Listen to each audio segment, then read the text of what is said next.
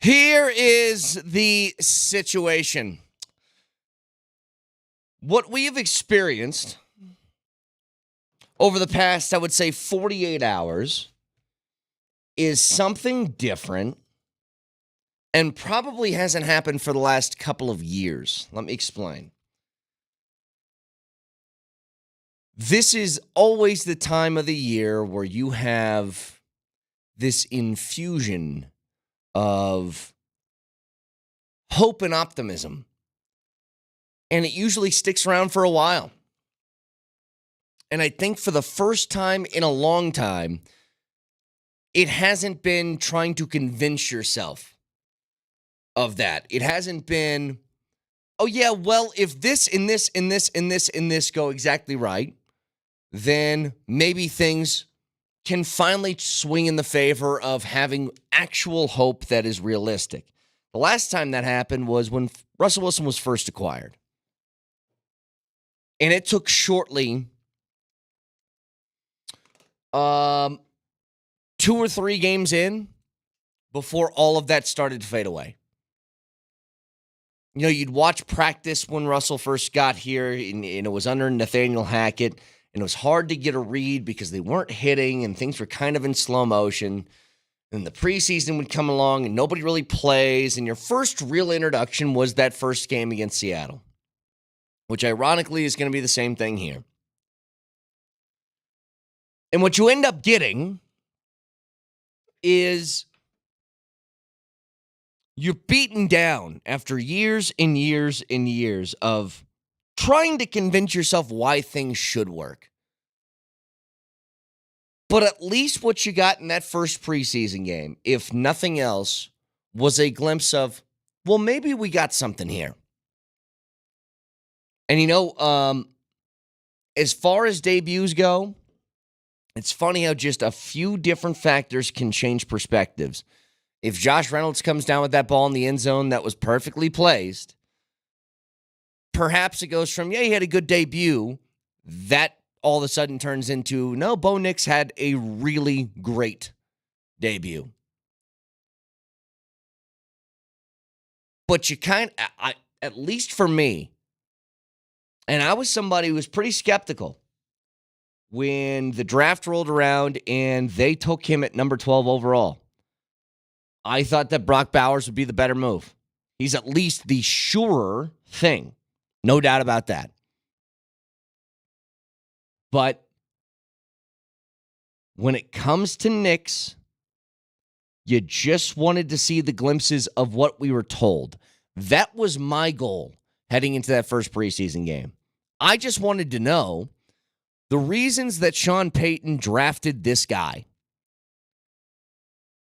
He said quick decision maker, accurate arm, doesn't run himself into trouble, cool and calm in the pocket. Well, I mentioned yesterday, Dan Orlovsky on ESPN said that Bo Nix on his 21 pass attempts got the ball out in less than 4 seconds 19 times. And here's another stat for you. This is from Zach Kelberman. Bo Nix got the ball out quickly in Sunday's win over the Colts. His average time to throw was 1.36 seconds. For context, Russell Wilson's average time to throw last season was 3:06. The reasons we were told why Sean Payton liked Bo Nix, liked him well enough, not just to take him in the first round, but to think about trading up to get him. You know, I was seeing a couple of clips from Cowherd yesterday, and when he speaks about Sean Payton, listen to him. And I would actually take that a step further. Whether you like Colin Cowherd or not, here's the truth. He's got a beeline in on Sean Payton. They're boys. They talk about these things. If Cowherd is talking about the Broncos, listen to him. No, it's kind of the same thing. I don't know who the contact is for Tom Pelissero, but he's got somebody within the Broncos organization because he's breaking every Broncos story. So if it's Pelissero or it's Cowherd, listen to what they're saying. But with Cowherd, especially when it comes to Sean Payton or Bo Nix, because he's getting, I'm almost positive, direct information on this. And so what he said was Sean Payton was thinking about trading up to get Bo Nix. That's how much he liked him. And I've said this forever. Whether I agree with your pick or not, whether in my opinion it's the smart thing to do or not, if you feel that strongly about a quarterback, you do whatever it takes to get him, and you don't care what the outside noise is. Because if it works and you have that much conviction in your selection, then nobody's going to say a word to you. Not a single person. If it works, you're a genius. And this applies to everything else, by the way. If it doesn't, then you're an idiot. And that's with every first-round pick that happens this year. Xavier Worthy in Kansas City. Now, it's going to be less of a big deal because of the position that he plays, and it was at the back end of the first round of the draft. But let's just say that 4.21 speed that Xavier Worthy has doesn't translate into actually getting open on the field or being able to haul in passes from Patrick Mahomes. You'll look pretty dumb. Because you're like, you just drafted a guy because he was fast. But with Nick specifically, the things that we were told about him, as it's really hard to get a read in camp on this stuff because there's no live pressure. The things that we were told, we saw in a pretty small sample size. And heading into this week, it'll be even more on display because he's going to be trotting out there with the ones. You know, the fact that we can sit here and pretty much say this, that after a single preseason game, it's almost impossible to think of a scenario where he doesn't start week one. I mean, it's saying something. So next game is going to be against Green Bay at 6 o'clock on Sunday. Going to be at home. And I think you'll get an even better look with him just starting the game with all those guys. But the thing that I like the most is the things that we were told that Sean Payton, like his core sort of tenets for a quarterback and what he wants to see out of him. That's what you got. Got rid of the ball quickly, got rid of it accurately for the most part, and didn't look panicked in the pocket in his first taste of real types of NFL stuff. 303-504-0925.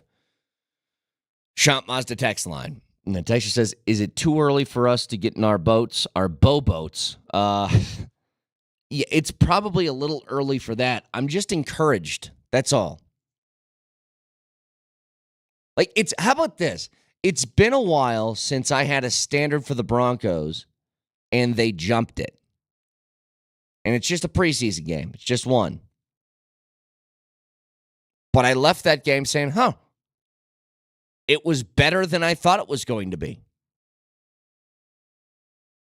And Sean Payton certainly looks way more comfortable with running his type of offense here. So again, 303-504-0925. There's something else that I wanted to talk about when it comes to the offense. Because there's going to be some difficult decisions to be made, and you got to kind of decide where are you going to make the decision to skimp on depth. When you have a 53-man roster, there's obviously 22 starters in offense and defense. You got a kicker, a punter, and somebody that's going to make the team just for strictly special teams. So let's call that 25 of your 53. Every position needs a backup, so add another 22 to that. That puts you at 47. So you got 6 other spots. Well, maybe 8. You don't need a backup kicker and punter.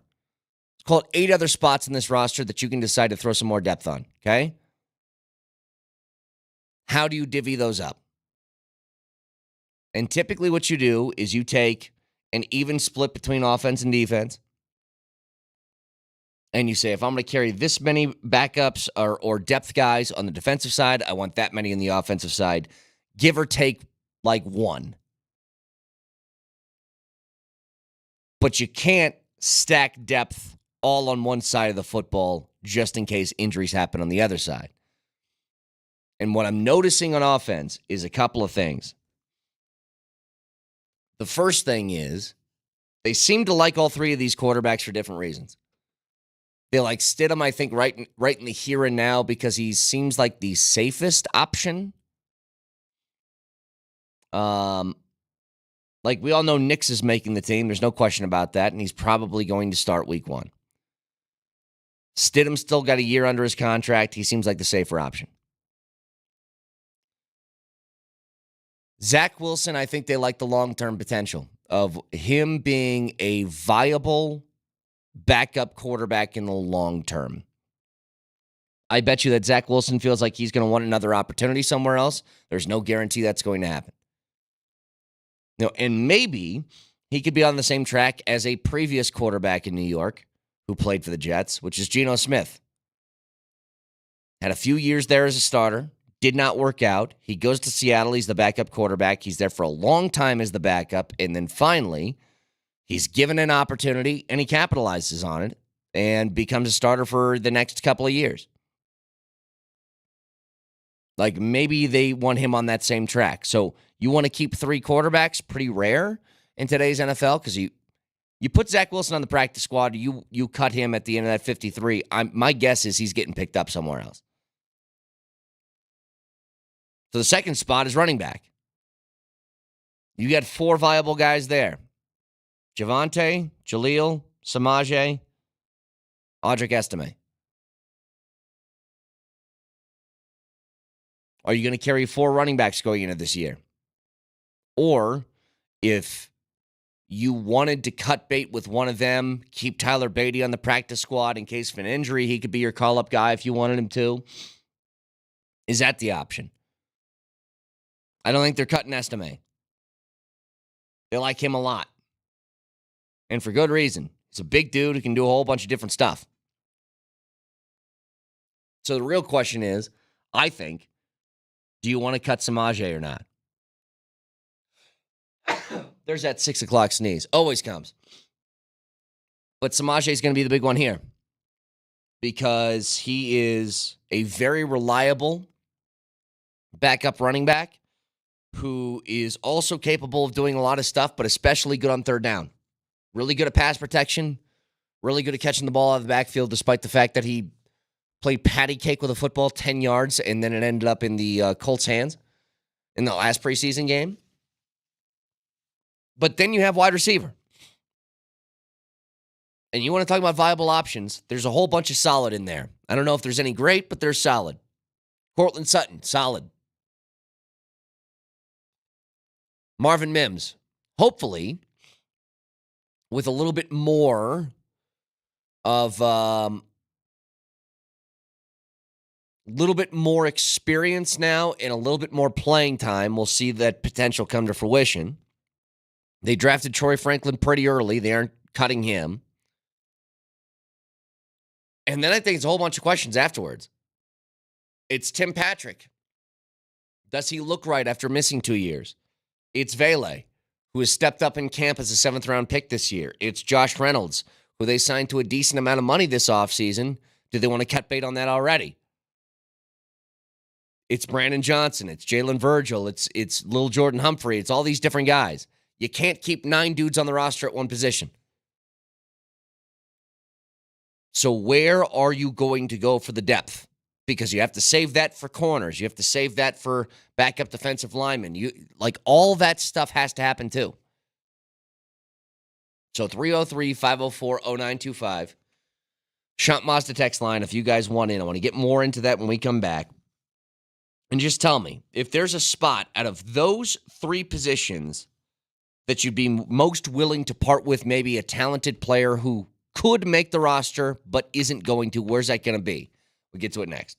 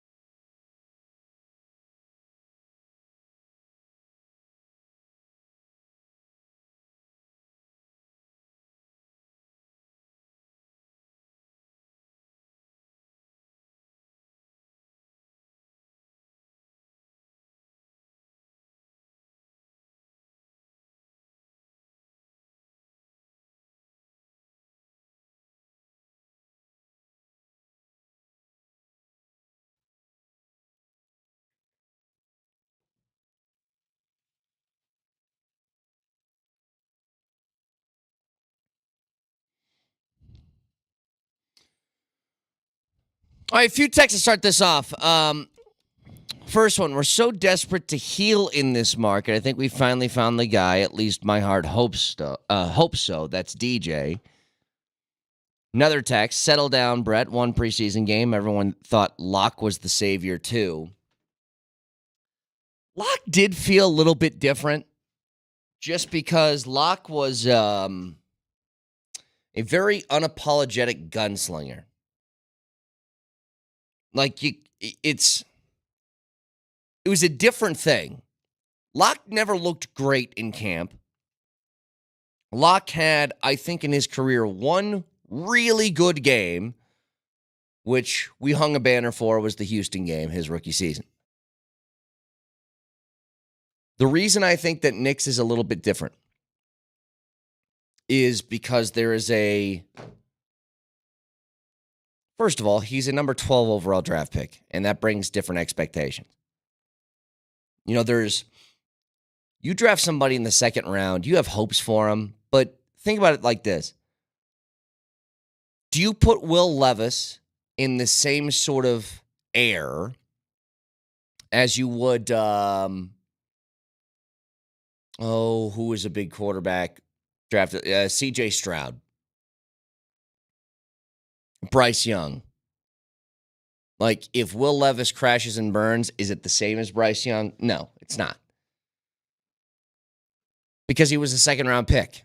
Like, you have hopes for a guy like that, but it doesn't feel like you're committing your entire franchise to that dude. You draft somebody in the top 15 at that position, you're doing that. And another factor to this is Sean Payton making this decision for maybe the first time in his career where he makes a commitment to a young quarterback and really tries to build the team around him. The only other example we have that's remotely close is Drew Brees, and you might say it's unfair. I disagree. Drew Brees was a good quarterback, decent quarterback when he got to New Orleans. Had injury problems, but if he had the talent that he ended up finishing his career with, he's not leaving San Diego. But he gets to New Orleans. Peyton builds an entire roster around him, builds an offensive game plan around him, and he turns into one of the most prolific QBs in the history of the league. One thing I will say for Sean Payton, I was talking to Paul Klee of the Gazette the other day, and he told me something that I was not aware of. A stat that is thrown out there all the time, and a lot by me, because I think it's one of the more incredible things you can have as far as a statistic or an accolade to your name. Mike Tomlin in Pittsburgh has never had a losing season. He's won at least 8 games every year. He's been the coach, and I think he started in 2007. 2007. So 17 straight years, never had a losing season. It's remarkable. But to get there, you had to win at least 8, especially in the 16-game schedule. Sean Payton has never won less than 7 games in his career. Ever. Always been at least 7. And there's something to be said for that, too. Another text coming through. So I'm with you, Brett. My outlook is shifted after seeing Bo play. My concern isn't so much the wideouts, but tight end. That is a problem. Tight ends help immensely with offensive production. They're paid to do pretty much 2 jobs. They have to catch like a receiver. They have to block like an offensive lineman. Now, a lot of those guys can't do both. You know, there's only a couple of George Kittles out there that are literally like 6th offensive linemen when they put their hand in the dirt, and they catch like one of the better receiving tight ends in the league. As good as Travis Kelce is, and as much as he's important to the Chiefs, he doesn't block. And most guys who are that good at the pass-catching part don't. But the Broncos don't seem to have either of those. And we're all hoping, like, yeah, maybe it's Dulcich. But it's almost worse if you're putting your hopes on somebody who has injury troubles like that, because it's not reliable. You know, we spend the better part of this offseason talking about Jamal Murray and his reliability just as far as playing, staying on the floor. When the guy's on, your team's a championship team. When he's hurt or he's hobbled and still playing, makes it exponentially more difficult. But as far as what you're willing to skimp on, as far as the offensive positions, I think it's going to have to be wide out because you're going to have to make a lot of decisions there. But I'm actually kind of cool with the idea that you keep the 3 quarterbacks in the roster. Like, especially with Zach Wilson, a guy with a lot of just raw talent. Keep that guy here. Let him sort of incubate, microwave under Sean Payton for a couple of more years and see if he's willing to be a long-term viable backup. And then you take a little off the top at wide receiver. If that means, as much as it might pain you to cut a Tim Patrick, because we all love the guy around here, and a little Jordan Humphrey and guys like that, then so be it. But I think the easiest thing that I would do is, as long as you can trust Estime to play a similar role to P. Ryan, is to let P. Ryan go. He's not going to be here long term. Again, he's a reliable guy who plays a very specific role on this team, but he's also going to turn 29 in September. And are you really giving him a contract beyond this season? Probably not. So roll with the younger guys. Like, I think Jalil's on this team just because he does things that everybody else in that room cannot. He's a lot more of like, if I find a sliver of an opening, I have speed to actually do something with it. I don't know if the other running backs can do that. Javonte looks a little bit more, I guess, fresh. Another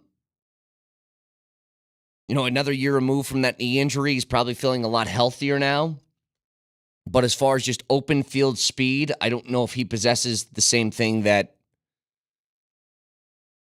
Jalil does. And Audric Estime is very clearly just a bruiser. Doesn't mean he can't get you a 20-yard run occasionally, but his job is going to be, I'm going to run between the tackles, and it's going to take 2 or 3 guys before I hit the ground. So everybody's got kind of different roles here.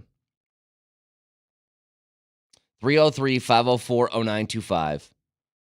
Shop Mazda text line.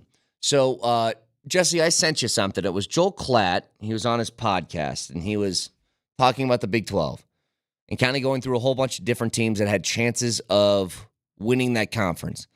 And I love stuff like this. Like, we're 16 days away from the first CU game. And you start talking about chances and opportunities in a new conference to maybe surprise some people.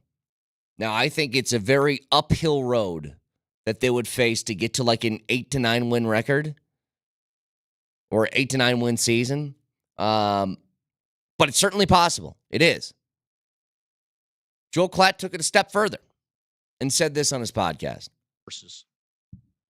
And you're probably wondering, you're like, this whole time you're talking about the Big 12, and you're like, is he going to do it? Is he going to do it? Is he going to do it?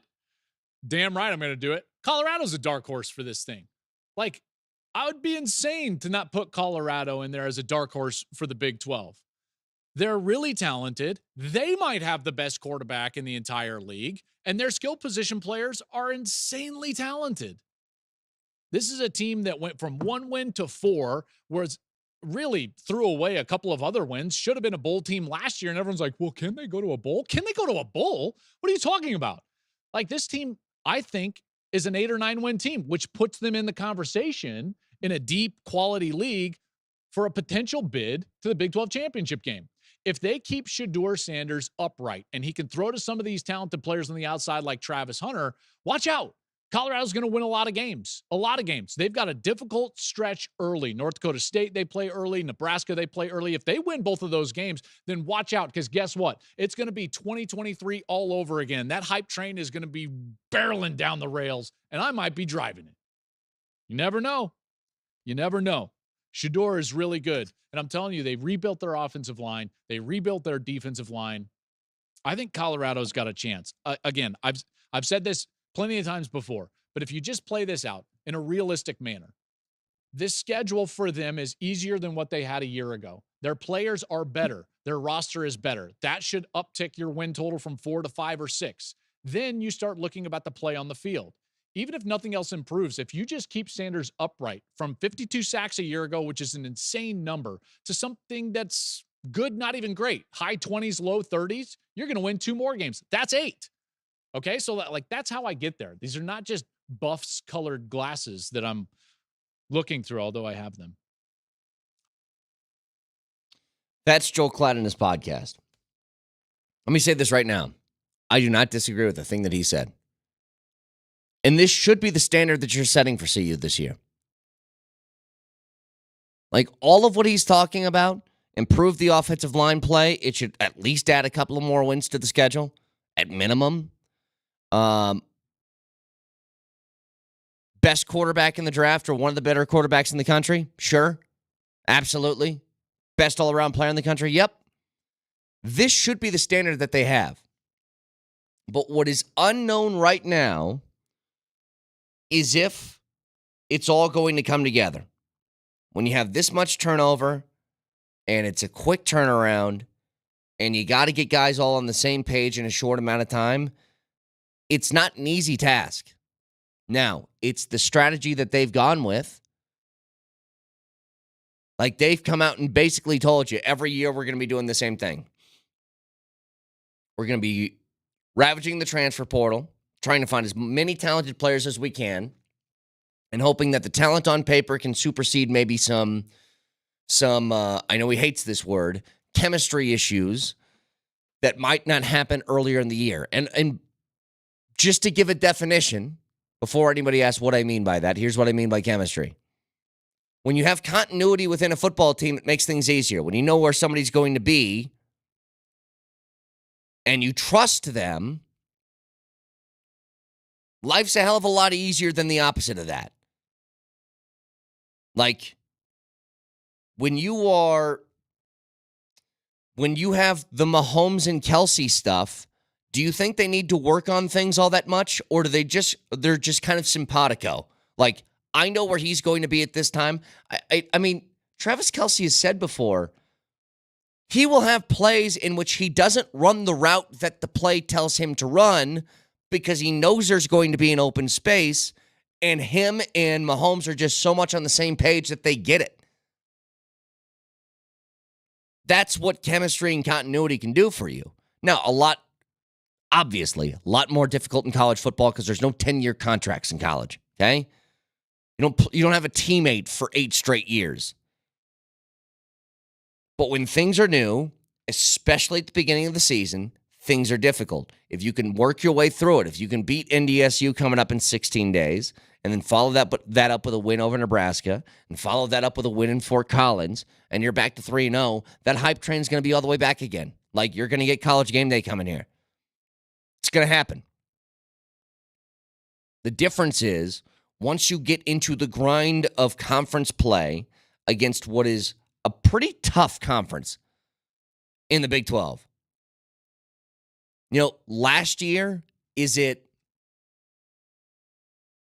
as difficult as the Pac-12 was? No, that might have been one of the better Pac-12 conferences in recent memory as far as top to bottom depth.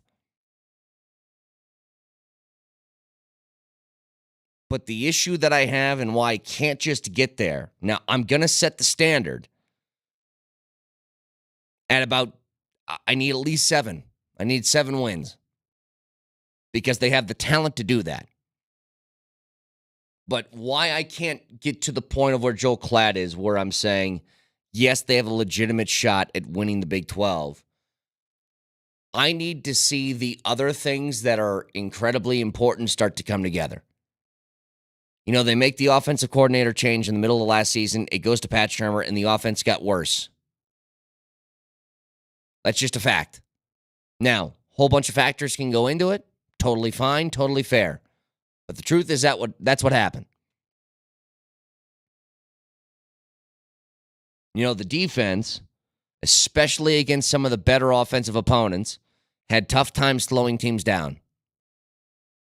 Your USCs, your Oregons, your teams that were at the top and really good offenses in the Pac-12 typically had a tough time keeping them under 30 points. So you can get into shootouts and you can win games. But I can't set my standard there because I need that's the part that needs to be proven to me. I know Shadour's a good quarterback. I know he is. I know Travis Hunter is the best all-around player in the country. I don't know about the offensive line yet. I'm optimistic about it. Don't know. I don't know about the defense. And I don't know how the coaching's going to gel. Like, those are the questions that I still have heading into this year. And I would say they have every opportunity in the world to be a 9-win team and put themselves right there in position for a bid to a Big 12 championship game. And if you're in that position, then you're one game away from putting yourself automatically in the college football playoff. All that's on the table. I wouldn't say likely, but on the table.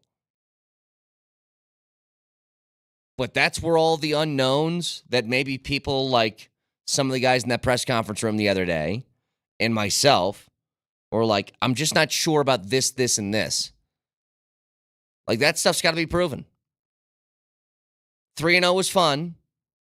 1-8 the rest of the year was not. And you saw where the obvious flaws were. If they fixed those, or at least fixed them enough for the uber-talented players like Shedeur Sanders and Travis Hunter and all those different guys to kind of take over, then you should be in good shape. Especially in a conference where there's really not a huge big dog. You know, there's no blue blood right now in the Big 12. But there's good teams everywhere. It feels like I'm describing the Broncos roster. There's no blue chip player.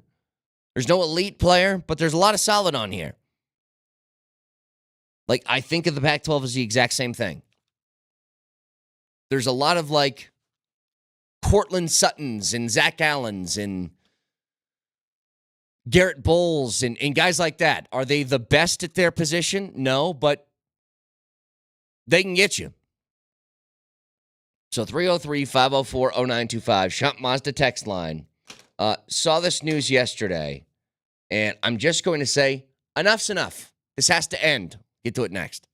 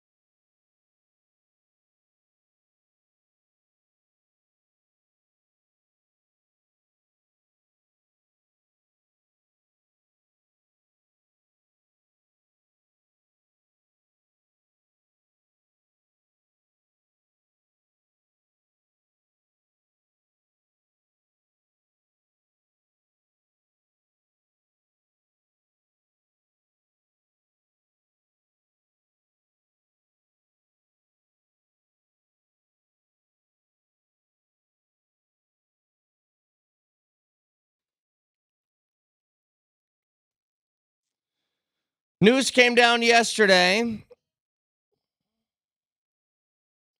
I would say it's hard to believe, but it's not. This is from Thomas Harding. Kris Bryant is heading to the IL with a back strain. And this from Patrick Lyons. This is his third trip to the IL this season for Bryant, who is still 3 games shy of playing his 162nd game for Colorado since signing as a free agent back in 2022. So since 2022, Kris Bryant signed a $180 million deal,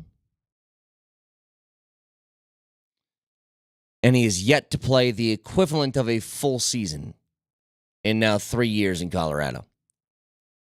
And I'm pretty sure that's got to be the worst contract ever signed here, and I'm including the Russell Wilson contract in this.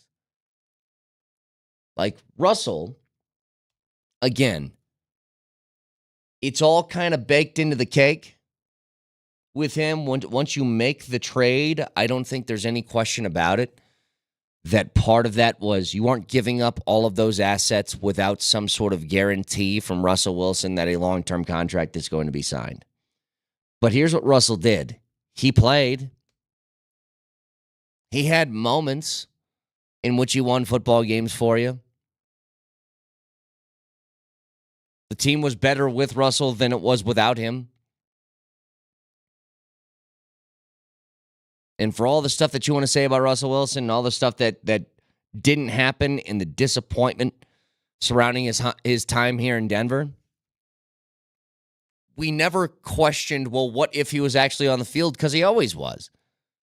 Now, it was embarrassing at times. You were sort of the laughing stock of the league because he was an easy punching bag for everybody else. But again, there's one thing that you can never question about the Russell Wilson time here, and it was his effort. He cared. He did that. He certainly gave it his best. It just didn't work. Kris Bryant is, it's one of two things. He's either the unluckiest person over the last 3 years in the entire MLB, or it just doesn't matter all that much to him. Now, backs are difficult. You have back issues. It's not like that just heals over time. And the problem now is it's not going to get better. Like, if you have this many back issues in that short succession, and Kris Bryant, by the way, is how old now? He is 32, almost 33. This is not going to improve over the course of time. It's only going to get worse.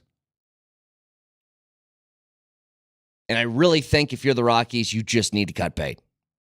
Like, you can't even have this a story hanging over your head anymore. It's been 3 years. You eat the money and you move on. Do one of those deferred contracts. Pay him $5 million until 2050 if you have to. Like, whatever you got to do to get that off the books, get it off the books. Because there's no point in keeping him around. Let's say he does get healthy. What are you going to do with him? Are you really going to play him? Are you going to put him in the outfield over guys like some of your Jordan Becks or your, obviously, Nolan Jones, guys like that? Is that really the plan?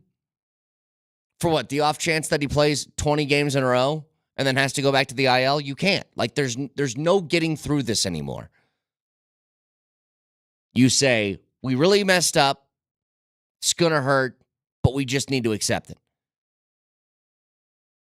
And when you have that much money on the line with somebody, I understand how much you want to hang on to the idea that maybe, just maybe, this guy can be a contributing factor here in a year or two. It's not happening. Even when he is playing, the last 2 years, he played 80 games last season. He had 233 and 10 homers in 80 games.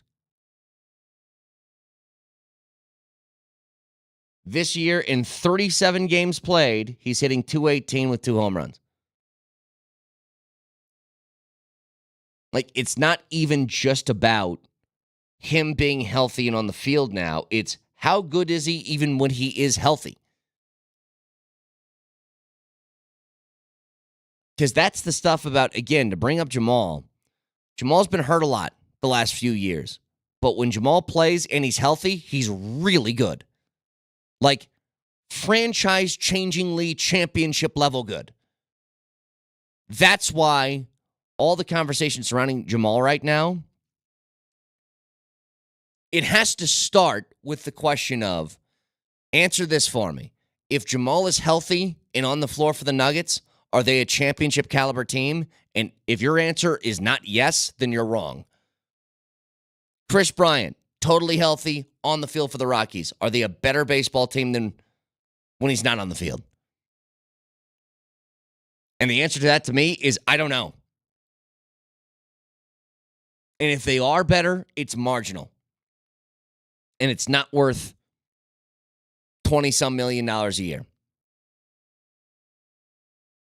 And so again, I think the thing that you have to do now is you just need to be like, you know what? We tried, didn't work, moving on. Because you can't have this hangover. What, are we going to play this game for 2 more years, Jesse? We're going to be out here in 2025, 2026 saying, yeah, Chris Bryant's going back to the IL. He should be back in a month, though. And then what? He's going to play left field for you? Was he going to DH? No. It's done. It's over. Cut bait.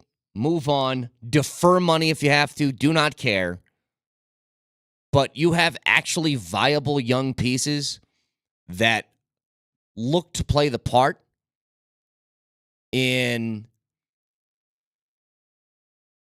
being a contributing factor if and when this team gets competitive in a couple of years.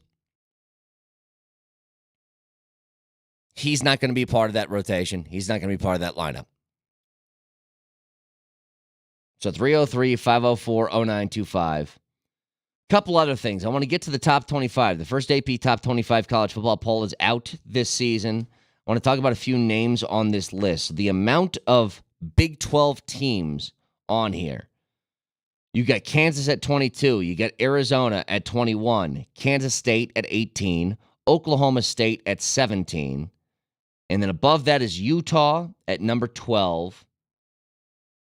And that's it. That's your 5. 5 teams in the top 25, all of them ranging from 12 to 22. And this is what I'm talking about. Elite level teams in the Big 12, not a whole lot.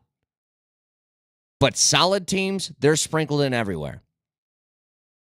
Like, wouldn't surprise me at all if a couple more teams on the outside find their way towards the ass end of that top 25, midway through the year. Hell, maybe CU can be one of them. But in the top 10, Georgia is 1, Ohio State is 2, Oregon 3, Texas 4, Bama 5, Ole Miss is 6th, Notre Dame 7, Penn State 8, Michigan 9, FSU 10. So if you're keeping track at home, that is in the top, the top 10, 8 of those teams are in the SEC and the Big Ten. One of them is an independent, Notre Dame, who is number 7, and at 10 is an ACC team in Florida State.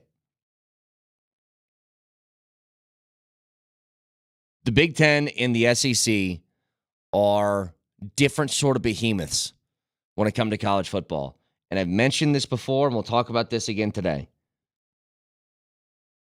Let's say that you had an option to join the Big Ten. Obviously, the money is going to be there. It's a lot more of a safer long-term future if CU got some sort of offer to that. But as far as straight competitiveness, like if your only concern is winning football games, the Big 12, I think, is a pretty damn good option. And like money notwithstanding, this is like asking the question, would you rather be in the AFC West with Patrick Mahomes and Justin Herbert, or would you rather be in the NFC South, where it's the Panthers, it's the Bucks, it's the Saints, and who am I missing? Panthers, Bucks, Saints, Falcons. Like, I would rather be in the NFC South. If, again, money weren't that big of a difference, give me the division, give me the conference that's more viable to win. And certainly the Big 12 is that. Not that it's easy, but it's certainly easier than what the SEC and the Big 10 are dealing with. Broadcasting live from the Backus and Shanker studios. Their passion is justice. You can always watch the show live on Twitch, twitch.tv, search Altitude SR in the search bar, the Altitude TV simulcast, and that is the Safeway Twitch feed. So, a lot to get to this morning. I want to talk more about Bo Nix, get some of that audio from Colin Cowherd on here. But again, 16 days away from game one for CU. Got a lot to talk about here. Moj Lombardi and Kane starts next.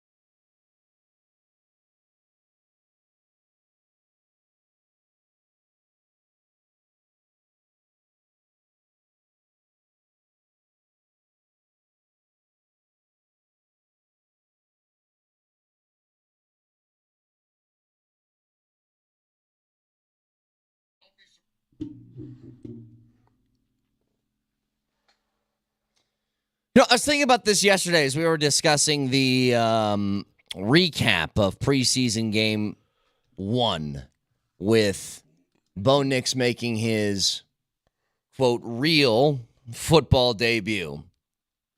And I was like, I was pretty happy yesterday. And I was trying to figure out the exact reason why, and I think it was this. It's been a while since the Broncos, I've had a bar set for them, and it's surpassed it. Not that it was a lot, but I don't know how you guys felt, and I guess I just realized this just in thinking about it yesterday. Nix played better than I thought he would. And that was a weird feeling coming in the next day of like, I'm actually pleasantly surprised because my expectations were here, and it might be just a little bit above, but it was above what I thought he would look like in that first game. They look competent. Yeah. They look competent. They look like a competent team and a competent offense, and they move the ball toward the end zone. And it's something we're not used to seeing, I guess, on a consistent basis. So, yeah, I think 2 days later now, as you go back and look at game 1, they exceeded expectations. What does it mean in the grand scheme of things? Nothing. no idea. Nothing. But, Vic, they haven't exceeded my expectations in a while. That's all I'm saying. Like, it's been a while since I felt that before. Even when they won games last year, Moj, like they won, was it 5 in a row last year? Those games still kind of looked the same, didn't they? It wasn't like the games were, they won these games 35-10. No, it was kind of like plodding along, and then a last-second drive would happen, they'd win, you're happy. But I didn't ever feel like that was so much better than I thought it would look. And I just kind of got a little bit of that on Sunday, which I was happy because about. they put 34 on the board? Was it because they scored? Probably. They averaged 21 points a game last year. Will they be better than that? Well, what was the number in the Hackett year? Was it like 18 or something like that, right? No, it was about 19. 19, yeah. I don't know that they will. I'm hoping that they will. Listen, there's going to come a point, and if you want to, go right ahead. It was funny yesterday because as soon as I get off the show, I flick on Demps and Coach. And already a text had come in, and Coach is all fired up. Da-da-da-da-da. About what? Oh, Bo Nix is the greatest of all time, man. He's the second-best quarterback ever in Denver after John Elway. He was being facetious, obviously. Coach, as we watch the youngster progress his way through the National Football League, he's going to have to stretch the field at some point, or he's going to have to try. It was just preseason game number one. He stretched the field in that Reynolds throw. It just didn't connect, and that wasn't Nick's fault. Put it on the money. Agreed. But it's going to have to happen. Yeah. Period. End of story. So I want to see all the parts start to get put together. To me right now, Bo Nix is an IKEA dresser. Sure. Okay? That's fair. So, and what you don't want to be in is what? A couple leftover parts where you're going, oh, crap. Okay, but where does this go? Can I take that analogy? You want to see it built, and it's going to require some field stretching and some honesty, and I'm sure it can happen. Let me take your IKEA. I just want to settle you down for a second. Let me take your IKEA, though. Settle down, kid. Settle down. Who's being settled? You. Both of you. I don't need to be settled. I'm cool. To take the IKEA analogy just for a second, because I kind of like this. What I think I was most happy about in watching Nix, and again, he didn't blow me away or anything like that, but he was solid and competent. Hold on a second. Look what we settle for in Denver, Colorado. We're such a bunch of posing losers. It's the first game. It's the first game of the rookie, man. Understood. Moj, you got to understand, Powder came into this town with no standard because he wasn't here when the Denver Bronco football was Denver Bronco football that we remember it. That's not what his standard is. I know, but listen to us. No, you have to listen. I don't disagree with him. You have to listen for a second. You have to understand that for the last 8 years, his standard is what he saw for the last 8 years because that's all he's seen. You're pathetic, Brett. I've been here for 5 You're years. pathetic. Yeah. Whatever standard you have or what I have or what most people that have been here a long time have, those standards don't apply to the newbies who just showed up. And I don't blame them one bit. All they've gotten is crap. Agreed. Well, Agreed. And hang on, the IKEA analogy, just real quick. Yes. Because you said he's like an IKEA drawer or dresser, you said.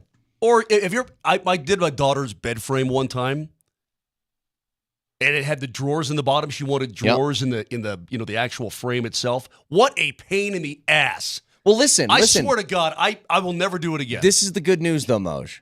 And I think this is something I was happy about in just the limited debut that we saw from Bo Nix. Sean Payton told us the reasons why he liked Bo Nix. And look, I get some Colin Cowherd audio I'm going to play in a bit. I'm just telling you guys right now, everybody listening, when Colin Cowherd says something about Sean Payton or Bo Nix, listen, okay? He's getting that from Sean Payton. Correct. Like, this is directly from the guy who made the draft pick. And what Cowherd said yesterday, he said he liked Bo Nix so much that they were almost going to trade up.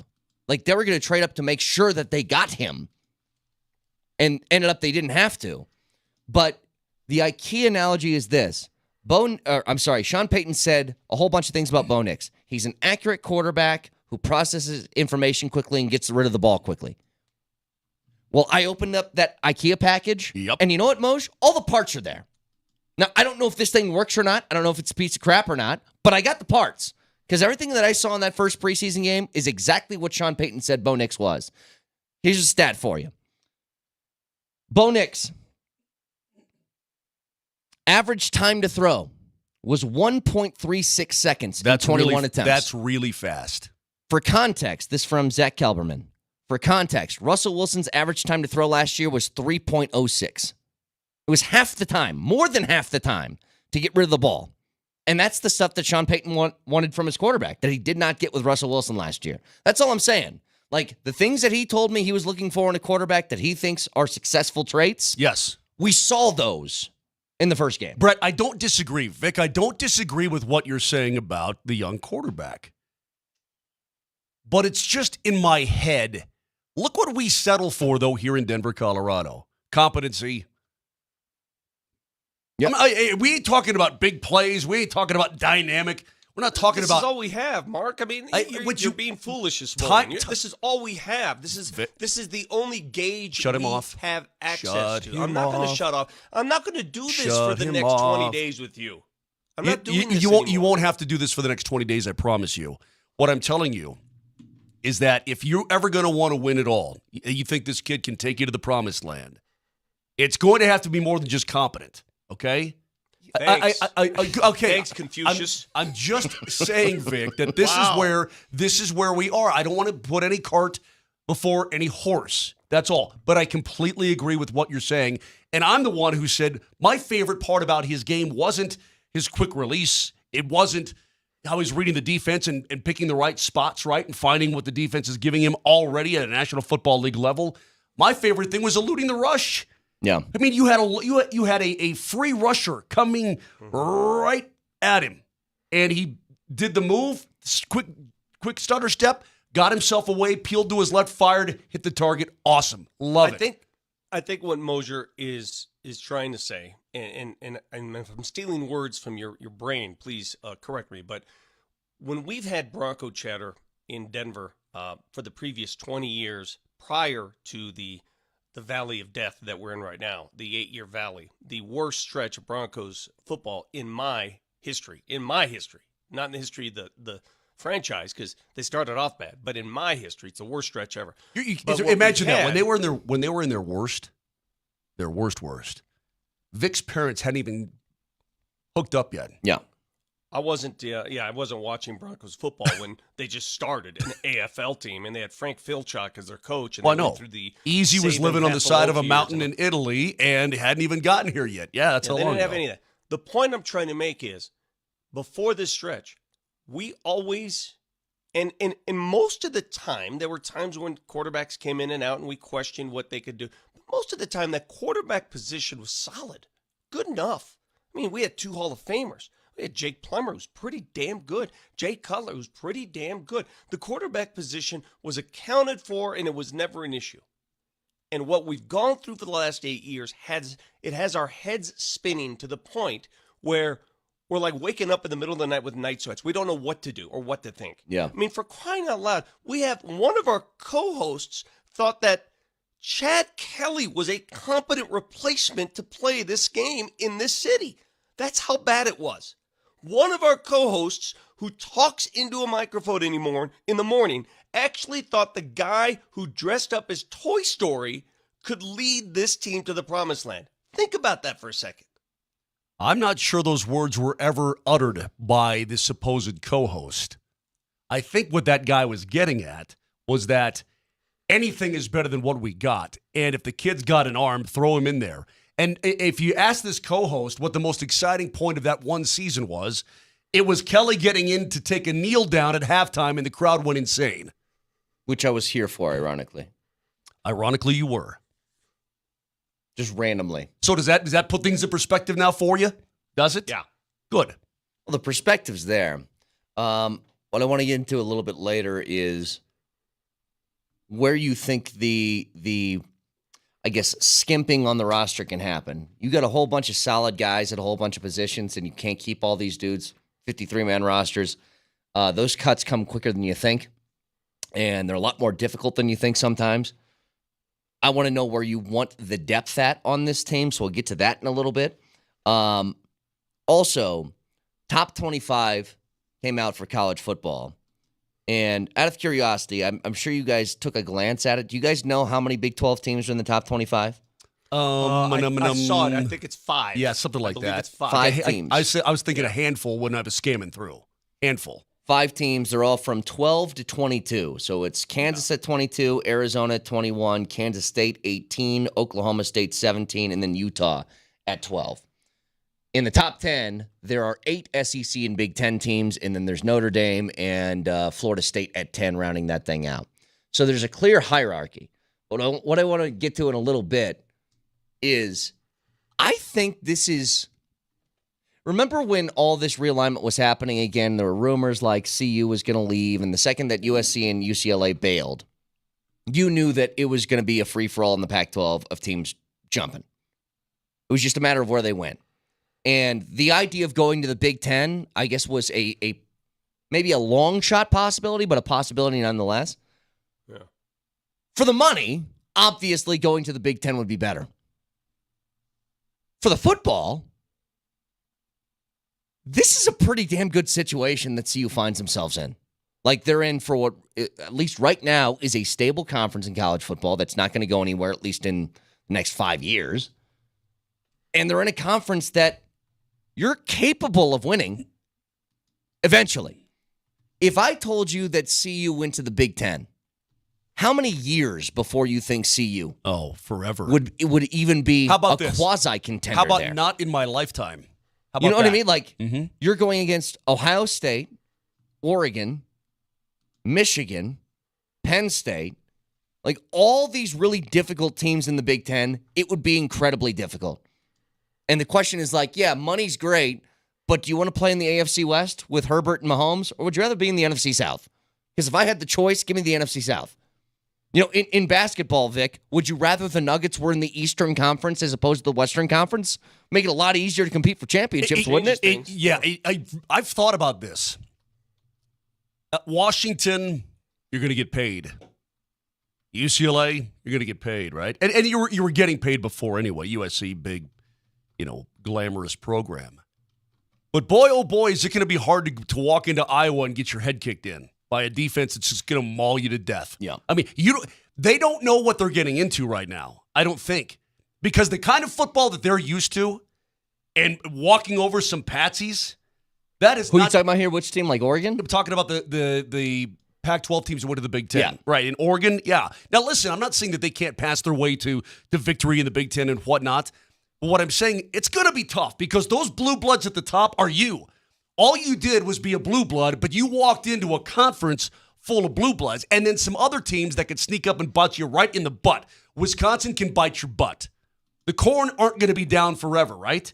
I mean, you've got some teams there. Iowa, we just talked about it, incompetent on offense, but defensively, they are bad mamma jammas. They got every corn-fed guy in a tri-state area lined up to play for them. Yeah, Nebraska's overrated. No, You're still on Iowa. Oh. Yeah, if you want a tight end or you want an offensive lineman, just go draft somebody from Iowa and you're probably okay. Hey, SC, you want to have some fun? Why don't you go into Happy Valley, Pennsylvania and play the Nittany Lions and see how you get your ass kicked and see if that's enjoyable. Well, and here's what I'm going to do, too. Here's what I'm going to do. I'm going to be spiteful. I'm going to say, enjoy your money. Spend it wisely because you ain't getting the walkovers like you did before. And by the way, you're not playing in pretty palm trees. You're going into Happy Valley, and the Nittany Lions are going to stomp your face. And it's going to be snowing. And it's going to be snowing. Yeah. Have fun, Trojans. Have fun, Bruins. Well, and this is, I want to get to this. Have fun, Ducks. Joel Klatt was on his podcast, and he was talking about CU. And I want to ask, because he has, obviously, Joel Klatt's got a bias towards CU, but he's got some lofty expectations. Play the audio, get your reaction to it next.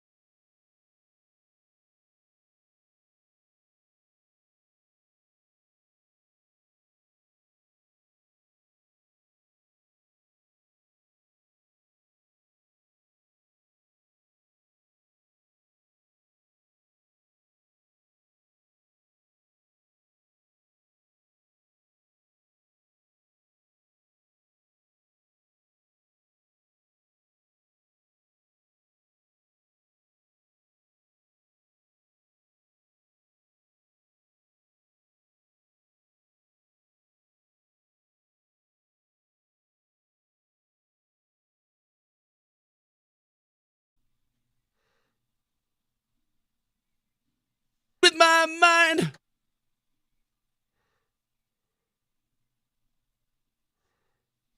Texture saying it's what I said was a weak mindset that going to an easier conference, quote, easier conference, is preferable. Well, I like winning. Well, I feel like I'm in one today, Vic. I'm going to apologize in advance. By the way, I like that you're cleaned up. You look good today. You look like you're back to civilization and looking like a good human being. I shaved. Yeah, you look good, and you did your hair too. So you look good. No, I just shaved. And that's the difference. When you shave, when you shave, you look human again. Yeah, guys with shaved. beards. Yeah, especially the scraggly kind of beard where you don't have really any growth, like right there. Yeah, that's me. To quote Joe Dirt, you're telling me you're so ingrained with white trash DNA that your beard actually grows into all white trashy like that? Yes, that is exactly what happened. Duncan, yeah, that's such a weak mindset. Hey, Duncan, do you want to win or do you want to just walk around telling everybody we hang with the badasses? I say this all the time. Duncan, you're better than this, Duncan. Do you want to grind for 20 years to make $1 million or win the lottery? I'm like, I'll take the lottery. That sounds great, No, actually. that's a weak mindset. You No, need to grind for 20 years, man, and stuff every cent in the bank. I'm a rich, weak man. How's that sound? There's actually a great synopsis on lottery winners who win it and go broke again very quickly. So, but I don't spend money. I would have that money forever. I don't spend money. Your wife will spend the hell out of it, trust me. Dude, he's still got Grammy's C note in his wallet from Dude, you gonna Christmas. spend that or what? I just turn it into 250s. Oh, baby. Just to feel feel like the wallet's bigger. Yeah, get a little You're thicker. tough. I don't spend money. I don't know. Here's the other thing. Joel Klatt was on his podcast. He was talking about the Big 12 and the chances of this team winning it or this team winning it, and then he got to see you. And here's what he said about the Buffs. Go ahead, Jesse. And you're probably wondering, you're like, this whole time you're talking about the Big 12, and you're like, is he going to do it? Is he going to do it? Is he going to do it? Damn right I'm going to do it. Colorado's a dark horse for this thing. Like, I would be insane to not put Colorado in there as a dark horse for the Big 12. They're really talented. They might have the best quarterback in the entire league, and their skill position players are insanely talented. This is a team that went from 1 win to 4, whereas really threw away a couple of other wins. Should have been a bowl team last year, and everyone's like, well, can they go to a bowl? Can they go to a bowl? What are you talking about? Like, this team, I think, is an 8 or 9 win team, which puts them in the conversation in a deep quality league for a potential bid to the Big 12 championship game. If they keep Shedeur Sanders upright and he can throw to some of these talented players on the outside like Travis Hunter, watch out. Colorado's going to win a lot of games. They've got a difficult stretch early. North Dakota State, they play early. Nebraska, they play early. If they win both of those games, then watch out, because guess what? It's going to be 2023 all over again. That hype train is going to be barreling down the rails, and I might be driving it. You never know. You never know. Shedeur is really good. And I'm telling you, they rebuilt their offensive line. They rebuilt their defensive line. I think Colorado's got a chance.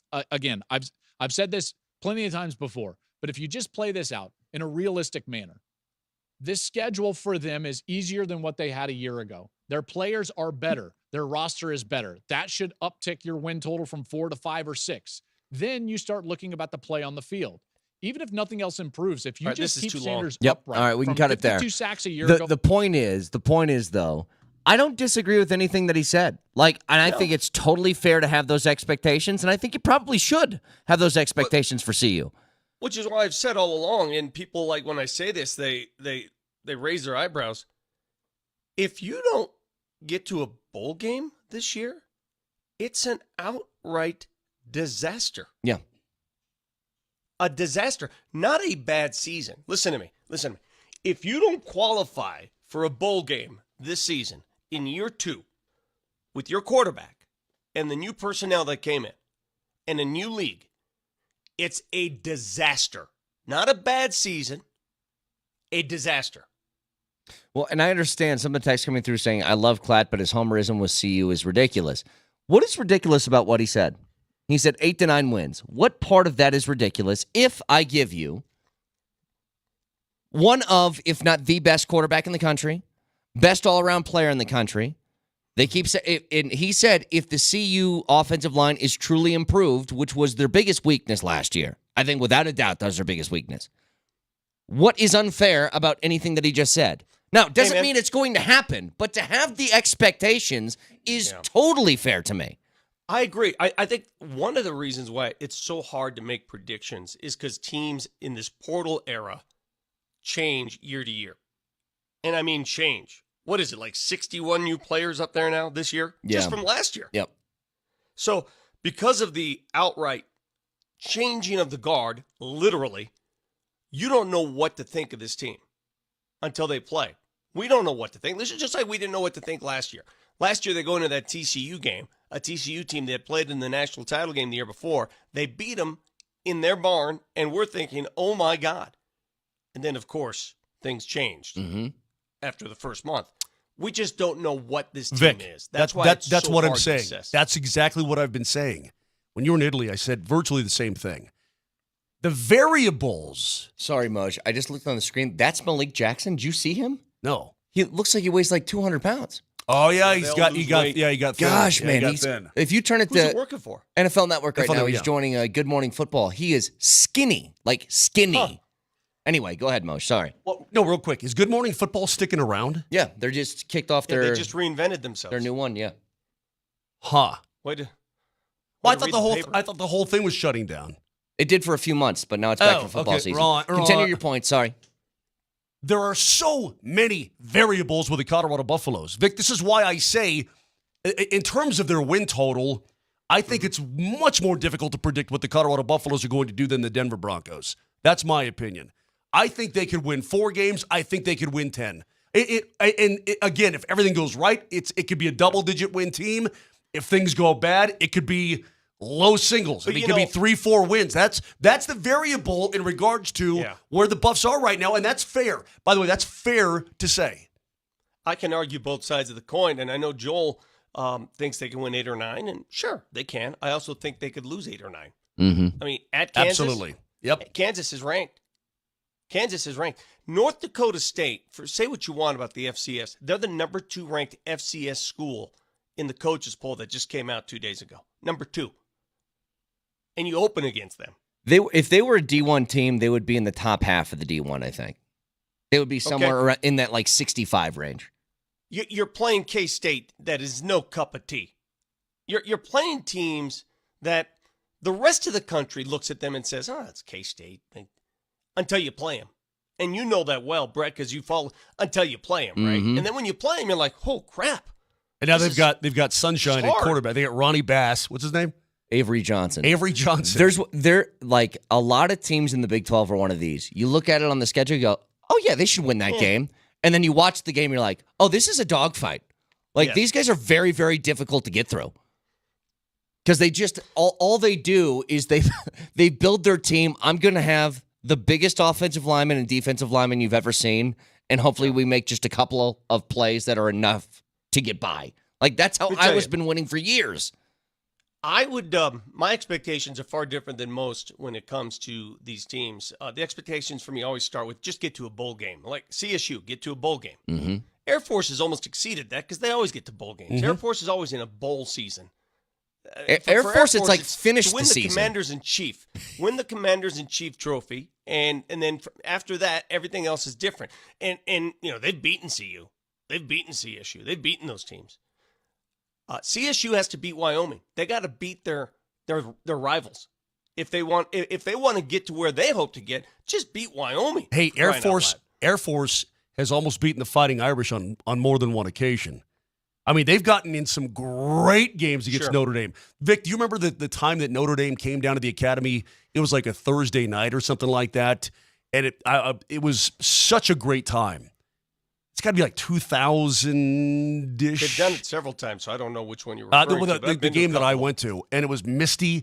It was you couldn't see the other side of the field. It was killer. And Air Force plays everybody tough. That's just what they do. So, and I'm looking up and down this roster of teams in the Big 12. You got some pretty good football teams here. And there's a lot of teams like the Buffaloes where you don't know what the heck they're going to do. Right? You don't know what's I mean, like, seriously, Houston, they could be good. UCF, good.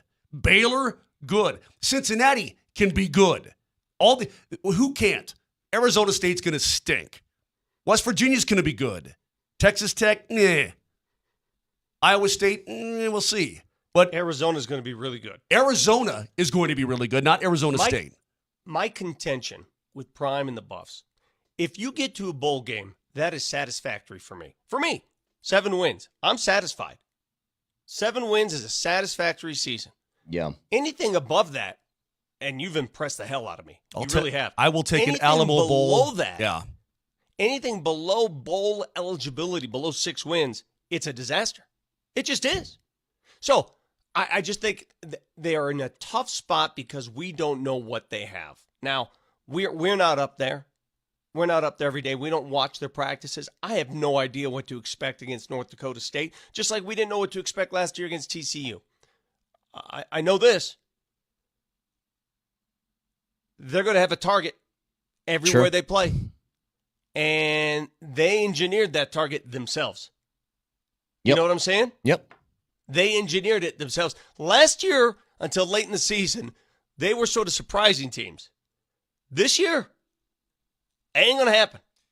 Everyone's going to get their best game. Just a general college football question here. With all the movement of teams going to different conferences, are you more excited or weirded out by the idea that USC is going to play like Michigan and Texas is going to play I am weirded Alabama? out. I am weirded out. Yeah, it's still foreign Texas to me. didn't Texas play Alabama last year? They did for They did, and they non-conference. beat Yeah. them. And they beat them. Yep. I'm weirded out by it because I can't in my mind envision the Trojans, the Bruins, the Ducks, or the Huskies heading into the big house for a conference game. I can't do it. Mm-hmm. I can't wrap my brain around that crap yet. Oklahoma going to Florida for a conference game. Right. Huh? Oklahoma going into Auburn or LSU. Huh? I bet you the TV ratings this year for college football are going to be crazy for those, though. Like, just everybody's going to be so weirded out by the new. They're like, oh, I got to see this. So you're telling me that USC is going to play in Penn Station? I'm thinking Yeah. about. I'm I wanna absolutely go to all that- over it. I want to go to that CSU Texas opener. Dude, That would be fun. The Rams are like a 36-point underdog I know. already. I know. Have you been to that stadium? I've in never been to Have you Austin. Never been there. That scene. Never that been. I whole mean, I've scene been to down Austin. there, I've never been to the stadium. It's special. Now it's going to be hot as hell. Oh my God. I'm warning CSU fans who make that trip. If you're going to Austin, what is the date of that game? I'm Somebody finding it figure out the date. right now. If you're making that trip, Here it is. It is on Saturday, August 31st in You are Austin, going to Texas. You're going to roast. sweat. Yeah. you're going to sweat so much because I lived Everybody in. sweat now. Oh, I showed up to my first Texas game and I worked down there in a suit, and they're like, "What are you doing?" And I go, "Oh my God, what an error in judgment." You know, that's It like is so showing up. hot. That's like showing up to cover a golf tournament with spikes on your feet. Exactly right. So enjoy Also- that. I would also, love to make that trip. it's Heck, a- I might make that trip. CSU fans, if you're going, I think I might make that. My wife's from there. It'd be a nice little getaway. Nice little weekend getaway to watch CSU in Texas. Tickets Now- as low as $31. Hey, you know what? Where am I going to be? Oh, crap. Never mind. I got to go see my parents. Go ahead. At least it's going to be 1:30 in the afternoon, which is nice and cool in Austin, right?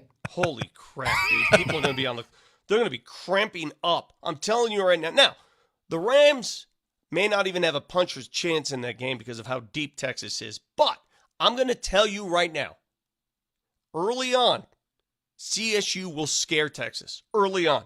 Eventually, the depth of the Longhorns will take hold and take over. But early on, that's a CSU offense that played together last year, and I know they lost some pieces. They still have their quarterback coming back. Horton's coming back. They're going to scare them early on. And I want to be there I for hope those so. scare tactics. Yeah. 303-504-0925, Shop Mazda text line. Just curious. There's two things that I saw this morning when I was seeing the bottom line scroll on ESPN.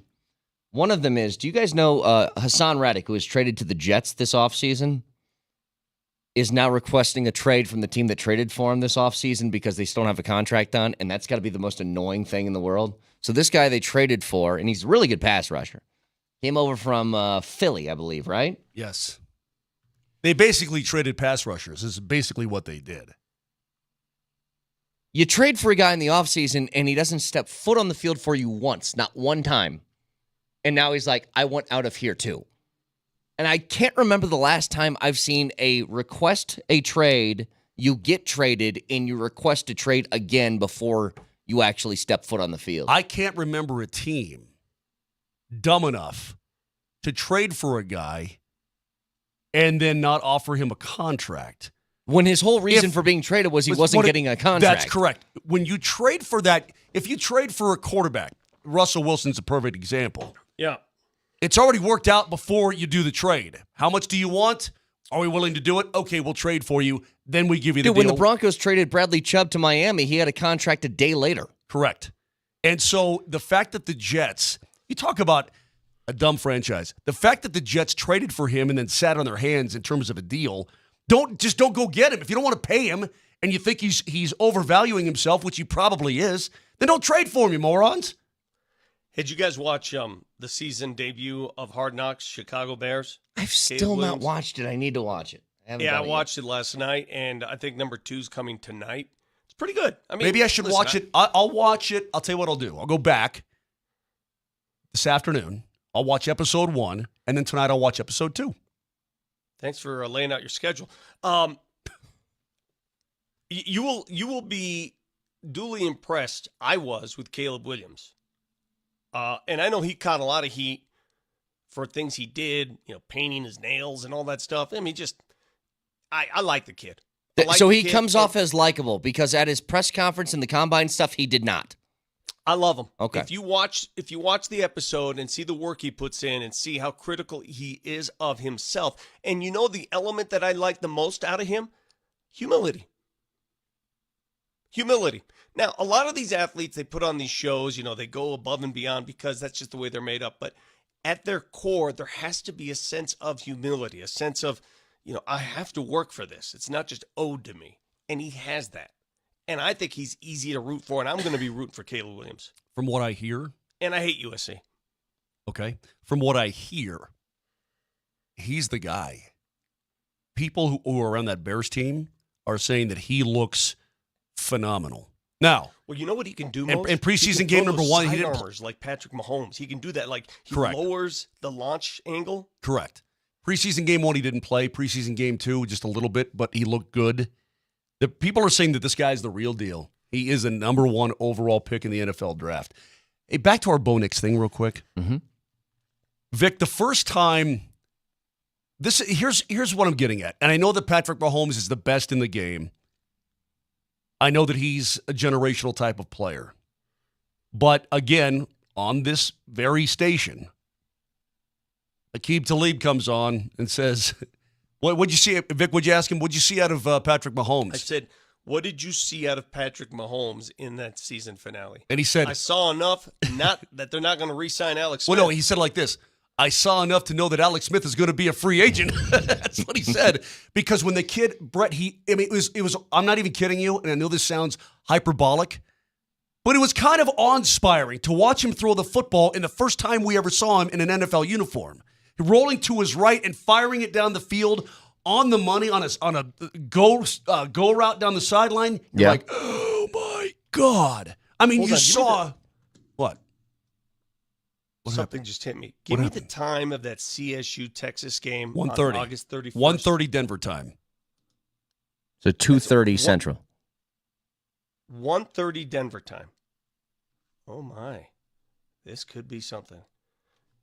You guys ought to come with me because Notre Dame plays Texas A&M that same weekend. I can't, dude. I've got to go see my parents. Turn this into a I college can't. football. In fact, I haven't even asked for the day off yet after Labor Day. I got to ask for that. My bad. They play A&M 31st, 7:30. We could feasibly do CSU. Hold on a second. You're going Texas. to college. You can't get from Austin to College Station in time. Yes, I can. It's 2 hours. I've lived there. Yeah, but the traffic's going to Yes, be terrible. I got you. I got it. I got the back roads. Dude. Look at the hillbilly and Vic coming out. Look at it. Hey, I got them back roads all mapped out. Ain't no Smokey's going to get me, breaker. There's a back road through Hutto. You can go through Hutto to get to College Station. People don't use that access point much, but I know how to use it. 7:30 for that game, 1:30 for the first game. We can do both. Take the back road to Hutto. There's a place right there. Got some nice sweet tea. Tell you that much. I'll tell you what we do. We stop. We pick ourselves up at 12ers, bud, and we just cruise on the way in there. I love those Texas cities because high school football is everything. Obviously, Friday Night Lights, and when I was there, the Hutto Hippos. They all have the greatest nicknames. That was the nickname of their high school team. I kind of like hippos. I You don't like see a lot of hippos. hippos. I don't know of any other hippos. Seriously though, that sounds like a what do you call that, Brett? Double dipperoo? Double dipperoo. 303-504-0925. Vic, give me a little. Give me a little. I'm gonna save it. You're going to save it? Yeah, I'm gonna save it. Something happened yesterday that it's time, guys. It's time to call it quits. Stop the experiment. It's over. We'll get to it next.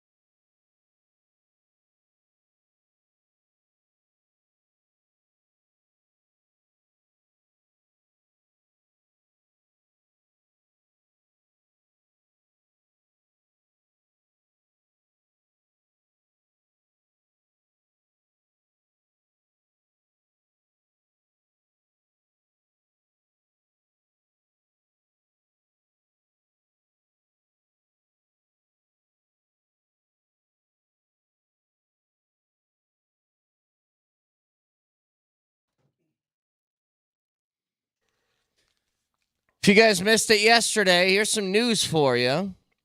Thomas Harding reporting that Chris Bryant is heading back to the IL with a back strain. And then I have this from Patrick Lyons. This is the third trip to the IL this season for Bryant, who is still 3 games shy of playing his 162nd game for the Rockies since signing as a free agent back in 2022. So in 3 years of him being here, he has yet to play the equivalent of a full MLB season. It's time. Man, It's that time. dude's broken. That dude is, his body is broken. It's betrayed him. I don't know if I'm Chris Bryant. Clearly, I'm just not going to call it quits. You got a lot of money at stake. Can't they come to some Vic, sort of injury settlement? It's a guaranteed contract, so he's going to get every penny. But there's no sort of injury arbitration that you can come to. That doesn't exist. I mean, again, I'm going to plead ignorance here. Complete ignorance. There's nothing that they can, hey, let's go to the table here, Chris. We're going to pay you this much. You know, take a year off, take your career elsewhere, make money elsewhere, but we're going to pay you off. We're not going to give you the full lot of it because you don't deserve it, but here's what we're going to give you to just walk away. Can't they? Does the CBA allow that? Maybe the baseball CBA does not. I'm sure they would, but Vic, if you're Chris Bryant, why would you do that? They owe you the money regardless. Well, just not to sit around. I mean, I guess the only thing they can threaten him is you're not going to play. You're just going to sit. Yeah. The dude is And only maybe he still wants to play. he's only 32 years old. He's only 32. And his body is acting I don't know. I don't know Chris Bryant. I don't want to question his willingness. I don't want to do that. I would like to assume that his body's just breaking down like an 80-year-old. He's only 32 years old. You're playing baseball. Yeah, but Moj, here's the thing. But. You have back issues, and he's about to be 33, by the way. Ooh. You have back issues at 30. Dude, he's younger than you. You ever had back issues, Moj? You have back issues at 33, and you're trying to be a professional athlete. That doesn't magically get better. That's what I'm saying. Once that back goes bad, whew, been there. Like, Michael Porter Jr. has been able to pull that off. Now, imagine he had those Moj at 33 years old, not 21. Mm-hmm. Like, think about how much more difficult that is to come back and play. And he's had 2 surgeries already. 2. And think about it like this, and this is where, dude, I don't care if you Bobby Bonilla this thing. You want to cut him and do deferred money because you don't want to get rid of it all at once? Fine, I don't care. He can't come back and play for this team. He just can't. Because the other part of this that goes unmentioned with the Chris Bryant stuff, because he's always on the IL, he's not good anymore either. That's true. And the last That's thing true. that you need is, like, honestly, guys, are we going to be in 2026 and we're going to be like, well, when Chris Bryant comes back, we're going to put him back in left field? Really?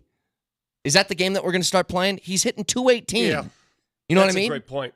If there were moments of greatness that you could see and identify and say, okay, he still got it, then it's a different story. But those moments of greatness don't exist. You can't even DH him anymore. You can't. And you know what?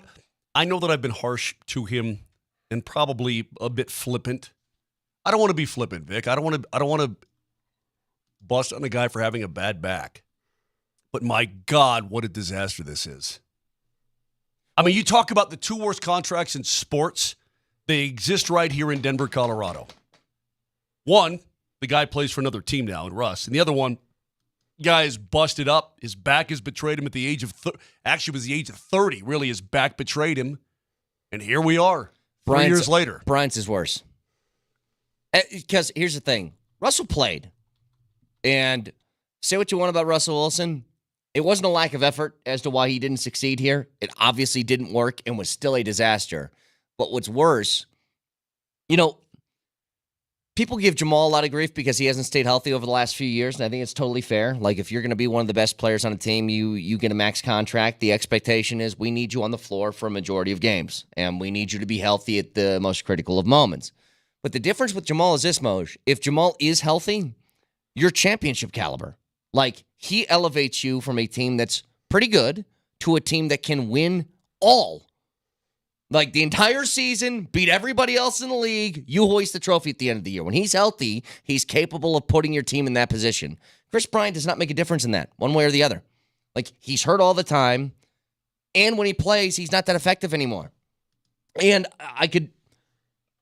in no world should Chris Bryant, even when healthy, be playing over guys like Nolan Jones or Jordan Beck or some of these guys that you got young dudes down in the pipeline that you're hoping are going to be pieces 2-3 years from now. There's no reason for it. Makes no sense.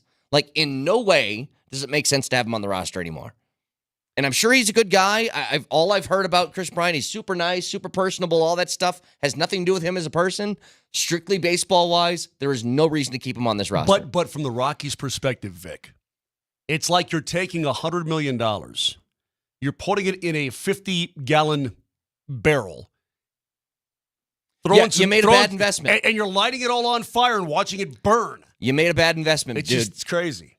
I mean, it's not even a bad investment, Brett. It's just you bought Bitcoin and then it crashed. At some point, cut your losses. I reckon, yeah. Like, there's nothing else you can do here.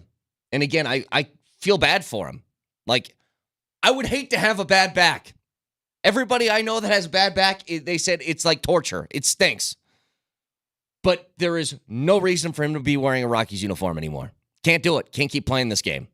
And what? So next year comes around, he plays 20 games for you, then he's back on the IL and you're playing this merry-go-round again? Can't do it. No business sense in it. I look back at the signing, and now when you think about it, some of the worst signings we've ever seen have occurred recently. That's a bad signing. That was one of those, well, we just lost Arenado, we got to do something, right? That's what that was. The Russell Wilson signing, which happened around the same time. Yeah. Look at where the Broncos are in dead money. They're dead last. Did you see that poll that was released? Dead last? Yep. That's Russell Wilson. Yep. Which signing was worse? Chris Bryant or Russell Wilson? Because at least the Broncos cut ties. At least the Broncos, after 2 years, says, all right, enough. Bye-bye. I was saying earlier, I think it's Chris Bryant's worse. Like, did you ask that? Yeah. Well, and here's the thing, though, Vic. Like, again, Russell Wilson was on the field for you the entire time. And he again, it was never a lack of effort with Russell Wilson as to why this didn't succeed. And I'm not alleging that with Chris Bryant. All I'm saying is you got absolutely zero out of Chris Bryant. Nothing. Okay. So in the NFL, there's dead money. If you don't like a signing, you get rid of him, you still have that dead. There's no such dead money in baseball. So shouldn't it be easier for the Rockies to cut bait than the Broncos? Well, there's dead money. There's just not a cap. You can have unlimited. Well, that's dead what money. I'm saying. Yeah. It doesn't impact your competitive. It doesn't impact the competition of your roster like it does in football. Depending on how much money your owner has, yes. Like if you were, I don't know how much money Monfort could spend. I have no idea, but it's not Mets money, right? It's not Dodgers money. But yeah, you could feasibly, Vic, defer this money for whatever you want. You could pay it all up front this offseason. You could spread it over 20 years, and it doesn't affect anything as far as signings go. This is what is the problem with baseball. It's a terrible signing, but honestly, it really does hurt the Monforts. It really does hurt the franchise because they're not super cash flush. If you're the Dodgers, if you're the Red Sox, if you're the Yankees, if you're about probably 10 teams in the league, you know what you do? You write it off. Yeah. It's a write-off. You don't even know what a write-off is. I have no idea how they work, no. Do you? No, but they do, and they're the ones writing it off. One of my favorite all-time scenes from Seinfeld. No, but it's they write it off and call it a day and say, you know what, go away. I'll tell you what, we'll give you your bread. Go to Florida, go fishing later because we've got more money to pay more dudes. They'll sign another dude to a $200 million contract. Rockies they're paying for this. It hurts them. And I know you think, oh, the Monforts are making money hand over fist, and you know what? In some ways they are, but not other teams' kind of money. This is a really, really painful one. 303-504-0925. Schomp Mazda text line if you guys want in. One price, one person, 1 hour. So we're going to have some tickets to give away here. I'm pretty excited about it. Because this is... Was it Debbie Gibson coming to town? No, it is not Debbie Gibson coming to town. It is not. Is it, what is it? Here's what it is. It's the Rapids who continue to kick ass. They beat Juarez the other night. You saw that, right? After another victory on Friday against FC Juarez, the Colorado Rapids advanced to the round of 16 in the League's Cup, and the game is tonight at 7:30 as the Rapids will be back at Dick's Sporting Goods Park to take on Deportivo Toluca FC. How about We're going that? to smoke those fools. Fighting for a spot in the League's Cup quarterfinals. This is a matchup you don't want to miss. Tickets on sale right now at coloradorapids.com. And if you would like to go to that game tonight, text, very easy, Rapids and your first and last name to 303-504-0925. That's Rapids and your first and last name to 303. I think it's going to be a beautiful night. 504-0925. You got a chance to go to DSG tonight. What's-her-face on the news just said it's going to be really good. The weather? Yeah. By the way, respect on her name. It's Kylie Burse. Put some respect on Whatever. it. But yes, beautiful night tonight. Text Rapids and your first and last name, 303-504-0925, and you got a chance to watch that opportunity for the Rapids to get to that quarterfinal here in a League's Cup. Back after this.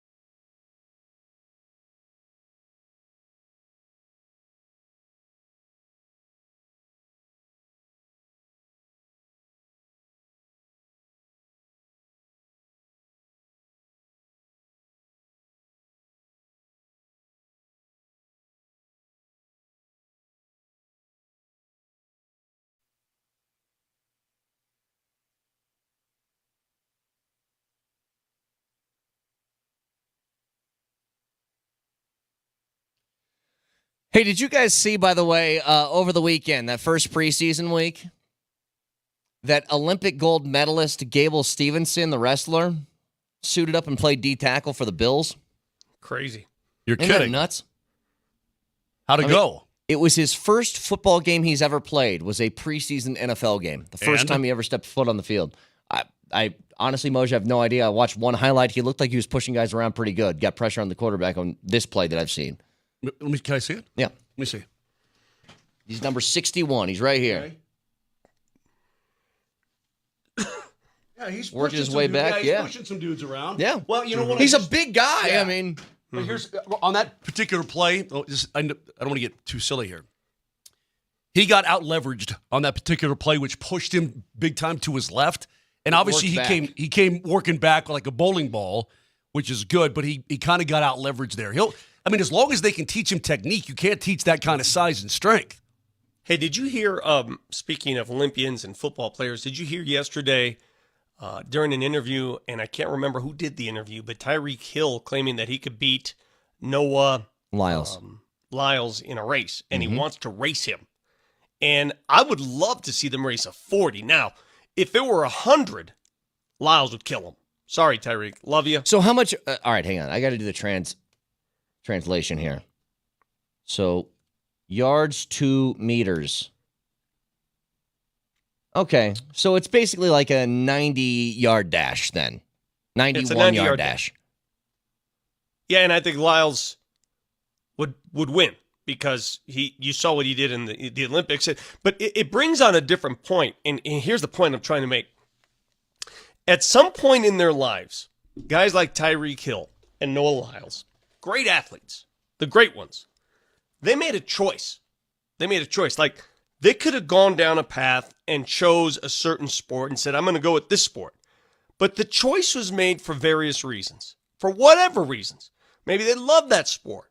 Or maybe they see a dead end in the other sport where financially, what am I going to do this for? What am I going to get? And now Noah Lyles and all of the barking that he's doing, you understand where this comes from, right? It's pure envy that football players and basketball players get all the juice, all the glamour, all the money, all the endorsements. They get the fame, the careers. They get everything that he believes track stars should get. Not to say that he's poor, because he's doing pretty well for himself. Yeah. But most of them, for the most part, track athletes, either you're an Olympian or you're not doing much. Right. If you're not an Olympian in the sport of track and field, you ain't making money. I know some athletes who actually went to the Olympics and aren't making money. Okay? So I think that's the core of Noah Lyles' anger. It's the fact that maybe he could have made that choice early in his life, and he chose track and field. Good for him. I'm convinced that if Tyreek Hill had chosen track and field, he'd be an Olympian. I think so, too. He'd be an Olympian. By the way, I did the math wrong. I did it the opposite way. So 100 meters is like 109, 110 yards is what it is. I should have known that because I played golf in Italy and everything was in meters, and I was like, what am I doing? What is going on here? And I didn't realize until like My halfway distances through that it was are in off. meters. Yeah. But anyway. I don't think it was your distances, bro. Fine. I am thoroughly convinced that if these athletes, I just read the article and I really encourage you to read it. It's an outstanding read in The Athletic on Deion Sanders when he played football at Florida State. One of the greatest athletes we've ever seen in American sports. In his heyday, Deion Sanders could do it all. I don't need to tell you. And that's part of the problem with Deion today is that, he's never going to be the coach that he was the athlete. And I know people want him to be and he wants to be. That's never going to be the case. He was one of the top athletes in the history of athleticism, okay? He will never be that as a coach. It's not his fault. It's just the way it is.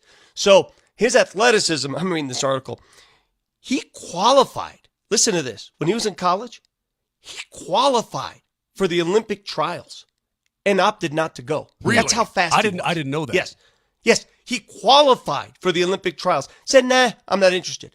He played baseball in college. He would play basketball with the basketball players, 360 dunks. He would dominate them. But said, I'm not interested. He was such a viable multi-sport athlete that I'm convinced he could have chosen. Just give me one. And he could have been the best at that sport. He chose football.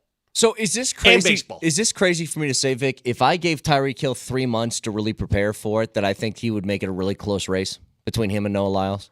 Like I Tyreek Hill, somebody tweeted this out, that last year during an NFL game, his top speed was 24 miles an hour. And Different Noah Lyles sport, was though, 22. I understood. I understand what you're getting at, dude. Did you watch? Have you gotten a chance to see the show Sprint on Netflix? The series Sprint. I heard it's great. I heard it's great, science behind it. The science behind it, Moj. You can't just say, how are you able to watch all these shows? You always ask me, hey, have you seen this? Hey, did you see the one about the I watch sports Pakistani shows. cricket team? It's awesome. I watch sports. Sports documentaries are my favorite outlet. Love them. Love watching the mind of the athlete. And if you watch the show Sprint, you will see how detailed and how technical that really is. So to say that Tyreek Hill could take his raw speed, and it is raw, and turn it into track speed, nah, I don't believe it. I don't think he can beat Noah Lyles. Not even in a few months. In a few months, you give him like time to try and hone those things. I don't think so. Because Tyreek was a track think runner. so. He was a track runner. I don't think he could. But I mean, could he be right there? He probably is right there. That's how fast. I don't think there's a discernible difference. Is all I'm saying. Like Lyles is going to win that, but I don't think it's going to be like, oh, there's a huge gap in between him. Who and was the Tyreek. greatest, Vic? Who was the greatest track athlete to ever play football? Ronaldo Nehemiah? I think Willie Gault. Willie Gault, I'm going to go with. Willie Gault, you can pick and choose. There have been other athletes that have come through. But I Ronaldo am convinced Nehemiah, that Joe Montana threw Ronaldo Nehemiah into a safety and knocked him out on the field. He never played again. I mean, he was fast. Boy, is he fast. I'm also convinced that if Deion Sanders had focused on track and field and taken football to the side, he'd be a track athlete, a U.S. Olympian. I believe that. I mean, if you go back, read this article and just look at the numbers he put up when he was in college. It was ridiculous. Do you know what he used to do all the time? And this is what made Prime the greatest corner in the history of the position. He just is the greatest. Now, wasn't the greatest tackler, but the greatest corner. Cover corner, not even close to debating that. He would, when they played Miami one year, Florida State versus Miami, Michael Irvin, who on the other side, it's freaking Miami. It's Michael Irvin. He knew he was faster than Michael Irvin, so he would allow him to beat him off the line of scrimmage. Allow it so he can catch up and make the interception. That's how talented Deion Sanders was. Well, if you want to ask Vic what would happen if these guys played other sports or they focused on a different sport, Shaq has a podcast. It's called The Big Podcast with Shaq. He talked about this. He was actually contemplating that. Listen. You ever thought about playing football, Shaq? I did. What position you played? I played tight end. Ooh. And I thought about it going to the NFL, but then I was at the house one day and my father came in and he hit me in the back of the head with this paper. There was this player from Atlanta. I don't know if you're familiar. His name was John Concack. And he signed a contract for 15 for 3. And my father wanted to watch him play. He was okay, but I was already doing better than him in high school. And I was like, the math ain't adding up for football. I'm going to start playing basketball. That's why I took that football physicality to basketball. Sure did, boy. You was cheating. Oh, yeah, hey, man. Had to, brother. So he said... Case in point. I mean, think about Shaq, though, at 7 feet tall. And remember, when he was in Orlando, he was trim. He's not like he is now. Think about that at tight end. What the hell are you going to do? Case in point, again, I'm convinced that the U.S. Olympic track and field team would be undefeated if all of the great athletes that play other sports decided to focus on track and field. But you get to a fork in the road where you say to yourself, maybe it's high school, college, whatever, what am I going to do here? Do I want to make money or do I want to chase medals? Because only the top of the top, the elite, the Noah Lyles, those guys make money. Everybody else, sorry, struggle bus. Struggle bus. Pretty much. They're going to chase the money like anybody else would.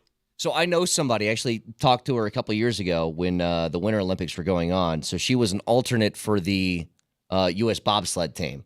So she's been training and traveling for, probably 4 or 5 years for just this one Winter Olympics. And she just missed out on being a part of the actual team, but she still had to train in case somebody would drop out. And I was like, so what's this process like for you guys in money? Like, how does that work? And she goes, well, we get sponsorships. So hers was with, I believe she said it was Starbucks. But part of her sponsorship was no matter where she was at, because there were Starbucks almost everywhere, she had to work at least 20 hours a week.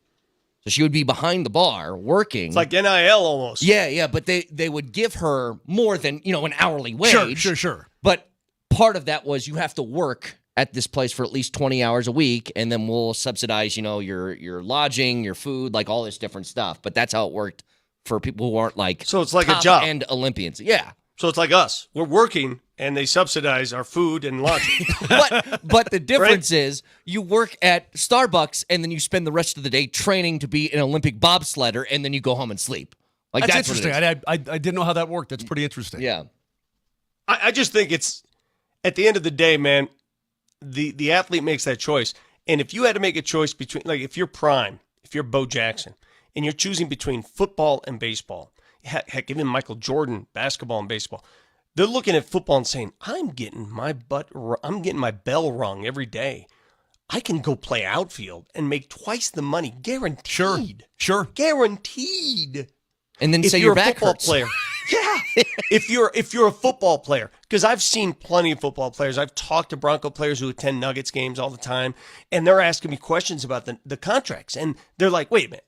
So that guy right there who never got off the bench is making 8 times more than I will ever make in my life, guaranteed. That guy right there that's never not going to play in this game or the next time. Yeah, that guy right there. So as far as American sports, the big sports in the U.S., what's the best sport to be an average player in? Because hockey's out because you don't get paid enough. It's absolutely Football's basketball. out because it hurts too It's much. basketball. Basketball or Basketball. baseball? It's basketball. Oh, it's basketball. If Timofey Basketball. Mozgov can get $64 million free, it's basketball for But it's sure. also smaller rosters too, right? Yeah, it's a correct. smaller. Correct. The compilation of top-notch basketball players, elite basketball. It's a much smaller number. The baseball roster is bigger, but baseball, man, if you don't prove it, you lose it real quickly. In basketball, you get a 5-year deal, you can just chill play that first year and chill for 4. Absolutely. Well, look at Zeke Naji getting 8 per. No offense, Zeke. He ain't doing anything. Don't play him. He mentioned, going back to Shaq. He mentioned John Koncak. I have no idea who that is. John He Koncak played for the Atlanta played Hawks. for the He Atlanta played with Hawks. Scotty, I believe. Yeah. And I remember when he just said, John, Koncak said, we called him John Contract because he's just a big 7-foot stiff who was an okay player, but not a great player. But he's a 7-footer, right? Yeah. He was in the era, Vic, you remember Joe Klein and guys like that? Oh yeah. No, he was in that era. Like late 80s kind of era. Would you rather be an average golfer? Like an average guy on the tour? No, because, Well, I mean, you make hey. some money, but it's grueling. Hey. It's a grind. It's a grind, but let me tell you, Matt Kuchar, who was in the news yesterday, remember what he did? He failed to finish the hole because he wanted to come back like a diva and play the final shot the next day and blah. He's made $55 million over the course of his career. Matt Kuchar. It ain't Rory McIlroy. That ain't Scotty Scheffler. Matt, So- what? Say it again. Matt Kuchar. Okay. Yeah. That's the correct way. I'm sorry, I called him Kuchar. My bad. The first time you said it was Kuchar. I'm like, well, who's My bad. Kuchar? Matt Kuchar. Cooch. I mean, it's a pretty good gig. It's a really good gig. He's I know made- most. And It's a grind. and it extends. So you're older, you're like, oh, I can't make money. Yeah, you can. Just jump over to the Champions Tour. There's Yeah. another pot of gold over there. How That much is has he one made? thing- Wait, how much has he made, Vic, one more time? I think he's made over $55 million in his career. The rumor has it he still has every cent. What? Remember, he's notorious for being cheap. Oh. Remember the caddy, the whole caddy situation? Remember that? Yeah. By the way, Yeah. you were talking about a grind, Moj. I don't think people understand this, by the way, about baseball because it looks like a very lazy sport. Doing something literally every day with like 2 off days a month would suck. Like 162 almost consecutive days of just going out to the baseball field, and I get it. It's not like it's a totally physically grinding sport. But doing something every single day without a break for like 180 straight days would get You pretty mean like brutal. you mean like what we're doing? We get the weekends off. Yeah, but I mean, like everything you guys are describing, it's almost funny to me. Like anybody else that's out there in their cars right now going to work, you mean like what they're doing? Like working Yeah, and then getting compensated for it? You go, yeah, these guys, they work at Starbucks and then they pay for their food and they pay for their lodging. You mean like everybody else? I think, look, I didn't ask what all the training entailed in being an Olympic bobsledder, but I would assume it's a grind. It's a grind. I'm Yeah. sure it is. A lot of pushing things around. Real quick at the Kuchar thing, he won the Mayakoba Classic, right? This was outside Cancun. And he didn't have his regular caddy, so we hired a local caddy named Ortiz, David Giral Ortiz. David So the- Ortiz of the Red Sox? Not different Big David Papi? Ortiz. So get this. They struck a deal, right? He's going to caddy for Kuchar at this tournament. Pay you $1,000 if you miss the cut. Give you 2 G's if I make the cut. I'll give you $3,000 for this and blah, blah, blah, blah, blah. $4,000 for a top 5. Well, Kuchar wins, and he wins $1.3 million. Gives the guy 5 G's. Oh my God. Come on. Right. So a regular caddy would be making about 130, okay, on with the percentage what a regular caddy would get for a win like that. You get 130,000. He slips him 5 G's. Now 5 G's is 5 G's for a guy who was picked up off the street to be a caddy for this one particular tournament down in Mexico. But he stiffed him pretty good, right? Because I mean, you won 1.3 and So he picked up like Happy Gilmore's caddy. It was the homeless guy that he just puts the cracker down on the green. correct. So the fill-in caddy gets 5 G's. A year later, Kuchar comes back and says, you know what, I probably owe you a little bit more. Apparently his grandmother called him and said, you pay that man. And so he did. He's like, I'm super embarrassed. I should have paid him more in the first place. I gotta keep moving You know, on. Our listeners are onto us because we asked what's the greatest sports job. And I think most of the listeners understand that the greatest sports job isn't the athlete, isn't baseball player or basketball player. The greatest sports job is our job. Because as somebody pointed out, you guys work 3 hours a day. Jeff, you're right. Well, actually, Powder, it's 4 hours. 3 hours a day. We talk about whatever we want to talk about.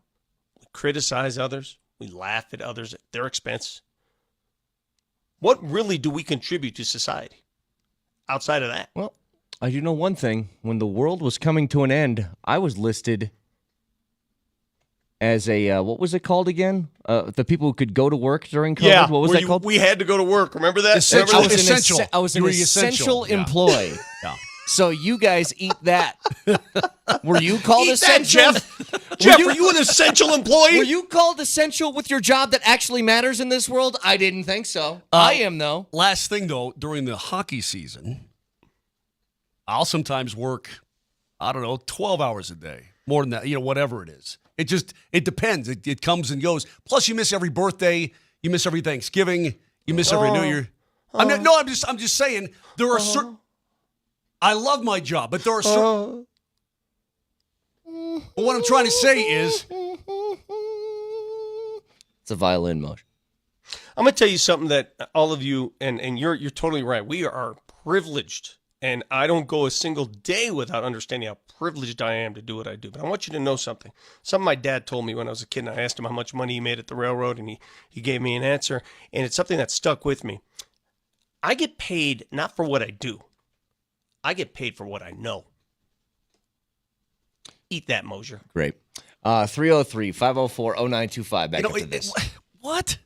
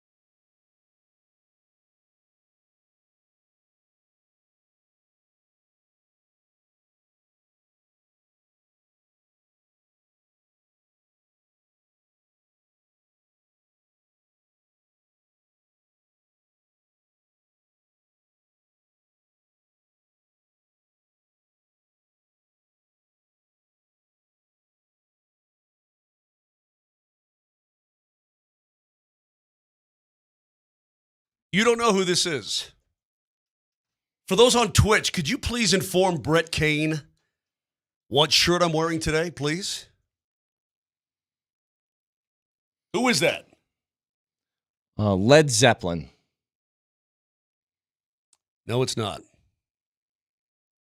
I mean, it's a whole bunch of guys in a huddle. How am I supposed to know this? Vanilla Ice, somebody said. It is not Vanilla Ice. It's not the Wiggles. It's not the Beastie Boys. No. Okay. How about you just end the games and just tell me who this is? Because everybody I'm not else gonna seems do to it. be like I'm me. not going to do it. Okay, good. Fine. Literally no sweat off my back. Said this earlier in the show. When Colin Cowherd speaks about the Broncos, I would advise you to listen because it's probably coming, if not straight from Sean Payton, from a surrogate of Sean Payton because they're boys.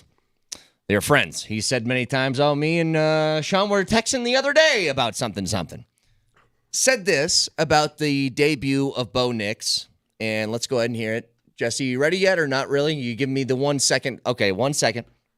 But after Bo Nix had his debut, 15 of 21, throwing the football, touchdown, no picks, all that good stuff, he said this. It's very interesting. It's buffering, he said. It's buffering. Buffering. It'll wait for the buffer. It'll wait for the buffer. Still waiting for the buffer? Still waiting. Fascinating. Jesse, are you an Okay. essential employee?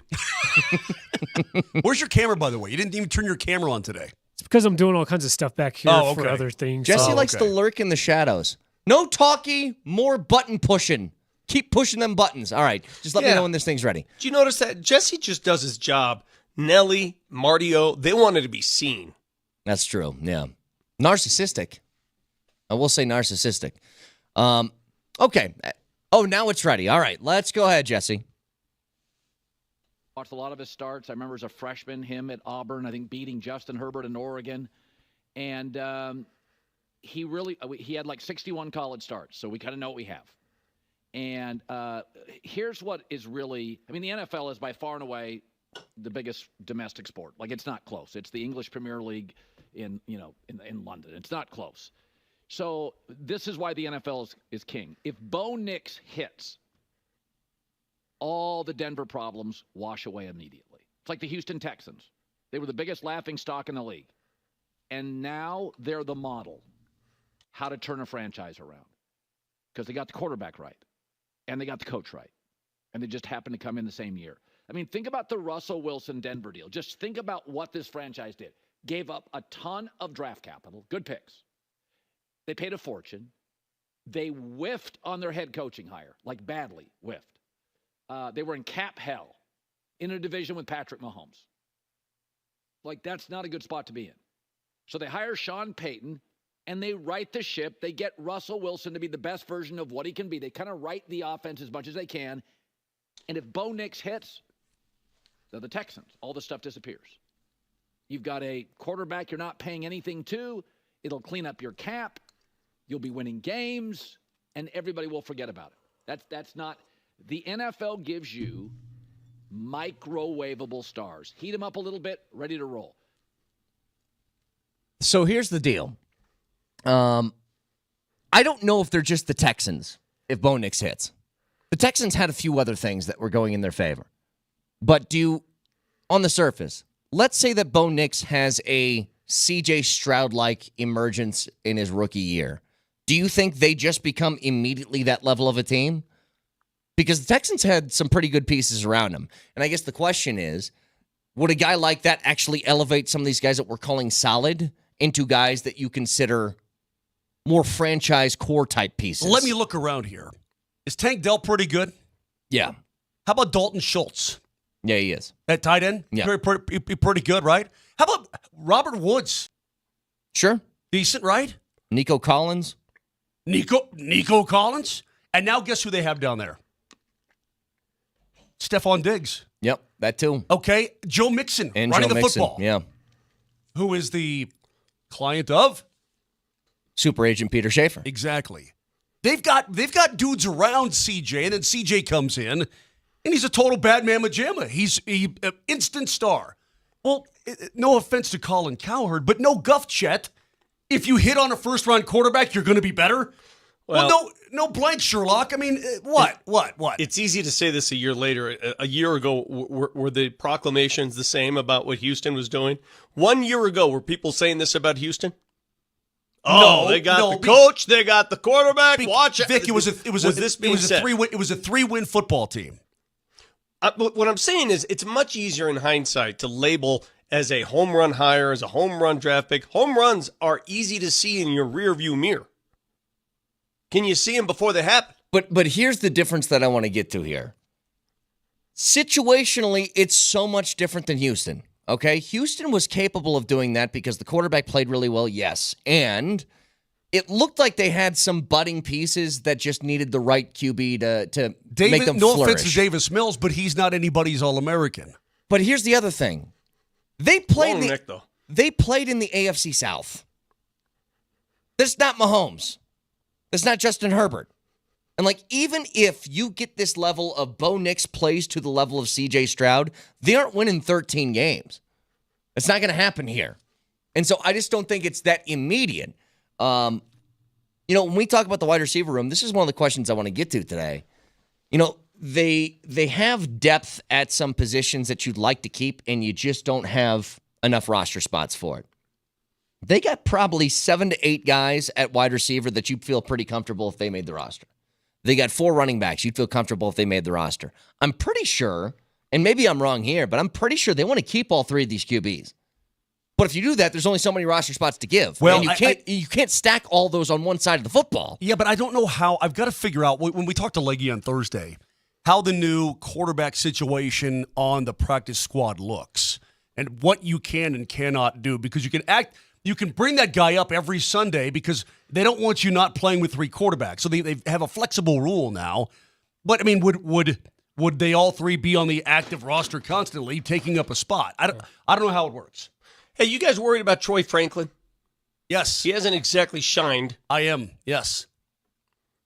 Not yet. There's no way. Is there any way that they would get rid of him?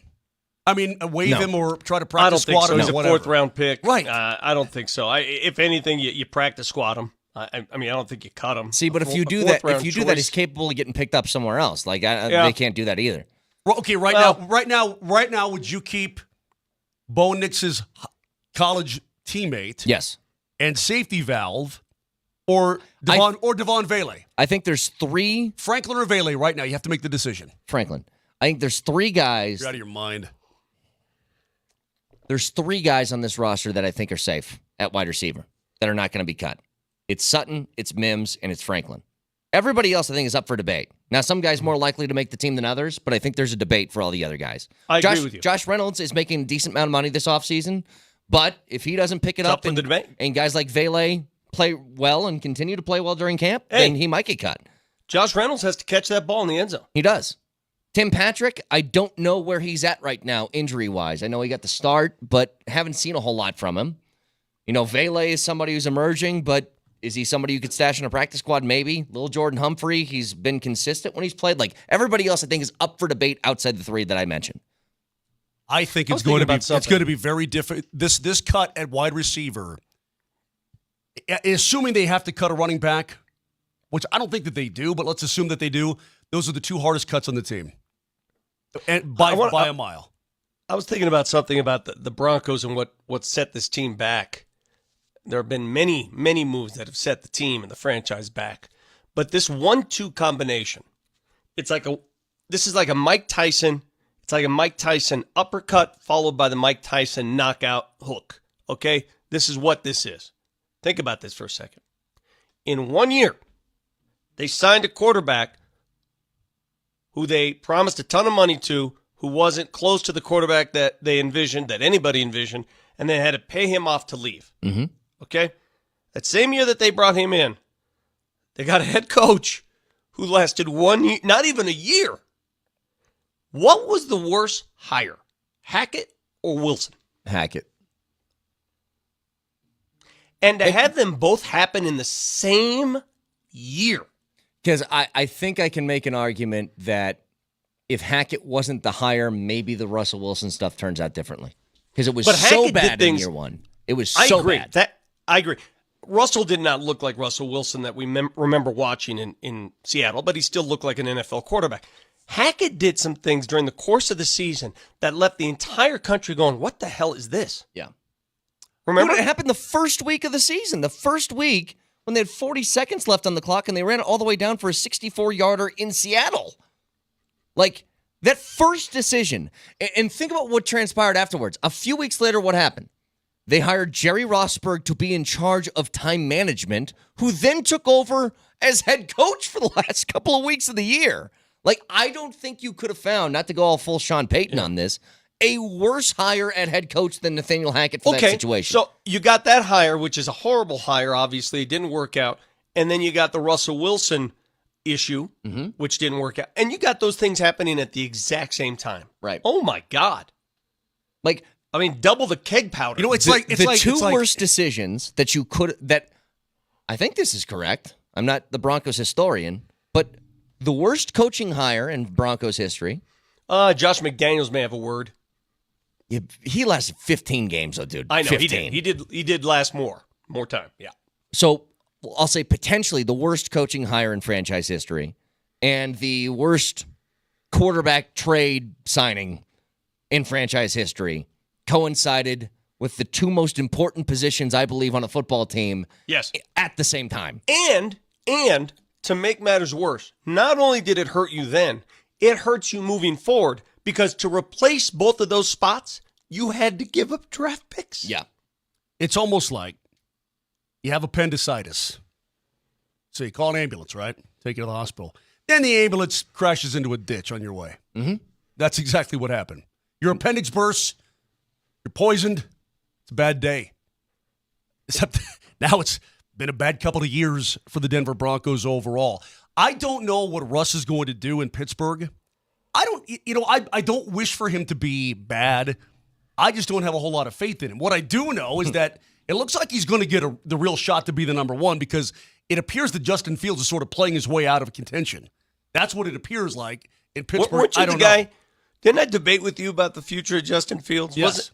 Didn't you and I have a pretty hearty Yes. debate about this? Yes, I What loved was him. the source of that debate? What was it exactly? Remind me. Well, I liked him. I mean, I still think that this guy's got a bright future ahead of him. I don't know what's going wrong with him, though. I'm not close enough to the situation. I do know in Chicago, I mean, what do you think of Eberflus? Think he's anybody's All-American as a head coach? I don't know.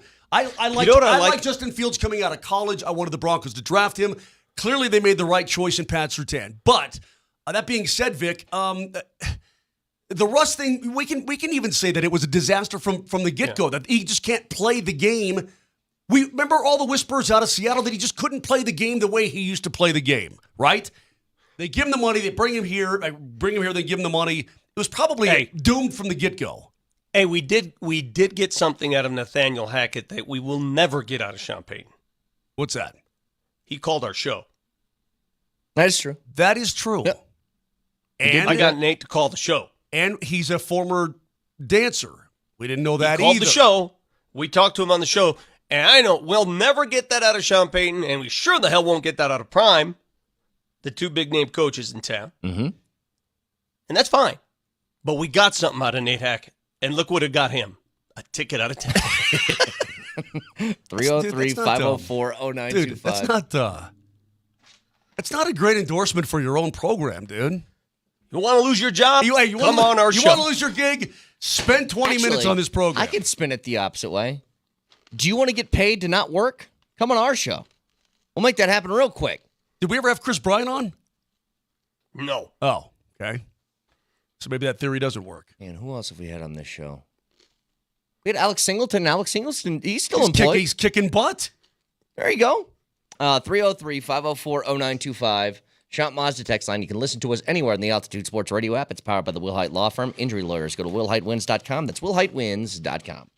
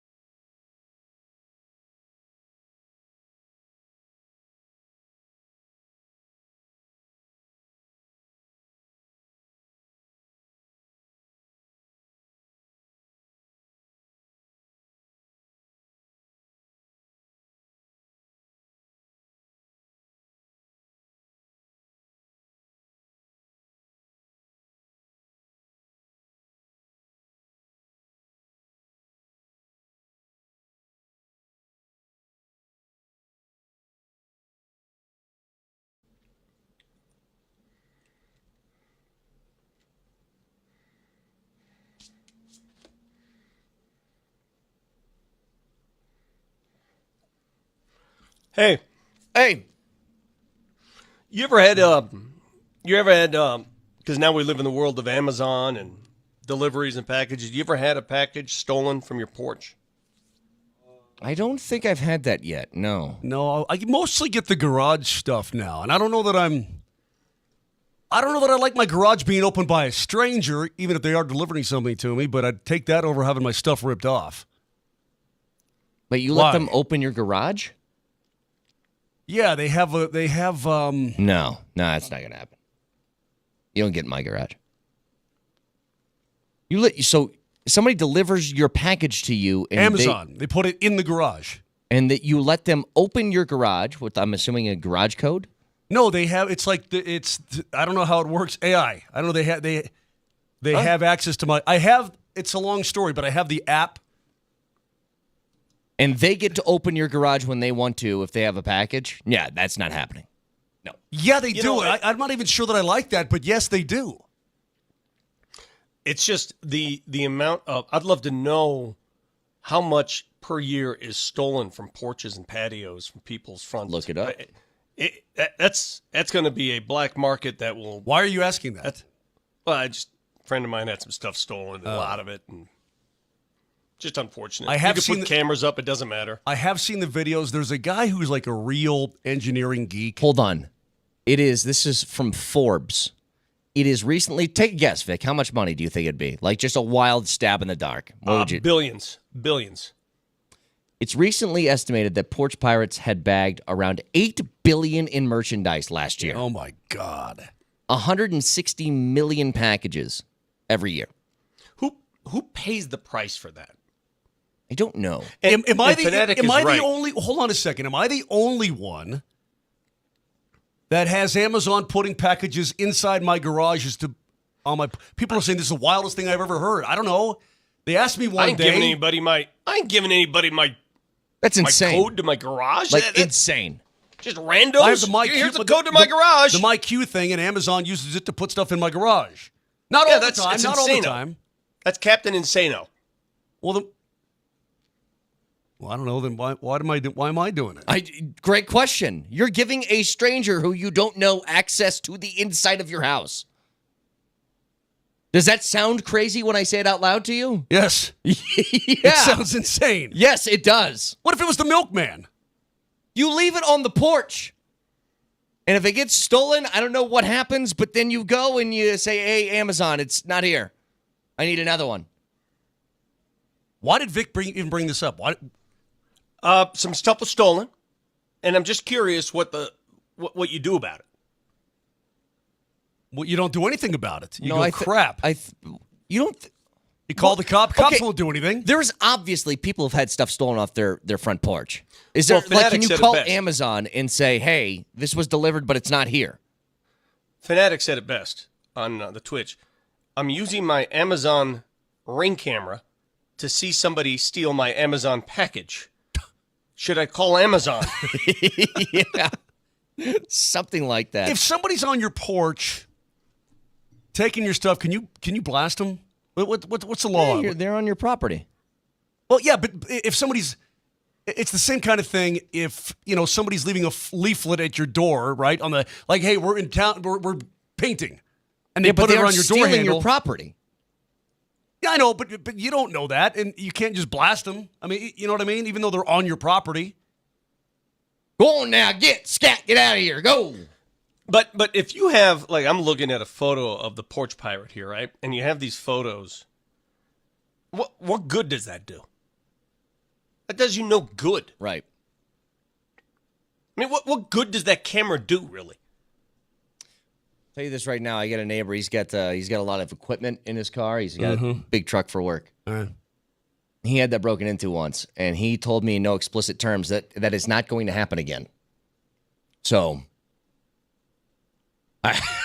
I hope it doesn't ever come to that. But he goes, that's not happening again because there's a lot of money that was taken out. Right, yeah, right. exactly right. No, Hey, Moshe, as I long as don't- you're giving away, your garage code. Sure. Can I get your safe deposit box Well, hey, code too? what's your soch? Just Just out in of case. curiosity.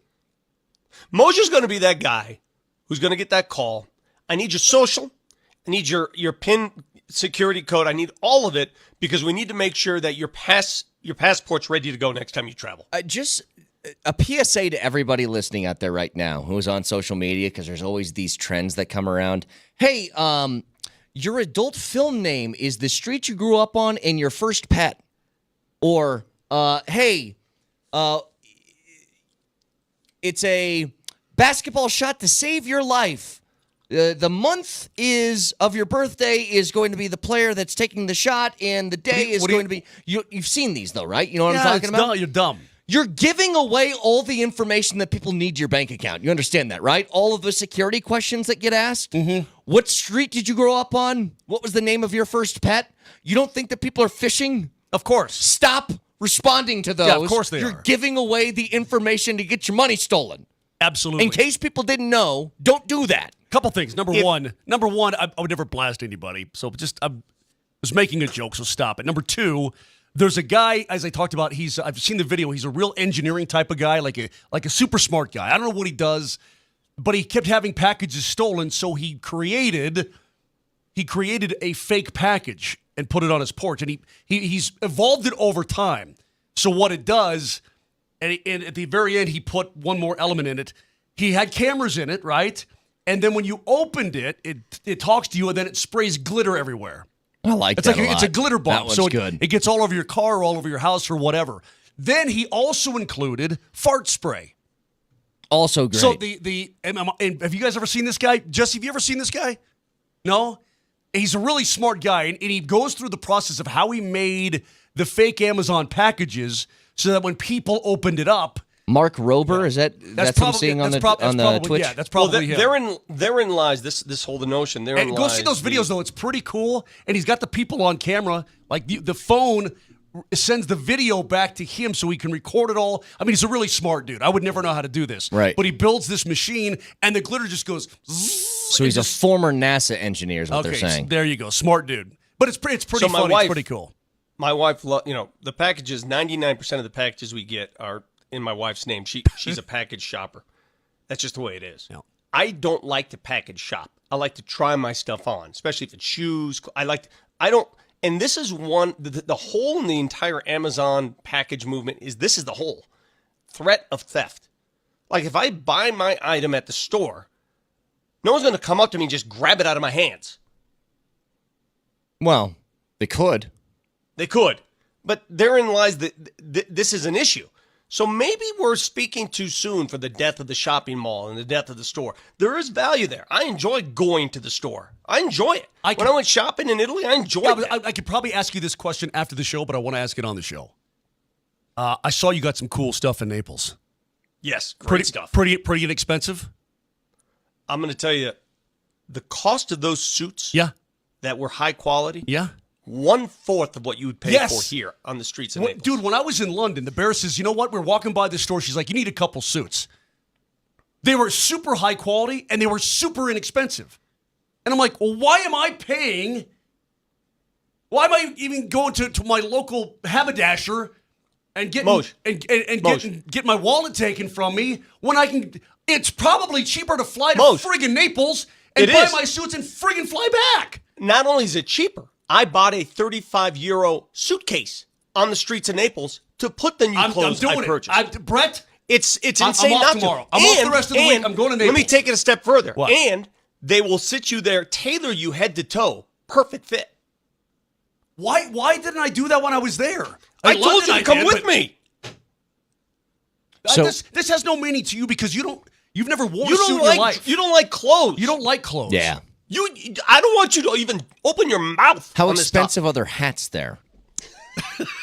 Are they $40? Because the 5950 hats are really starting to gouge me here. I did see a guy. It's funny. There's a store in Venice, and you walk by, and they'll have like a Detroit Tigers uniform, top. Yeah. But it's in Dodgers colors.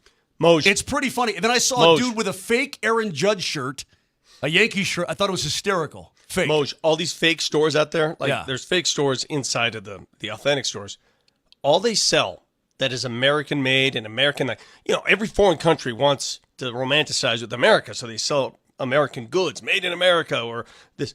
Everything is every sports item is LA Lakers. even in Italy. And I sent some back on social media. You saw it. It made me sick to my stomach. Sick to my stomach. Do you remember when I went to that Lakers-Nuggets games and I found all those Italian people that were LeBron fans? Mm-hmm. Now I know why. It's all they do. They push it over there. It's like a drug. They push drugs. Lakers crack. It is. 303-504-0925. Can always get in touch with us. The voice of the people on the Altitude Sports Radio app. It's powered by the Fricky Law Firm. They're in your corner. I will say this. I got to get a couple new suits for the season. But when I saw Vic lay his stuff out, and I'm like, I bet you went to the local guy in Naples, the guy on the street, the guy around on the corner, and I bet it was inexpensive and it's killer stuff. And I'm thinking, why don't we have that here in the good old US of A? Order on Amazon. It'll get to your porch and somebody will steal it.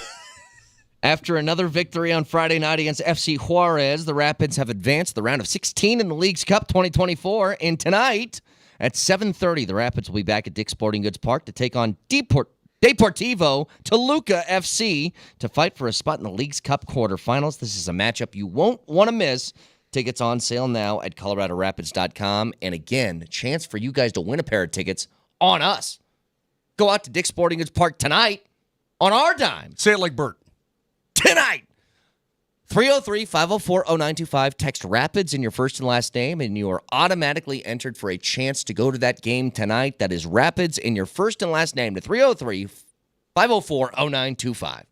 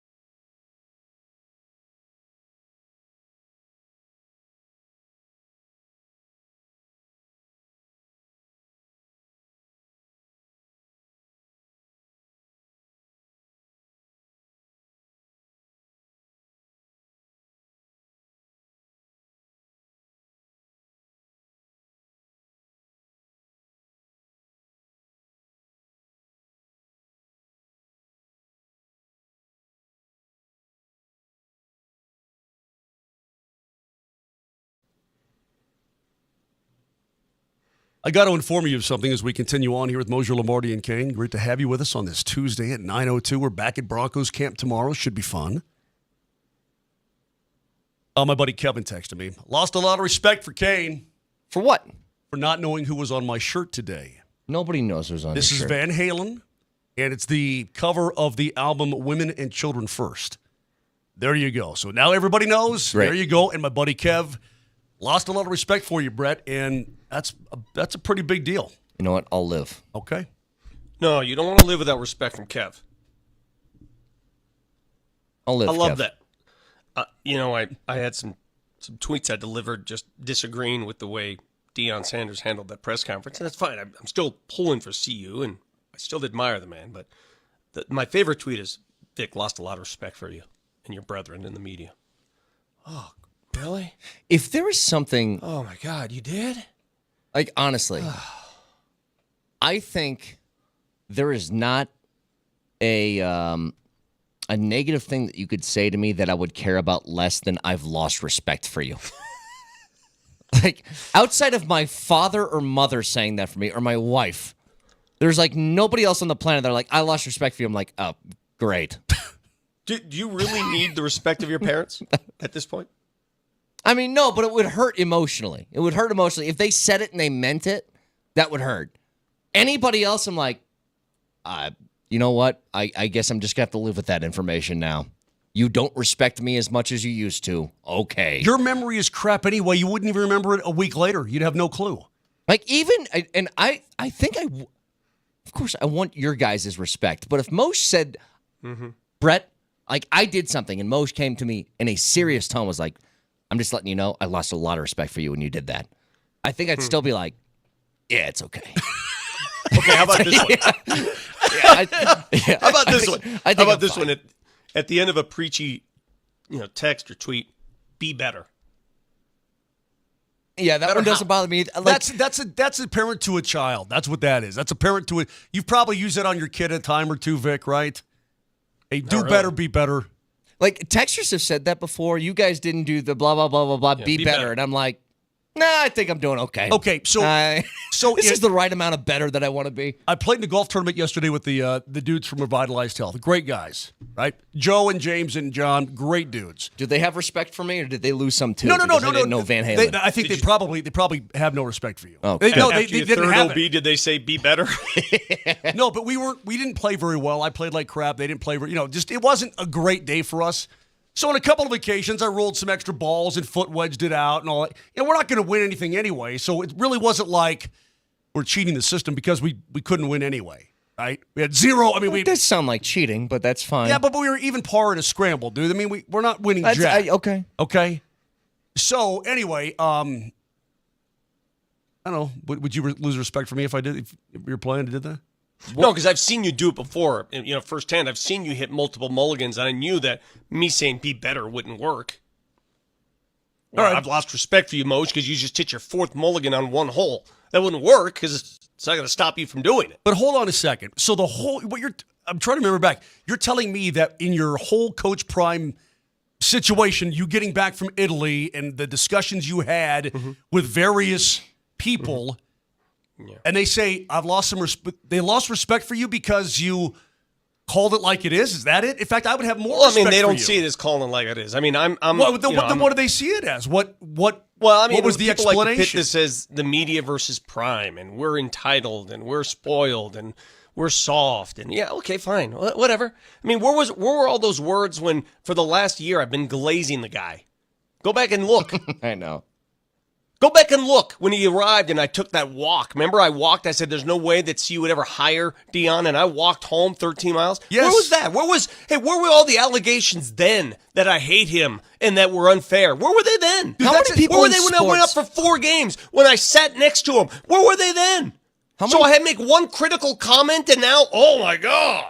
How many people in sports exist in that sort of era? Like Deion's certainly one of them, where you're accused of being both pro Deion, can't stop glazing the guy, as opposed to you say something bad and then it's like you're a hater. Well, you didn't say something bad. You said something critical. Correct.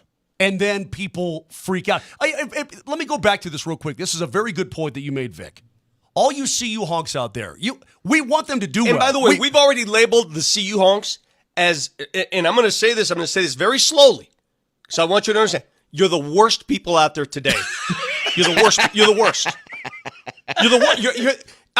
In terms of all the people that we deal with on the show, you are the single worst people out there. Would you guys agree with me? And I'm just going to be I clarify. I think Lakers fans are still the worst. But it's a very small portion of the CU fan base. But yes, they do exist. That being said, The blind honks. Yes. Okay, that being said, we want Coach Prime to do well. We want the Buffs to win 12 games. We want them to win the Big 12 and get in the playoff. We want that.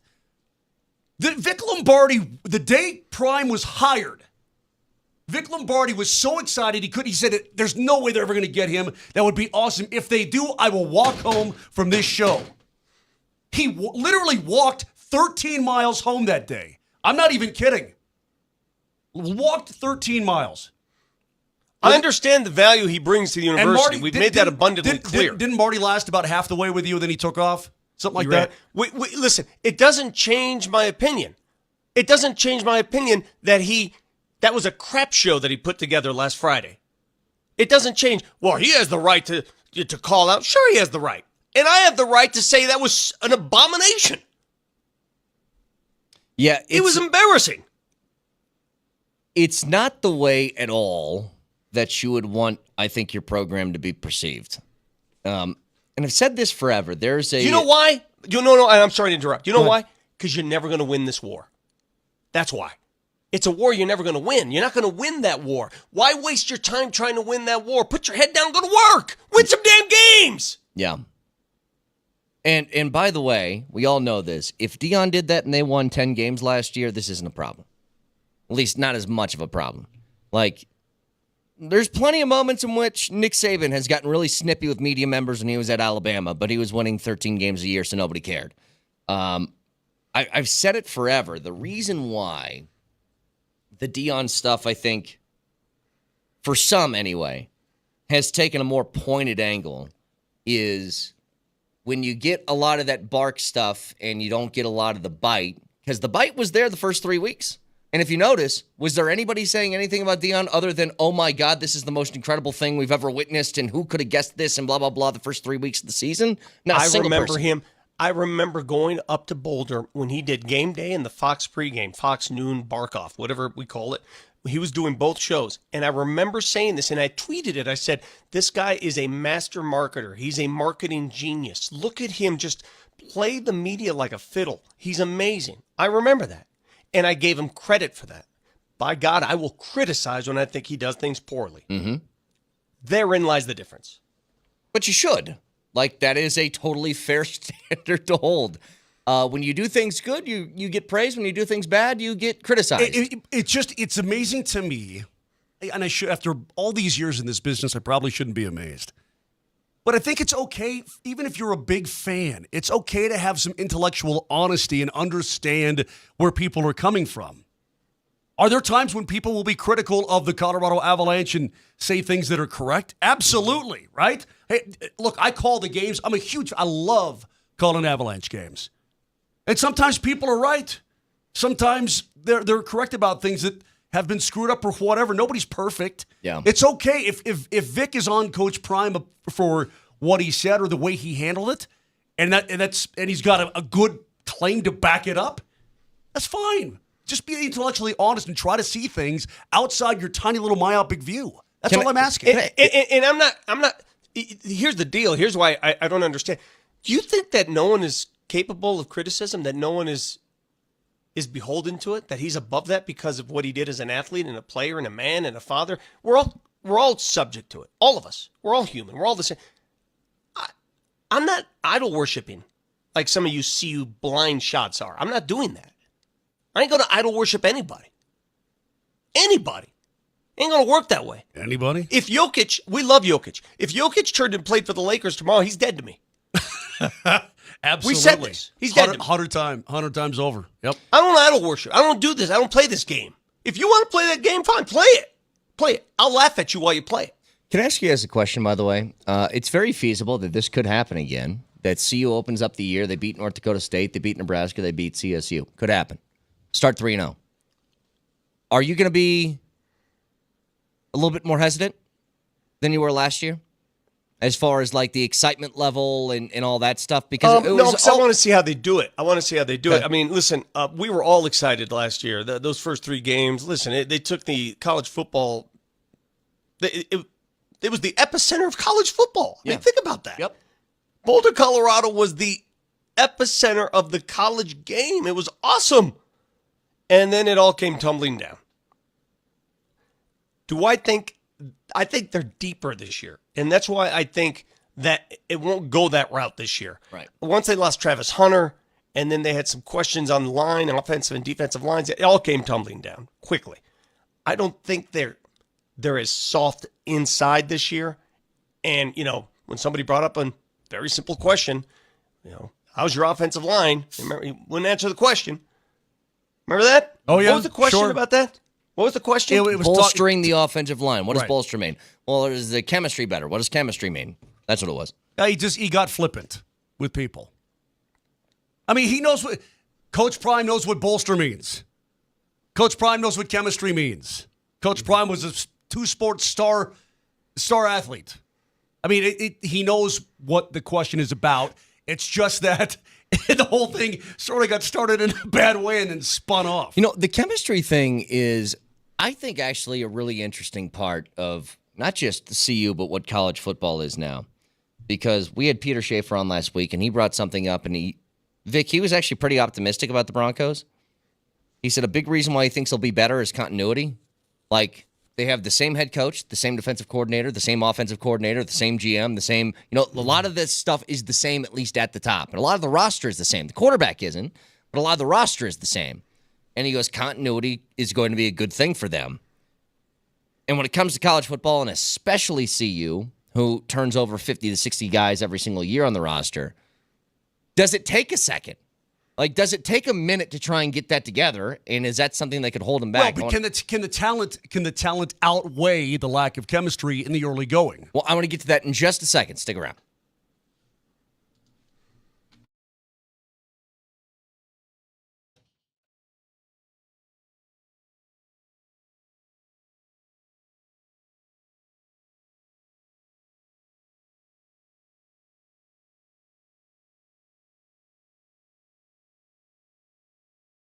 Circa Sports available in Colorado right now in that brand new Circa Sports app, and I'm into the futures in both the NFL and college football seasons. You want to look at championship odds to win? You can go on literally any team, including Appalachian State, Arkansas State, and throw down some bucks on some of these teams in the college football season. 16 days away from CU's opener against NDSU, and right now, plus 20,000 to win the NCAA championship on the Circa Sportsbook. And you can find that and so much more by downloading that app, that brand new Circa Sports Colorado app. Tight money line splits, low holds, and amazing customer service. Download the app right now or go to circasports.com. And always remember, any gambling problems, call or text 1-800-GAMBLER.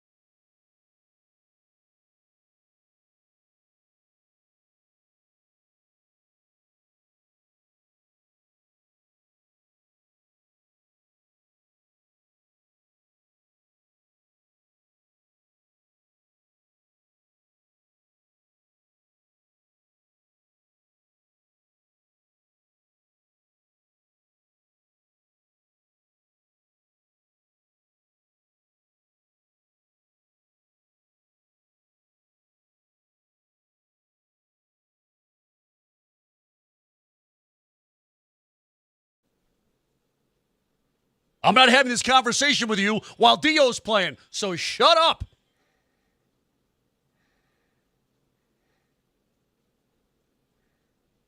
Me down. I'm not having this conversation with you right now. Okay. Hey, Vic, let me ask you something. Lombardi, how was your trip to Italy? Was it fun? Did you have a good time? It was hot. Oh, that's great. Good for you. Brett just brought up Barcelona to me like a jerk again for whatever reason. That's low. I didn't bring it up. You No, brought it up. that's low. He You don't literally bring up said it to me. Barcelona. He said it to me. When does that go away, though? Or does it ever go away? Let's just get it on the table right now. No, that's a life scar. That's something like your ancestors will talk about. Hey, remember great Graham Smoge got set to go to Barcelona and he got to the airport with his wife and they told him he couldn't go because his passport expired. That was pooping your pants in class. People don't forget. It didn't expire. My passport is still valid. Do you not? No, that's a major. Yeah, but still, that's Big going to gaff. sting for. That's going to sting for a long time. Anytime you travel now, it will come up. And again, if anybody's new to the program, what happened just a few weeks ago, Mosier had this trip planned to Spain. Barcelona. And he gets to the airport, and they wouldn't let him on the flight because his passport was not expired, but it was going to expire within 3 months. And it has to be a minimum of 6 months before the expiration date to travel to Europe. And the reason why it's such a big deal, it is so classically Mosier, like the most Mosier story that I've ever heard in my life. That's why you'll never live that down. When you travel back to Nebraska, do they force you, when you have to get your passport to go back to Nebraska? Yeah, of course. Is there an expiration on that passport to get across the border? Yeah, I think it's 3,050. I got some time. How do you get back into Colorado, though? Do you have to go around to Kansas? Could you imagine if state borders had the same thing? Like you had to do some sort of check at the state border every time you cross paths?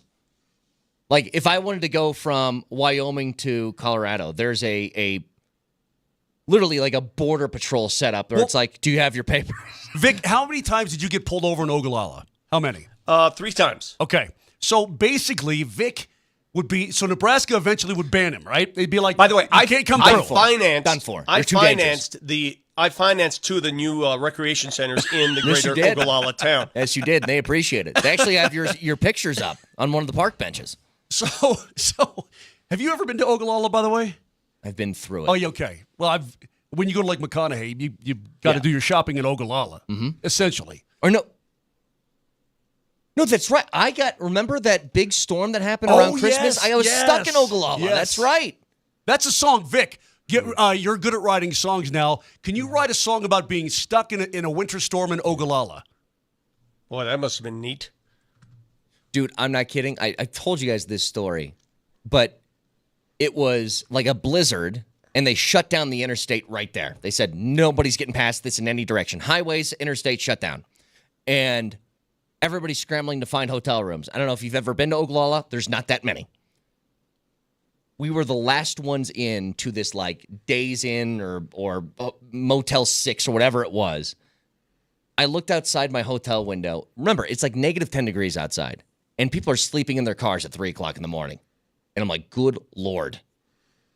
I had my kid with me. And I'm like, I couldn't sleep in my car with my kid.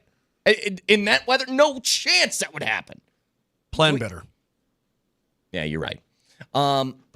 Hey, I was looking at the Broncos depth chart. Hang on, can I get to the thing real quick about the please, consistency? please. Yeah, because there is a really interesting part to this where the Broncos have been maybe the model of inconsistency as far as roster turnover and coaching turnover.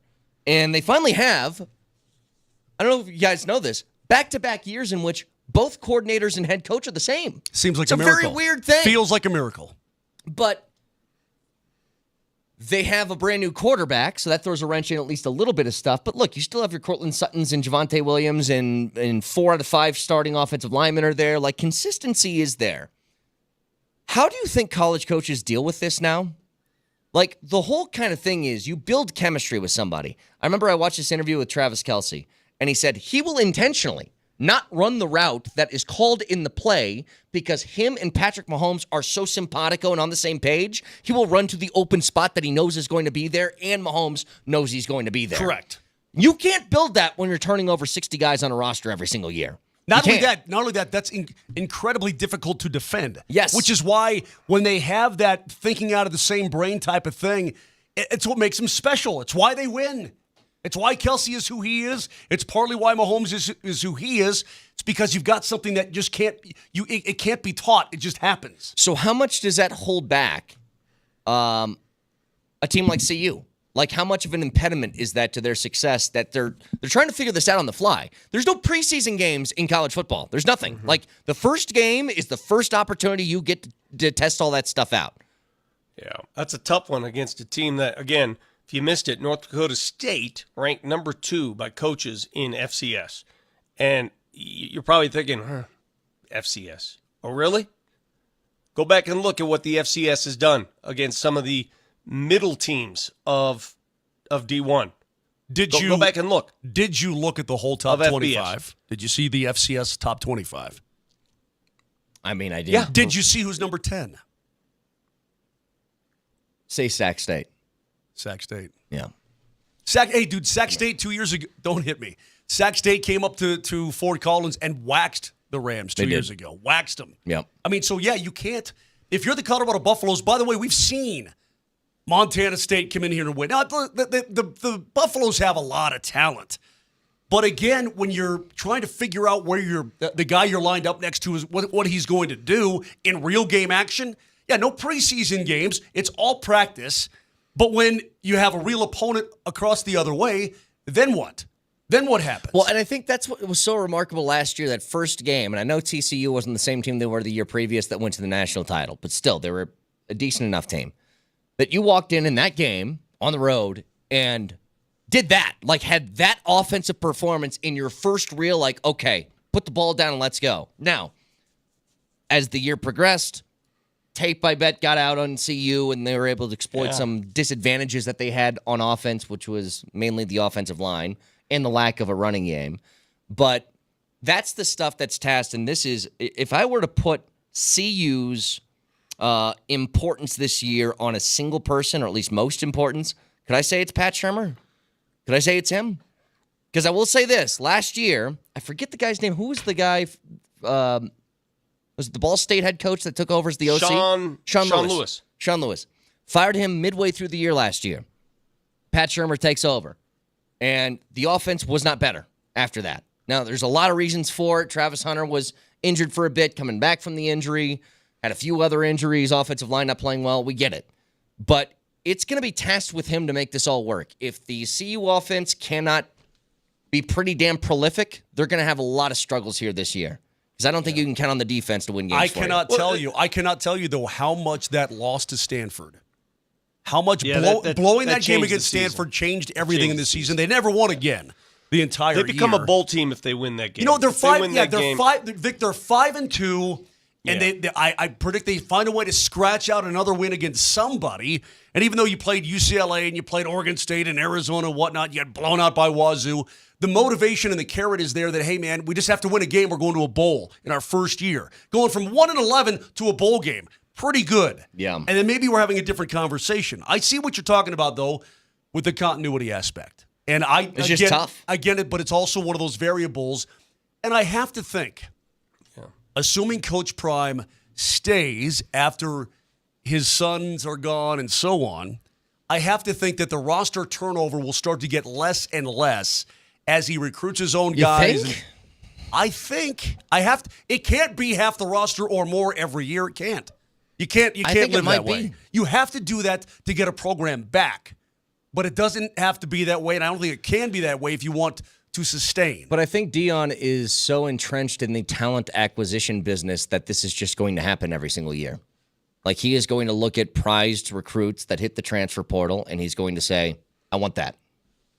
And I don't really care what's already here. The more talented players I have, the better. Maybe. Because he's going to get the same thing. He's going to get guys to leave. Like Dylan Edwards played quite a bit last year. The running back, the true freshman, and looked pretty damn good. And now he's at Kansas State. Like, transferred. Like, it's going to happen both ways. Hey, we're back at Broncos tomorrow. Vic, you going to be there? Yeah. Oh, really? Because you've been huddled up in your little house there for about 72 hours. Dude, I'm still overcoming the effects of jet lag, waking up still at 3:15 in the morning.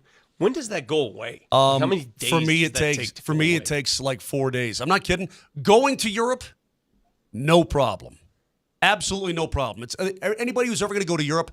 Let me give me some advice. All right. When you get there, just stay up as late as you can, and then go to bed like at 11 o'clock. Or don't nap. Resist the urge, like if you're in a car or a train, to take a little nappy. No, stay awake, and your body clock will reset that first night. No problem. Coming home, you look like Vic's face, Yeah. like a catcher's mitt. Pretty jacked up. Yeah, you look like a catcher's mitt. Yeah. Can I ask you guys a question? Because I just saw some audio from Patriots camp. Joint practice is feature fights. It's just what happens. I'm sure we'll probably see one on Friday when the Packers are at joint practice. Put it this way, I'm counting on it. Gerard Mayo does not want his players fighting. He does not. And he has thrown down an ultimatum to these guys. If you fight, then these are going to be the consequences. My question is, are these actual consequences? Let's listen. Look, you don't fight in a real game. When you fight in a real game, you get fined, you get kicked out. It's the same thing here. And look, my message to the players, if you get in a fight out here, if you're a starter, you're going to play the whole preseason game. If you're not a starter, you won't play at all. And so that's kind of my mindset with that. Look, Pretty good, right? If you're a them with playing starter, time. you are going to play all 4 quarters. If you're not a starter, you don't get to play at all. Like, I kind of like this threat. Doesn't that just demonstrate to you, it illustrates the hypocrisy of preseason football, that these dudes go out there, they're walking essentially on eggshells. Nobody wants to get hurt. Nobody wants to go 100 miles an hour. It's the preseason. These games don't count, and yet they're playing, and coach is like, hey, come on, we got to play, we got to win. Yeah, but do we really?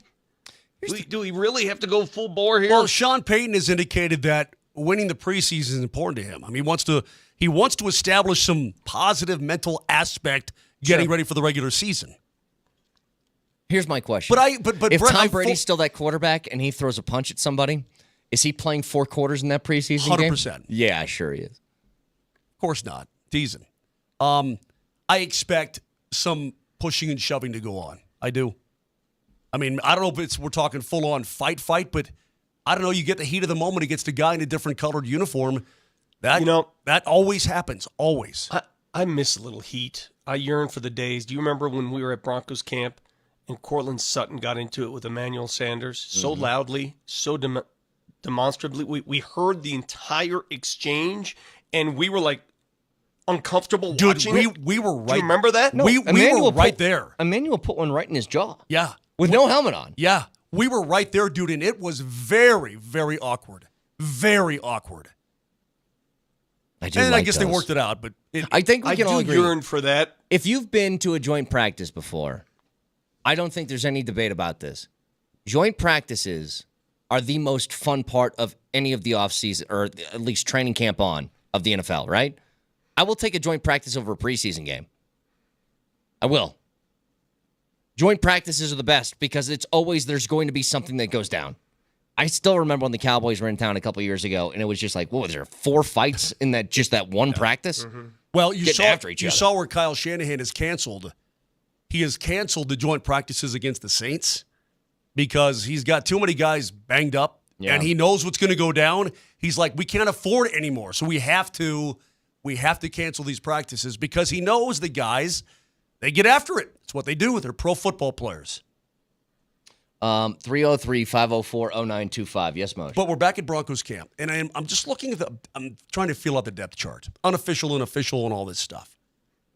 Where is Troy Franklin? Where is the 4th round wide receiver on the depth chart in your mind? I would think, all right, Sutton, Mims.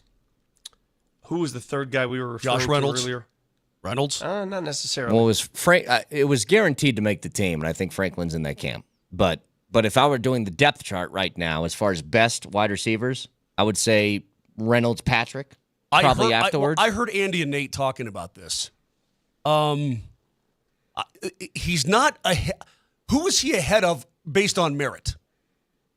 And I'm not bashing the kid. I'm just asking you legitimately, who is Troy Franklin ahead of based on how well he's played so far this preseason? Probably all those guys that we just mentioned are ahead of him, and then I think he's ahead of everybody else except for maybe Vele. So he's ahead of little Jordan Humphrey. Yeah. Is he ahead of Tim Patrick? Dude, he's not making an impact right now. He is not making an impact. But if you watch the one-on-one drills, he gets open. Okay. He gets open. He hasn't had like a splash play like Vele had, the one-hander and stuff like that. No, he hasn't had that. Okay. If you're the head coach, Sean Payton, and I know that you have a vested interest in seeing him succeed, in addition to being a teammate of your young quarterback.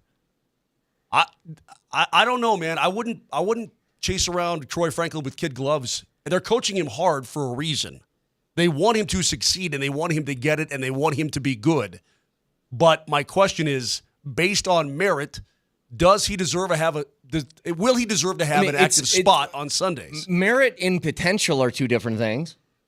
Correct. I mean, there's a whole bunch of guys that have potential that maybe haven't been realized yet, but you can see that they have some physical attributes that just other guys don't. Like physically, Moj, there's no question that he is above Lil Jordan Humphrey in that department. He's fast as hell. Absolutely. Lil Jordan Humphrey doesn't have that speed. Yeah, well, he knows the playbook. Right. But I'm saying that's where the potential part comes in. So I don't know. Hey, I just think, Vic, when it comes down to brass tacks in a couple of weeks here, that wide receiver cut down situation is going to be diabolical. I think it's just going to be very, very difficult. Now, you've got an extended practice squad. You can try to shovel some guys onto there, but that's going to be hard on actually, and not only that, but who suits up on Sundays, who actually is capable of seeing the field. I want to get your thoughts on this. Do you guys see this? Carmelo Anthony was asked about, he was a damn good Olympic basketball player. He was very good for the U.S. team. He says, quote, a medal means something totally different than an NBA championship. And How he would takes he more know? pride.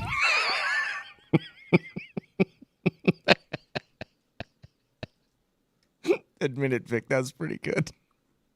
Well, that was the point I was getting at. He says he takes more pride in his Olympic medals than he does an NBA championship. That's because he never won. Is that your... That's what I was going to ask. Do you think if you asked Nikola Jokic... That's different. That's different. Yeah, I know, but I want to ask the question because did you guys see the big party that took place yesterday in Belgrade? The night parade. You know what's better than a day parade? A night parade. Did you see how crazy that was? Uh-huh. The only thing better than a day parade is a night parade. A night parade is badass. That big parade. So if you asked Nikola Jokic and you got the truth from Nikola, what meant more? The bronze at the Olympics or an NBA championship? I think it's the championship. Yeah. But, Vic, if you turn the bronze into a gold, I think there's a real discussion to be had about that. If they ended up holding on to that lead over the U.S., making the gold medal game, and then beating France. Yeah. It'd be one of the great upsets in basketball history. Yes, of course. Yeah. Dude, the U.S. is supposed to win. Okay? Serbia is not supposed to win. Even if they're getting better and better, every 4 years, they're not supposed to win a gold medal or maybe even a medal. Who knows? But I would think that if Serbia had won the gold medal, that would be more important to Nikola Jokic than an NBA title. See, I heard people talking about this, and they said, because somebody said something about Wembanyama. If Wemby for France won the gold medal, would that mean more than an NBA championship if he got one later in his career? And I think for people outside the U.S., it's a lot different question. That would be like, I don't know, man. Christian Pulisic, the phenom soccer player here in the U.S., if he won a Premier League championship, that's the crown jewel of soccer, right? Winning that. But if you won a World Cup for the U.S., it supersedes it. Okay, well, again, now we're talking about favorites and underdogs. Let's just go with a U.S. hockey player. If Eric Johnson won gold for the U.S. at the Olympics versus an Avs Stanley Cup championship, which do you think he values more? The cup. I know EJ pretty well, Vic. He's a proud American, don't get me wrong. His brother-in-law is a or sorry, his uncle's a congressman, for God's sake. That's a hard one, dude. Him with the Stanley Cup, and he won a silver medal, by the way. He did win a silver medal in Vancouver in 2010 with Team USA, losing in overtime. Sidney Crosby, you son of a... So he won a silver. I think maybe a Stanley Cup, dude. It's for the hockey world. The Stanley Cup is just it's just amazing. Incidentally, and go back to what means more? And Melo can blow it out his Melo hole. I don't want to hear any of that.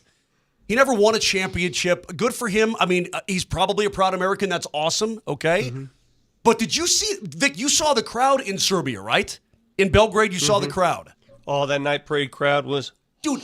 There's literally tens of thousands. There's fireworks. Yeah. There's flames. There's a stage that you think Taylor Swift is going to play. I love the flares. Why can't we get flares going? Yeah. What USA basketball? What's going to happen in the U.S.? Are they having a big party like this? Are they going to New York City and having a big blowout? No, they just come home and they go home. Yeah. Right? I mean, it means more there because they weren't supposed to do any of this kind of stuff. The whole basketball team gets on stage and the fans, tens of thousands, are going insane for a bronze medal. Yep. I would say for Nikola Jokic, his country means everything to him. Right. Everything. 303-504-0925. I have a story about one of our favorite people, Zlatan, that you guys have to hear. It has to do with him and LeBron James. We'll get to it next.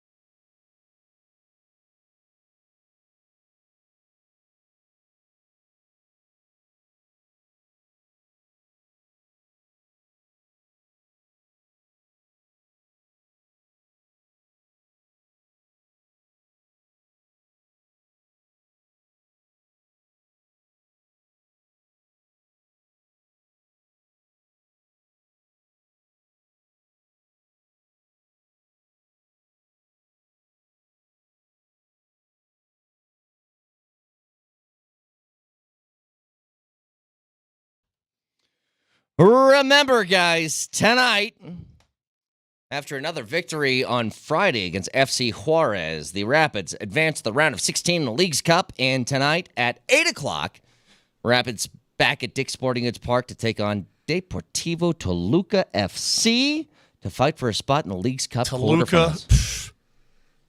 We got this. Tickets available right now at ColoradoRapids.com, and our winner of the tickets today is Josh Kaus. Josh, congratulations. You're heading out to Dick's Sporting Goods Park tonight to see the Rapids try and advance that quarterfinal. Hey, by the way, right now, you got a couple days left to get on there. But go to KSC, right? Kroenke Sports Series, ksc.givesmart.com. They've got a ton of gear that they're selling, player-worn gear, practice jerseys, hats, all kinds of stuff from last year that they are auctioning off right now. It's a lot of, look, you'd have a field day. That's pretty sick, yeah. It's a lot of cool stuff. This is player-worn stuff on a daily basis, right? McKinnon's hat, this is this guy's hat, all the cool practice jerseys, right? Yep. They have all of them, including the red ones for guys who are coming back from injury, but they've got a ton of them. It's really cool. So go to ksc.givesmart.com and place your bids. Speaking of jerseys and sweaters. How'd that altitude golf tournament go last week, by the way? It was fun, man. It was good. It was a great time. Great Yeah. time. It was By a the lot way, of fun. So it was in conjunction with the Colorado Avalanche alumni. Kiefer and Johnny Lyles did a great job too. A new thing in this scramble that I've never seen before, and I really, really liked it. Okay? So, Vic, you have your winning team, okay? So your team kicks butt, you stacked it, whatever it was. But then they would draw cards, and whatever two numbers they drew, the teams that had that score, so let's say you were 6 under, but they drew a 6, Yeah. you got in the chip off, so you could still win. Right. So what it is that, okay, you may have a stacked team that won the whole thing regularly, but now it's in a chip-off. Anything can happen. And it turns out a team that was 6 under par won the chip-off. Yeah, I like that. Yeah, it gave everybody a chance really to win. It was really cool, and it was a fun way to end the day. So great job, Kiefer. Great job, Johnny Lyles. By the way, Vic, what you might not have heard, by the way, was there's a certain somebody that's high up in this company and another certain somebody who's even higher up in this company who injured that person during that golf outing. A golf shot? No. Going awry? Dumped him off the cart. Oh, Yeah. God. Yeah. I'll call you after the show. That's awesome. Uh-huh. It was like, scary. It was scary. Speaking of jerseys, though, Moj, how about this? So we all love Zlatan Ibrahimovic. He has not been in the spotlight for a while because he is done playing soccer. He's a piece of work, this guy. Absolute piece of work. He's an amazing man. We love to see him play. I mean, we all went out there and We watched him play. when he come to town, yeah. Zlatan, as the story goes, was sent a jersey by LeBron as a gift. Zlatan received the jersey, signed it, and sent it back to LeBron. You've got to be kidding me. Come on, are you serious? Yeah. That is how the the story greatest power move in the history of Mother Earth. So LeBron sent him his jersey, his LeBron jersey. Zlatan receives it. He signed Zlatan and sent it back to LeBron James as a gift. Oh, God, that is so good. I'm telling you, there's like, we were talking about arrogance a lot in the Olympics, and it's like it rubbed you the wrong way, the way that some of the Olympic basketball players were for the men's side on the U.S. Noah Lyles rubbed some people the wrong way. If you just carry that into cartoonish land, it becomes endearing again. It's like the old Family Guy strategy, Moj. It's funny, and then they keep the joke going, and it's not funny anymore, and then it goes even longer, and then it's funny again. That's Zlatan. Zlatan's crossed into the cartoonish arrogance Just that ridiculous. I like. Yes. Apparently, when Zlatan when they both got to L.A., they were pretty cool with each other, and then somehow they developed a rift. Somehow, I don't know what it is. That's pretty funny though. That really is. That the guy who played, I forget the guy's name in Ted Lasso, but the guy who played that character, that was Zlatan, right? I mean, it had to be based on, essentially, yeah. completely based on Zlatan. This Zlatan's amazing, man. Amazing dude. Funny dude. But imagine you gift somebody something, and you are LeBron James level of fame, which is like international superstar. And you're like, here you go, buddy. Decided to give this to you as a gift. Welcome to L.A. And it's like, Brett Kane. Here you go, LeBron. Take that back. What would be the equivalent of that? Like, who's the most famous person you have like pictured with you, like a selfie? Like, take the most famous person ever. Go up to them. Say, hey, can I get a photo? Sure. Give them the phone and say, all right, take a photo of us.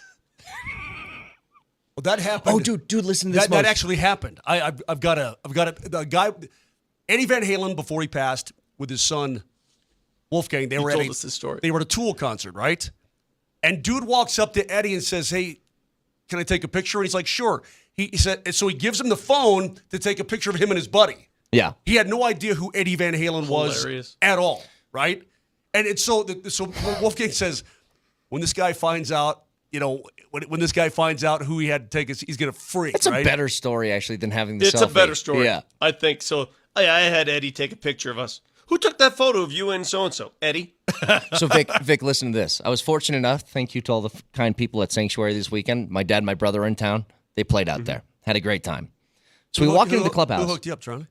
Charlie, yeah. Okay. So we walk in the clubhouse, and, who's sitting at one of the tables? McGahee. I was like, hey, Connor, what are you doing here? He said, I'm playing golf with a couple of guys. Go in after the round, and he's there with all of his buddies he's playing with. And guy stands up, introduces himself. He goes, hi, I'm Michelle. And my brother and my dad shook his hand. We walked away. And I go, just so you guys know, you just shook the hand of one of the most prolific goal scorers in NHL history. It was Michel Goulet.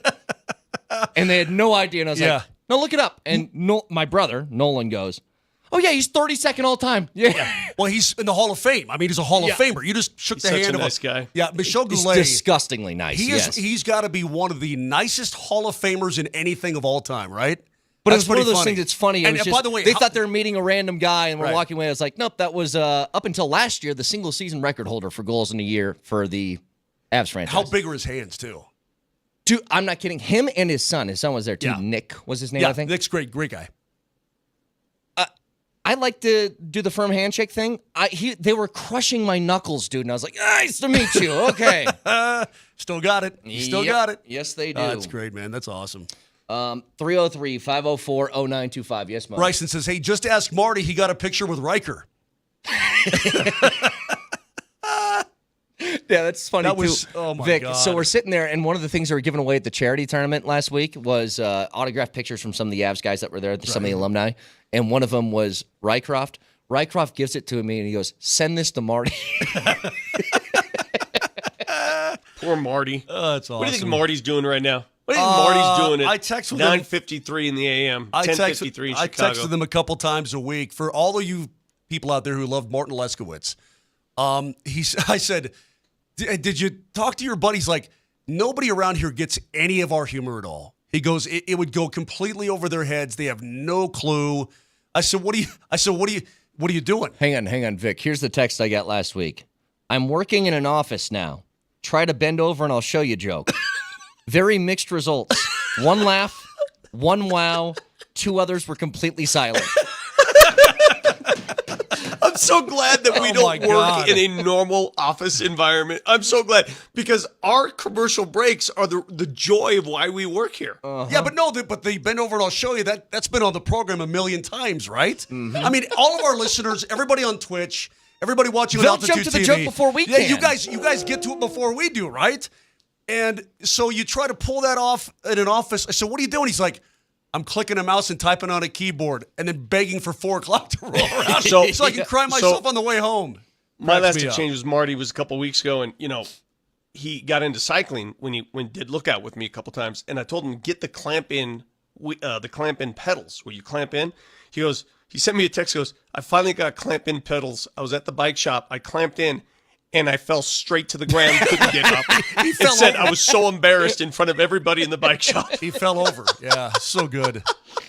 So good. All right. So we're going to be back tomorrow at Broncos camp as we await Friday, which I think is going to be incredibly exciting to watch, which is the Packers come to town for a joint practice. Can't they just come back in? Can't they just come in a little early? How about a day early?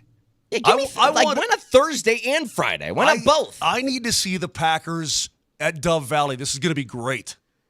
You can check out the podcast, iTunes, Spotify, Spreaker, Mosier, Lombardi, and Kane. You all have a wonderful, wonderful Tuesday.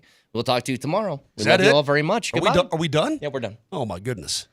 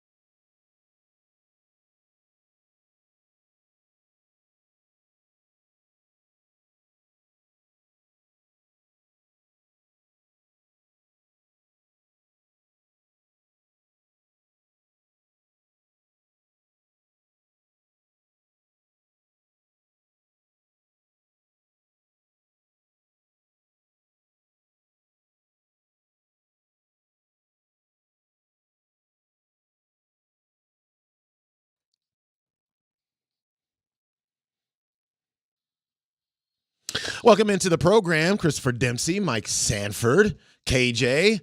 Got Josh Grismer back there as well, and you, Altitude Sports Radio 92.5. Dempsey and Company on a 2K Tuesday. It's a good track, man. Yeah, I saw Britney before the real collapse of Britney. It wasn't her fault. But it was one of her the dad's it was fault, one right? of the worst live performances I've ever seen in my seriously? life. Terrible. I thought she was a good performer. It was when she not? was doing a residency in Las Vegas at Planet Hollywood, and my wife, she's product of the '90s and early 2000s, That's right. and bucket list was to take her to a Britney Spears concert. She thought it was going to be amazing. She was not And healthy. then it wasn't. She was not healthy. It was not good. She could have been in a better space. It was a waste of money. I will say that. It was by far the worst concert I have ever been to. Wow. By far. It's number one on the list. Number Worst. one. Wow. Luckily, it was in Planet Hollywood, so I was able to, go earn my money back at the tables right after. So if that was the worst then, what would she look like now? I think at least be interesting now. Like at the time, I didn't know what was going on with her. I Right, had no exactly. clue. Like there was no Right. I was Right. like, man, she seems like it was almost like she was like a wax figure. Like those wax museums that they have. Like she was like a non-human up there. Like no depth, no engagement with the audience. I'm like, this is not good. Yeah. Well, maybe that would go better this time. Maybe just give her a second chance. I don't even know if she's performing anymore. Is she We're performing good. anymore? I She think probably we're not. good. Oh, we're good. Yeah, we're That ship has good. sailed. Yeah. Yeah, I don't even go to a ton of concerts, so I couldn't even have a worst concert. I go to a lot of concerts.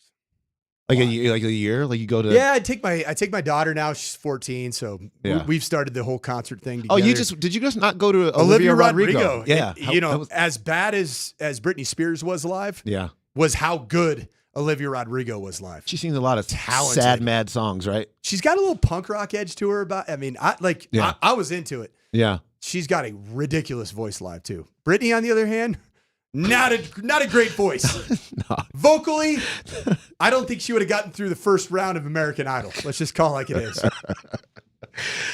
We have a lot to do on the program today. A lot of football to talk. Obviously, the Broncos easing their way into the week, which will end with a couple of joint practices against the Green Bay Packers. I think there's just one. Oh, is it just one? Yeah, so it's just Friday. Typically, these are joint practices. They're 2 days. Sometimes I think even 3. Yeah. I'll never forget my first time being at a joint practice was my dad was coaching at the Chargers, and I was a junior in high school. Dan Marino was playing for the Dolphins, and they came out to San Diego to training camp there at University of, it was UCSD. Mm-hmm. And watching Dan Marino like live, I think he was like 36 years old at the time. Yeah. Was so cool. Yeah. That's facts. Dan Marino. And there were so many fights. It was like, I couldn't believe how much like jawing there was, fighting there was. And you had, I think at the time, Zach Thomas was a linebacker for the Dolphins. Junior Seau was a linebacker for the Chargers. Rodney Harrison was playing safety for the Chargers. And it was a bloodbath. Yeah. It was so fun to be at. Well, and it's funny because, and then we had the Lions, and I can't remember who they were joint practicing with just about a week or so ago, and all the fights, and the Giants. Yeah, thank you. All the fights were happening, so much so that then the NFL finds these teams way too much fighting, and then you have the New England Patriots, and they are going to be. I think they're doing a joint practice this week as well. And so their head coach says, no fighting. And if you do, and you're a veteran, you're playing the entirety of a preseason game. Let's go. And if you do, and you're I see you draw now. Right. I mean, do we think this works? And if you are not a veteran, then you might not play in the preseason game at all.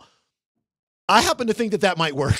I mean, that'll keep players in a frame of focus that he wants them to stay in. Mayo saying, bucket hat? Or helmet. The choice is yours, vet. Exactly right. So yeah, you got the Broncos. They're going to. I don't know. First team offense, first team defense against the Packers in that one practice. Yes, yeah. That's where the Packers are going to get a lot of their value because they're not playing the starters in the game. Matt LaFleur already came out and said no starters are going to be playing. Yeah, or very few. It would have to be a rookie or a second-year player that's still earning their stripes and needs to get the game reps to even have that confidence level going into the first game. One of the big things that I wonder is Bo Nix going to play week 3? And a lot of people are saying absolutely not. He's a starter. That's what I said yesterday. But you thought he might. My prediction is that he might, because everything about Sean Payton's progression, starting with OTAs, minicamp, the beginning of training camp, the amount of reps that have been distributed in practices at training camp, it's all been to set the table for Bo Nix not to be the starter solely, but also to be the most confident version of himself come week 1 against the Seahawks. And I think that a third preseason game for Bo Nix, I think that would equate well. I mean, I think it would be a good situation for Bo Nix. What if he plays? What if he does the exact same thing that he just did? I mean, it looks really good. You're just a rep guy. Like, no matter what he plays, like, let's get him more reps. Well, the other thing too, if you look at the way that the reps have been broken up at training camp, because they're evenly distributing reps between 3 quarterbacks, although Zach Wilson's been consistently with the 3s, which is a different type of rep, if you know what I'm saying, right? Compared to what Bo Nix and Jarrett Stidham have been getting. Like, they don't get a ton of live 11-on-11 reps on a daily basis. And so the 30 some odd snaps that Bo Nix got in that preseason game were so valuable. And I think you're going to get the same thing again, certainly this weekend against the Packers. Do we think that, obviously Jarrett Stidham, what Sean Payton has said that he wants to get him more snaps in a game, but do we think that he will try to kind of jam Zach Wilson into a second team situation just to see? I don't know. It seems like everything's been very on par with both Bo Nix and Jarrett Stidham being the first and second team rep guys. Yeah. And because Jarrett Stidham he got 11 reps in the first preseason game total. Right. I assume, based off the words of Sean Payton in the post-game presser down in Indy, that Jarrett Stidham's going to get stretched out a little bit. Yeah. And so that will probably eat into the reps that Zach Wilson will have had a chance to get with the 2s. You know, that's very interesting to me too, because I just think that of the 2 guys, and I'm talking Stidham and Wilson, like, Stidham doesn't need more reps. We already know what he can do, right? That's what I think. Yeah. I mean, I think this would be an absolutely great time to put, like, if you're going to start Bo Nix, great. Get him on the field, get him whatever reps you want to get him, and put Zach Wilson on the field. The only reason that Jarrett Stidham needs reps is to make good on the smoke screen that is this QB competition. That's it. Because it's not really a QB competition. We all know the inevitability of Bo Nix lining up behind center against Seattle in the week 1 open on the road. And I don't think there's anything that can derail that unless Bo Nix looks awful week 2 and then has to play week 3 in preseason and looks awful again. That's been what's been my take, is the only way that Bo Nix wasn't going to start week 1 at Seattle, it would take 2 really bad preseason performances. Yeah, he was going to have to fall apart, and then he didn't. And so now he'll really have to fall apart for that not to be the case. I wonder then in week 3, I just think that there's a point at which you just look at Zach Wilson and go, here's a half. Like, play a half. He dang near got that. And yeah, you so. know what I'm saying? Like, that was... But maybe from that was part of what made that preseason game from start to finish so fun to watch. Yeah.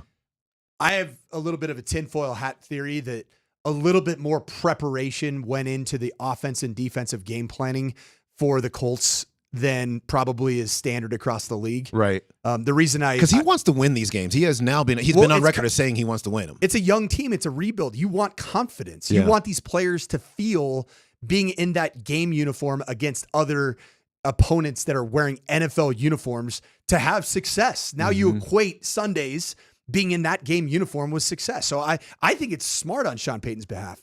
But I did find it interesting. Shane Steichen is a guy that played for my dad at UNLV, the head coach now of the Indianapolis Colts. I didn't talk to him. I didn't ask him what he thought about, the Broncos. He's busy. He's an NFL head coach. Right. But, I was watching his body language on the sideline, and it was almost like he was looking across the field like, really? We're going to do this? Like, because nobody game plans, and like everybody runs their base 3 coverages on defense. They run their base install days 1 and 2. Like, even the touchdown pass that was thrown to Marvin Mims, Like that had a little sugar on it. Yeah. That had a little French pastry vibe to it. It had some nice decor on it. Comes across in motion, right? And Nice little RPO. Even Bo Nix's throw down the field. I had a chance to go back on the NFL Plus app, which I love, by the way. Yeah. It's my first year really getting my fingers on it, but it's got a lot of good stuff. Oh, you get the all 22 coaches film. You do. 12 hours after the game. So I've been pouring through that all 22, and even the downfield throw on the wheel route, the rail route, if you will, to Jaleel McLaughlin that Bo Nix threw. Yeah. Like that was perfectly executed by Devon Vele. So Devon Vele, like he was running a spot route. So like a 45-degree angle in, sit right outside the guard tackle area. He actually did a really good job of almost like a basketball fake, like get into a defensive position to make the linebacker in man-to-man coverage that was covering Jaleel McLaughlin have to go underneath, thus creating the wide open situation. So it wasn't a busted coverage. It was the detail of what Devon Vele did as a rookie that created that Jaleel McLaughlin downfield pass, which was frankly Bo Nix's biggest, most explosive play on the day. I have to say, Devon Vele, I didn't know necessarily what to expect when he came in, and you were very high on him when they drafted him. I mean, you said that as a savvy draft pick for when they got him, especially when they got him, given the track record of the player. I don't see how he doesn't make this team. He has to. Yeah, I just don't see it anymore. Because not only has he shown the ability to make the spectacular play, he's also shown in Sean Payton's system the discipline to do every little minute detail very, very well. And not just what I referred to, but also the 2 pass interferences that he drew. That is like textbook of how you're supposed to fight for a football, to draw a pass interference, which ultimately leads to the moving of the change, which ultimately led to points in both instances. Tip of the cap. Another one watching the All 22. Would never have really picked this up just by watching the game, especially streaming it from the 9 News app to my TV, having some little cognitive. There was some delay there. You had the spinning wheel. Oh, it was terrible. Yeah. When I watched the All 22, very first snap on the All 22 was the Broncos kicking off. Who made the play on the kickoff coverage unit? Who? Jonah freaking Ellis. Oh, okay. And the way that he made the play, he engaged the blocker. He shed it. He strained, and on the sideline, a big hit. I'm like, dude, this guy's making this freaking team. He's going to be impactful. I love this football player. You know what's interesting about that too? I think there are certain football programs. I'm talking about college football programs where you definitely want players from those programs. I mean, given the track record of what they produce, how they operate. And Utah is just one of them. It just is. I mean, those players are tough. They're smart. They're all the things. You know what Utah has that what you're talking about is you want players from certain programs. Yeah. Utah has something in common with the other programs that you want your players from, and it's continuity of the head football coach and staff. Kyle Whittingham's been there, I think this is forever. year 20. Yeah. It's certainly 19 or 20 years as the head coach. And they have a very, very particular way of doing things, and they do things the same way year after year. And they have a standard that you have to abide by. And if you contrast what the trajectory of CU's football program over the last 20 years and Utah's football program over the last 20 years, right, I could point to the very aspect being continuity of the head football coach, that they know what they're doing. Now, the thing that Kyle Whittingham's done is he's won. Yeah, right. And that's what you have to do. He's a very good head football coach. Yeah, you have to win. And that has not been the case, frankly, since the post-Gary Barnett era, outside of Mike McIntyre, who won a couple of years and was competitive. But the lack of continuity in a college football program create a situation that you don't know exactly what you're getting from those players because there's been so much turnover. Is there an ethos about how you go about your business? Yeah. Debs, I had a thought. Yep. Lost in the Bo Nix mania. Lost in all of the, Monday morning quarterbacking of yesterday. We didn't have a chance to talk about the Broncos uniforms making their debut. I loved them. I thought that they looked so good. It's funny because when they came out, obviously they were. I think they were widely panned. I mean, that seemed to be my sense of it. People were just kind of like, I don't think I love those uniforms. I thought they looked really sharp on those. And I guess I like the color combination too with the blue helmets and the white. Oh, that's where I disagree with you. Yeah. Oh, you didn't like that? Because I think the uniform itself, like the jersey, the pants, looked sharp. Mm-hmm. I think the blue helmet in and of itself looked sharp. But if you look at like the Green Bay Packers, they released their alternate helmet for this year, and it's white. It's white. They're going to wear it with their white shirts or white jerseys, white pants. The Broncos missed out, and if they don't do it this year, it's a major miss on going Stormtrooper look.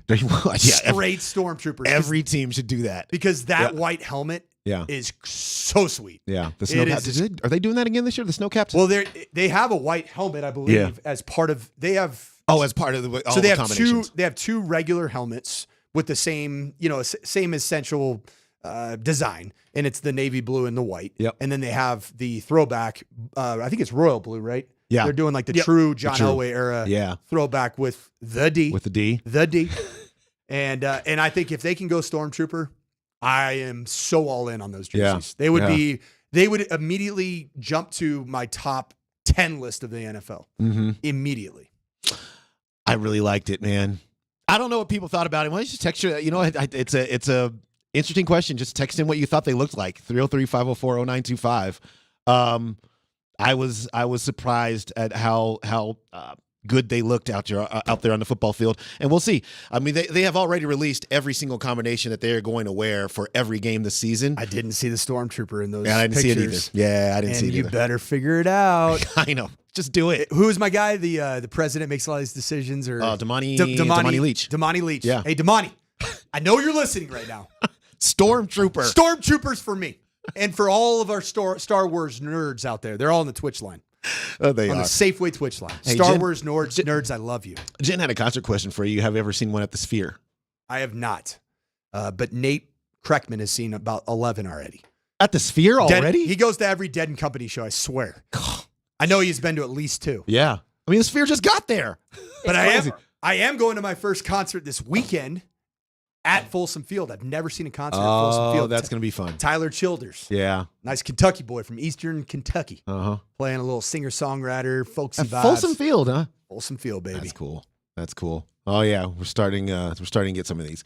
And we'll read those on the other side. I want to ask you another wide receiver thing because Troy Franklin is a player that as the preseason started, as training camp started, I thought there was no way that he wouldn't be on this football team.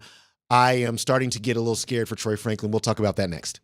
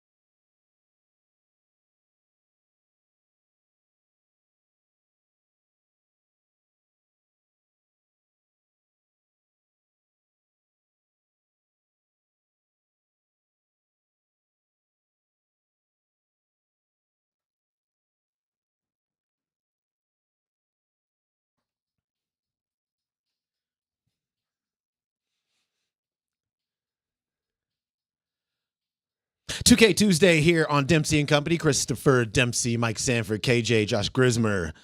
Get your requests in. I saw one. You didn't see my highly choreographed boy band dance during that drop right there?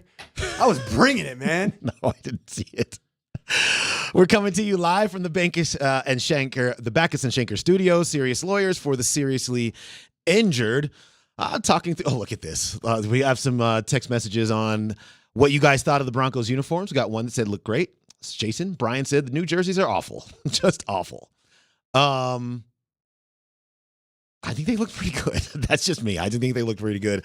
We'll see over the course of the season. We're going to see all the combinations and they have so many. It's like University of Oregon out there with how many combinations that the Broncos will put out on the field, including obviously their throwbacks, which we will see, I think, for the first time in week 5 against the Raiders, and then later on in the season against the Kansas City Chiefs, which is how it should be. You know, they'll put the throwback uniforms against the throwback kind of rivalries in your division. All right. Troy Franklin. Who? Right. Unfortunately for him. I'm scared for him. This is his arc here since he got drafted. During the OTAs, there were just a lot of reports of let's say he was being coached hard. like he was being coached hard. A consistent receiver of a tongue lashing. Right. Yeah, exactly right. And then we get to training camp and now through the first preseason game, and he just hasn't done anything of note. There are a lot of very intriguing wide receivers in their room. I'm not saying he's not going to make the team right now. I don't come to conclusions like that fast. But I am actively kind of scared for his survival on this roster. What are you seeing from him, and what do you in this area? If nothing changes starting tomorrow at the public part of the training camp that we get to watch through the next 2 preseason games, he will definitely be a practice squad player because there is too much quality. I would call it like 2, 3, 4 type of receivers across the NFL on this roster. There still is not a clear one, you know, and anybody who was hoping it was going to be Josh Reynolds, I think was let down in the preseason game because the number 1 receiver catches that go route that Bo Nix threw. Yep. And we can break down the throw till we're blue in the face, but at the end of the day, if you're a wide receiver, I call them wide retrievers, then you get that ball when it's in the air. Mm-hmm. You are a Frisbee catching dog. And if you go back to the NFC Championship game, he had a number of drops in that game as well. Yeah, so he's a starting receiver, but is he an elite number 1? No. You know, you have Courtland Sutton, you have Marvin Mims who showed up, and I was happy about that. Like I wanted to see what had been a pretty quiet training camp from Marvin Mims showed up with some production. Not only the touchdown catch, but when Zach Wilson was in there early on, there was a nice little connection between Marvin Mims and Zach Wilson. You know, you still have Tim Patrick on this roster. Yeah, and I mean, he caught his first pass in 2 years. You know, in that game, was it like 749 days or something since his last reception in an NFL game? That's unreal, man. Unreal. I think sometimes, like, because we're analyzing the roster spots, whether it be on, you know, the altitude podcast that we do after every training camp practice, after every preseason game with DMAC and company, we sound calloused and almost negative about Tim Patrick, which to realize he hasn't caught a pass in a game in that many days. Yeah. Like kudos to him. Yeah. And for him to get that personal foul for celebrating his cat, like, dude, stop. That was soft. Stop, NFL. Yeah. That was soft. I think that should be celebrated. And I think I'm changing my tune on Tim Patrick because he is a known commodity to this locker room, the guys that have been around this locker room for more than a year or two. And he is, by all accounts that I've heard, by having those side conversations, people that have really followed this franchise for years, he is a known alpha leader type. That if things aren't going right, he's the guy that's going to make sure that he sets the temperature. He's a thermostat type of a guy. So I think his spot is solidified. Okay. I was down on his spot, but I think that Troy Franklin's a spot that we all need to have our eyes and ears on because there's no special teams playmaking happening. He didn't really get any run until late in the third, early fourth. What does that tell you? Right. That's what surprised me. It tells you that, especially for Sean Payton and wanting to make sure he gives Bo Nix every opportunity to be successful, he didn't put his college receiver in there with him based off the evaluation he has thus far in camp. Yeah. Coach, I thought that was the most telling thing.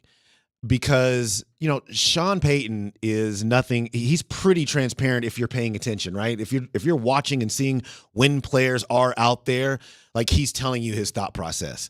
And that's when I started to get scared for Troy Franklin. I'm like, I don't think I've seen this dude in the game just quite yet. And then it was late third into the fourth. And okay, that's, for a player that, going into the draft, there were some second round grades on that player. And then there's, whatever issues he had that had him drop to the fourth round where the Broncos were able to get him. There was a lot of talk where that might have been one of like a mini steal, right? A mini steal of the draft. You have a guy that whatever issues he's having has knocked him down a couple of rounds. You're able to just nab him in that round. And maybe what you have is an actual talent that is much higher than the round that he was drafted in. And he is not, they have not seen it from him, and they have knocked him down the depth chart as a result. I gave a fairly detailed description of my observations from the first 2 weeks of training camp. It would have been the weekend before this preseason game. And one of my observations, which I stand by, is that Troy Franklin has consistently gotten behind defenders. He is one on vertical routes. He's one on go routes. And obviously this was a positive take, but I didn't give the full take. That those situations where he's been getting behind DBs, corners, safeties, depending on what route he's running, it just hasn't led to the actual linking up and finishing of the play with the ball in your hands in an explosive play. Yeah. And that is what Troy Franklin has to do starting tomorrow in training camp. And then there's got to be a moment. And he had a chance, Dempsey. He had a chance with Zach Wilson throwing a beautiful outside back shoulder type throw on a go route for him to make a play, and he didn't. Yeah. And that's been consistent.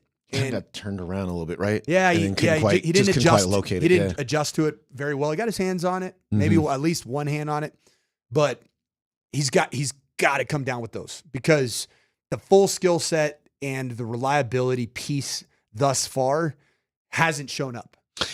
Can it? Yes, it absolutely can. Is he being asked to do very different things than he was doing at Oregon?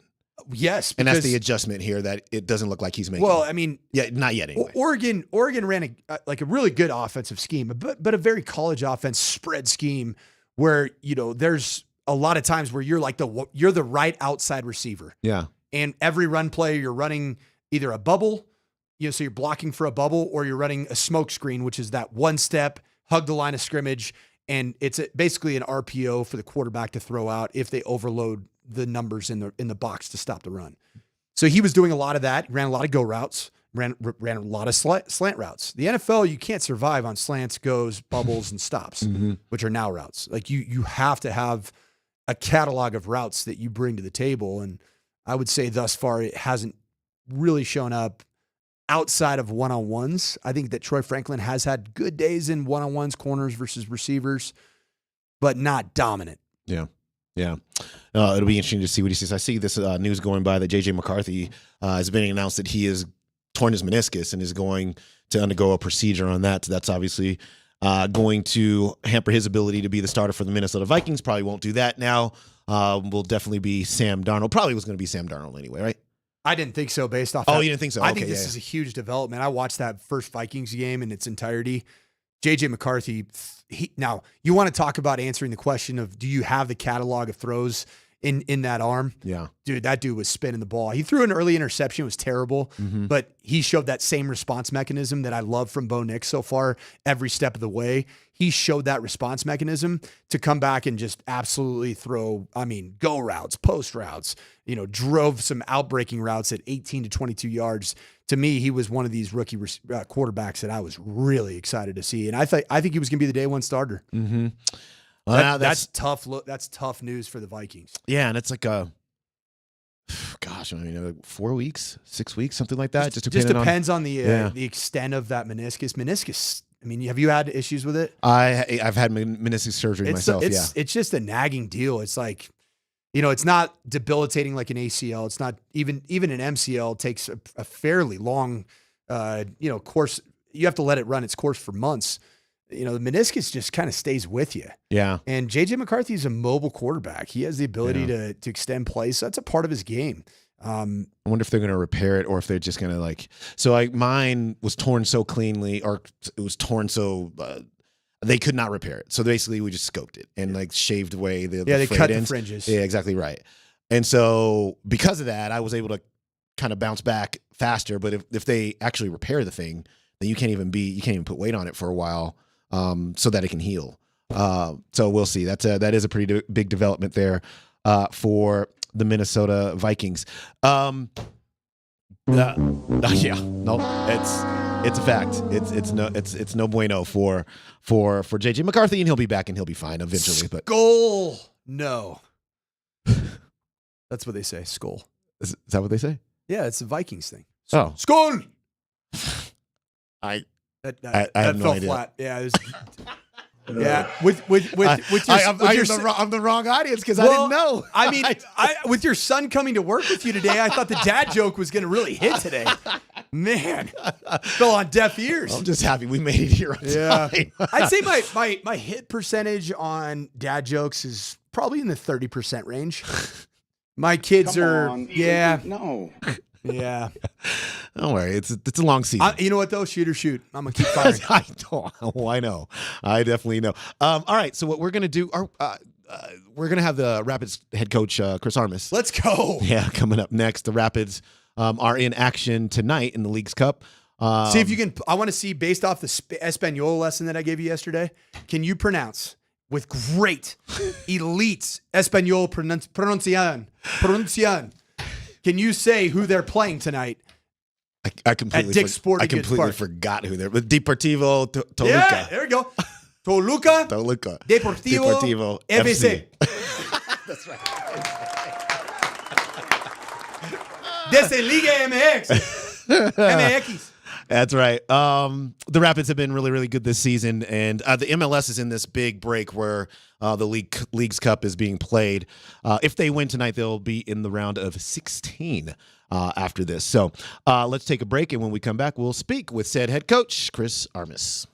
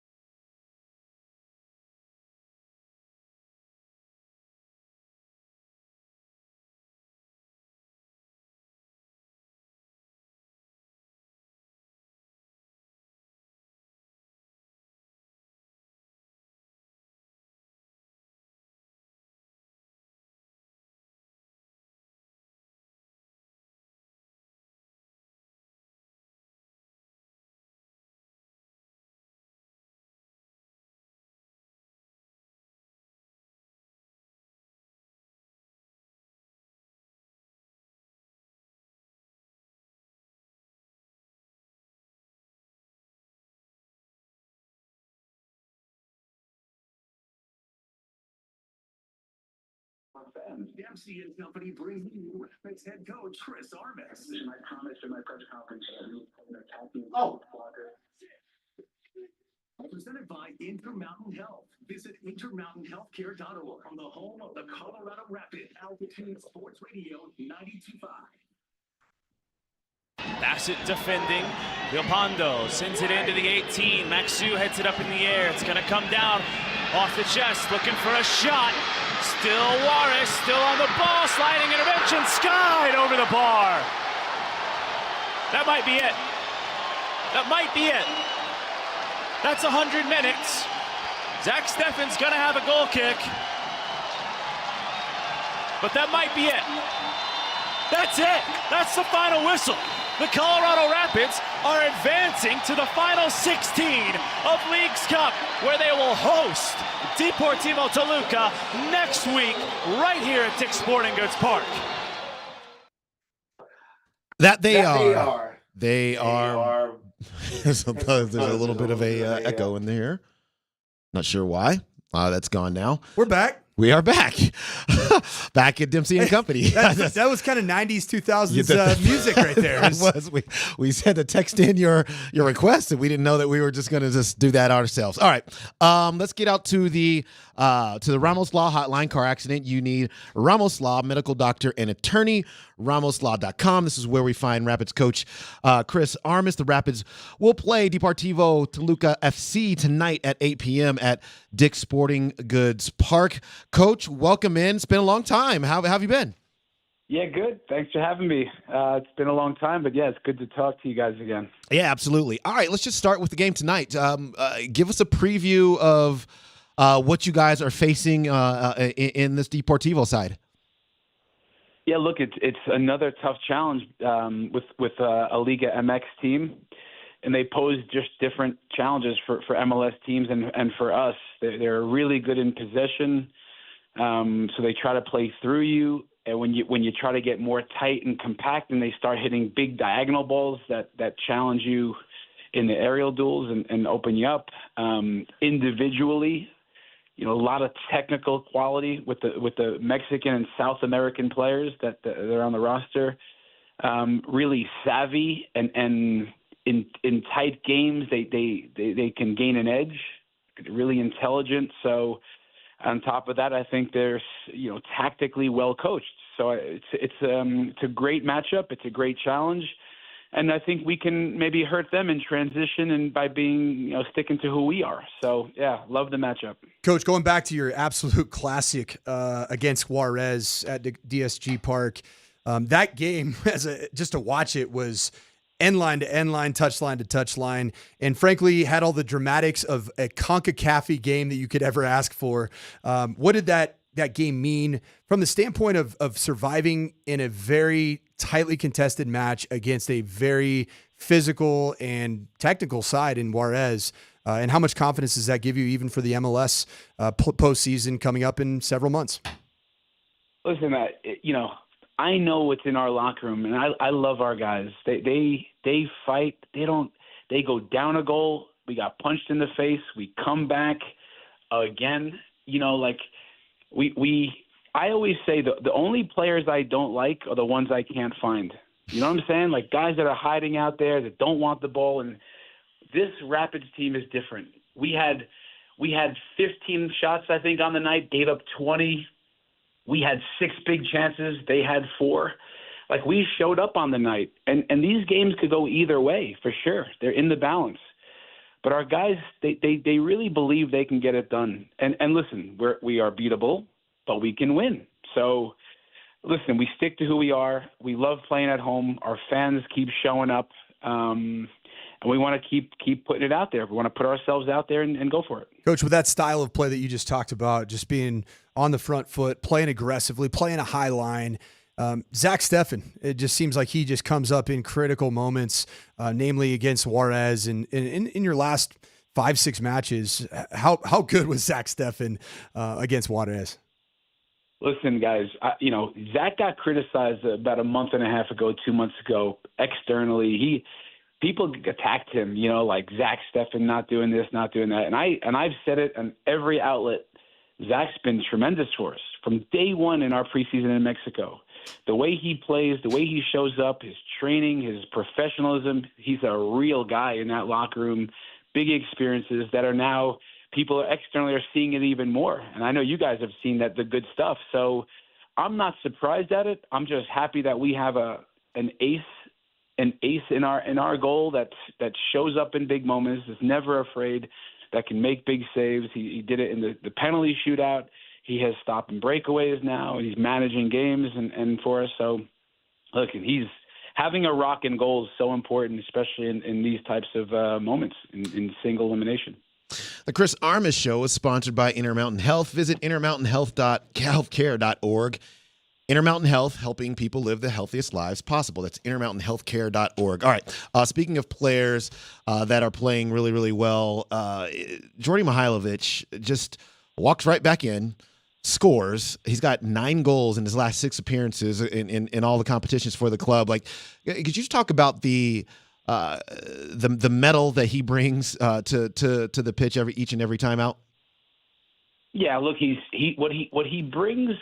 Probably most of all, the 2 most important qualities is how intelligent he is, on the ball. He's a guy that he's our playmaker. He's our number 10. A true good playmaker in soccer is a guy that is in the middle of it all and can make guys around you better.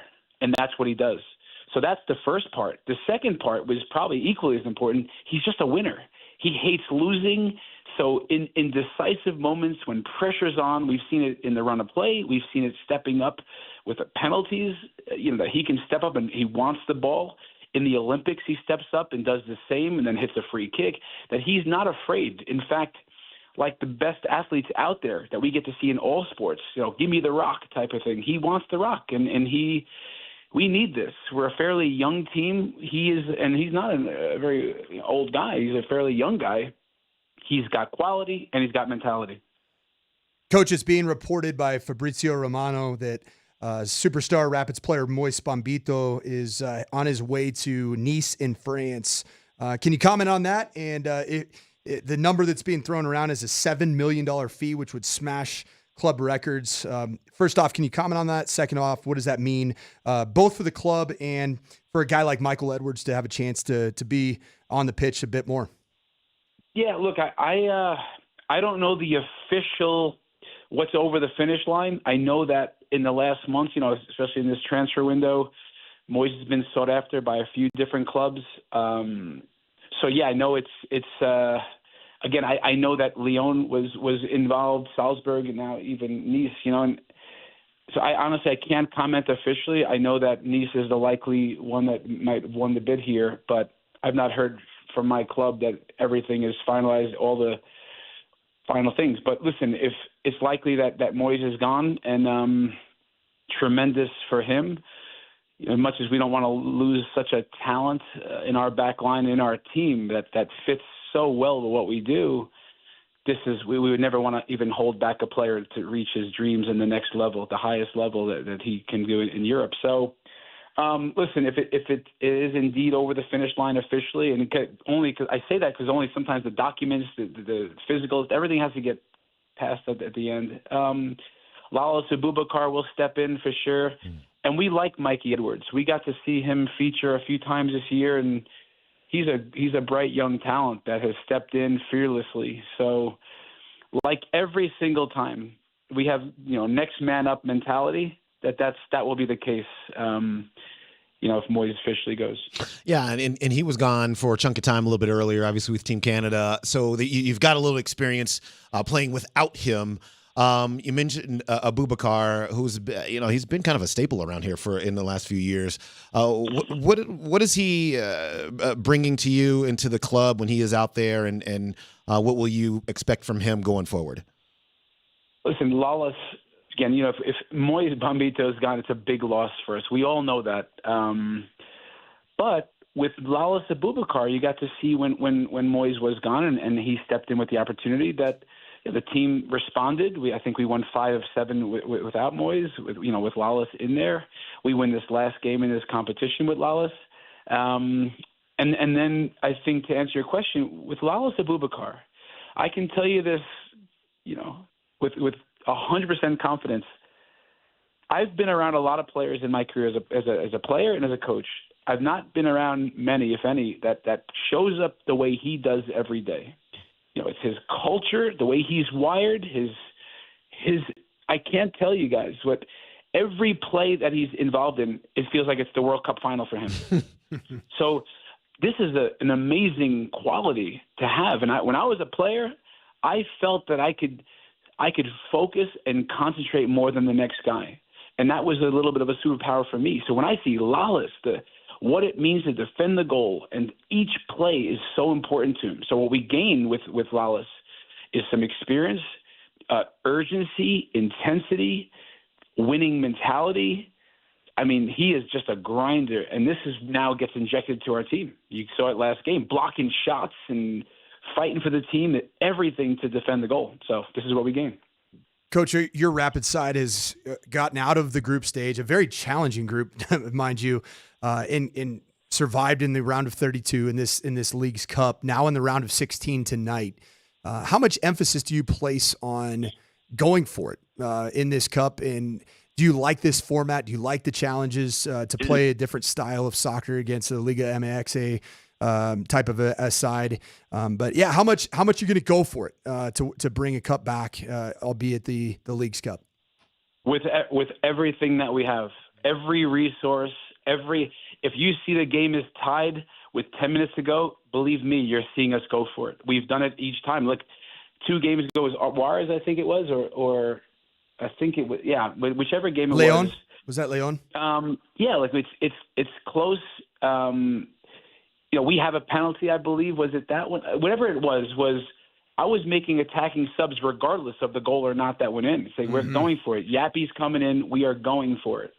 So we're not, we will just be aggressive. We're at home. We're not waiting for penalties. We want to go for it. So that's been the mentality all year. That will be the mentality tonight, that we are stepping on the field to be the aggressors.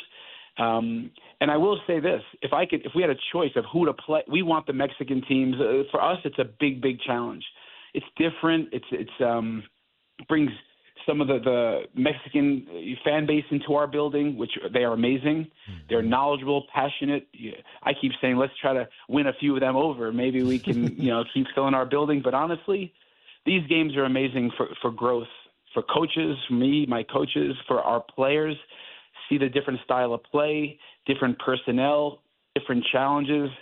Our guys are going to come out of this tournament with real growth and will be better for it. So we want to keep it going, guys. Every game is tough. Each one gets tougher, but we're up for it. Well, the spot in the quarterfinals is at stake tonight. The Rapids in the League's Cup round of 16 tonight at 8 p.m. Against Deportivo Toluca. Coach, thank you for joining us. Good luck tonight. We can't wait to talk to you next week, my guy. My pleasure. Thanks Vamos again, Rapids. everyone. Thank you. All right, there he goes. The Chris Armas Show is sponsored by Intermountain Health. Visit intermountainhealthcare.org. Intermountain Health, helping people live the healthiest lives possible. Should be a lot of fun tonight. The Rapids trying to advance. And I believe I saw somewhere they will take on the winner of Club America and St. Louis City. Those 2 teams are playing tonight as well. I hope it's Club. Yeah. Club America Yeah. is that's like the New York Yankees in Mexico. Mm-hmm. Cruz Azul, those 2 are like the Yankees Red Sox. But St. Louis, dude, they're on a heater right now. So I don't want to see St. Louis either. I ain't about that St. Louis life. Give me Club. I want El Club. All right. Let's take a break. Dan Orlovsky of ESPN put together an interesting list. He took quarterbacks and he took traits of them, and then he gave the top 10 quarterbacks with each trait. We'll go through that, and then I think Coach Sanford might have a bone to pick with some of them. We'll do that next.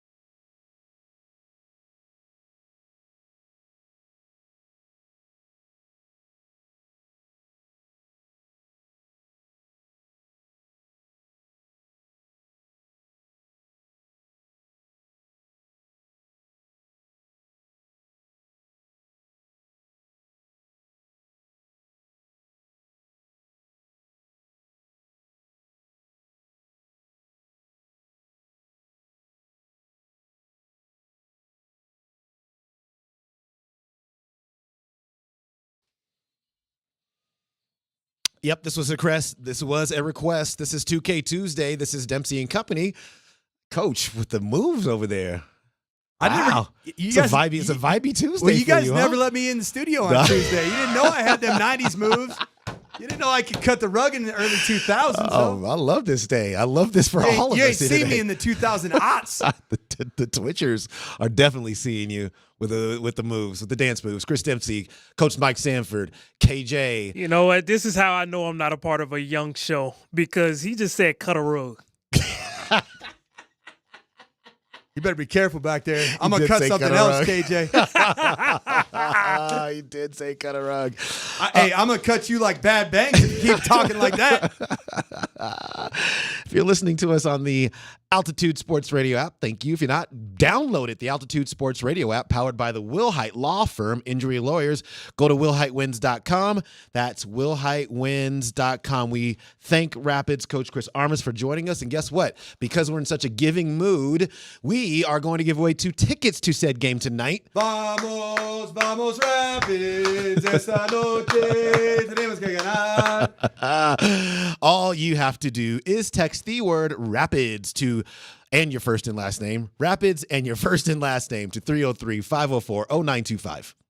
You didn't have Spanish chants on your soccer on my chants bingo card on your today? bingo card today, did you? I did not. You never know. You never know what's going to come your way, Demps. That's why sports talk radio is so much fun. My favorite thing is seeing Amari look at me like, this dude is crazy. He's crazy. Yeah. Gosh. Yeah, he just wants to go home. Yeah. Yes, that is Rapids. Text Rapids in your first and last name to 303-504-0925. We will pick a winner, and you will be going to the game tonight, 8 p.m., Dick's Sporting Goods Park. All right. Dan Orlovsky, who has had the glow-up of all glow-ups over the years there at ESPN. He's one of their lead analysts. When you talk about a glow-up, what would you say that the rock bottom was for one Dan Orlovsky? Do you know His what rock playing bottom career? was? Yeah, but do you know, No, KJ, do you know what his real rock bottom was as a player? What was it? Did he have like a 3-interception game or No, something? way worse. He took a snap from shotgun in backed up situation, minus one. Yeah, yep, Took a 3-step drop and immediately retreated out of bounds for a safety. Right. So I we're remember taking that. this guy's, his word is gospel. Hey, maybe he can analyze it, just can't do it. Yeah, I mean, I have my I have my black eyes too in my coaching and playing career. I'm not gonna lie. So what he did was he ranked NFL quarterbacks by trait. These are the traits: arm strength, ball placement, mechanics, decision making, pocket presence, rushing ability, and second reaction.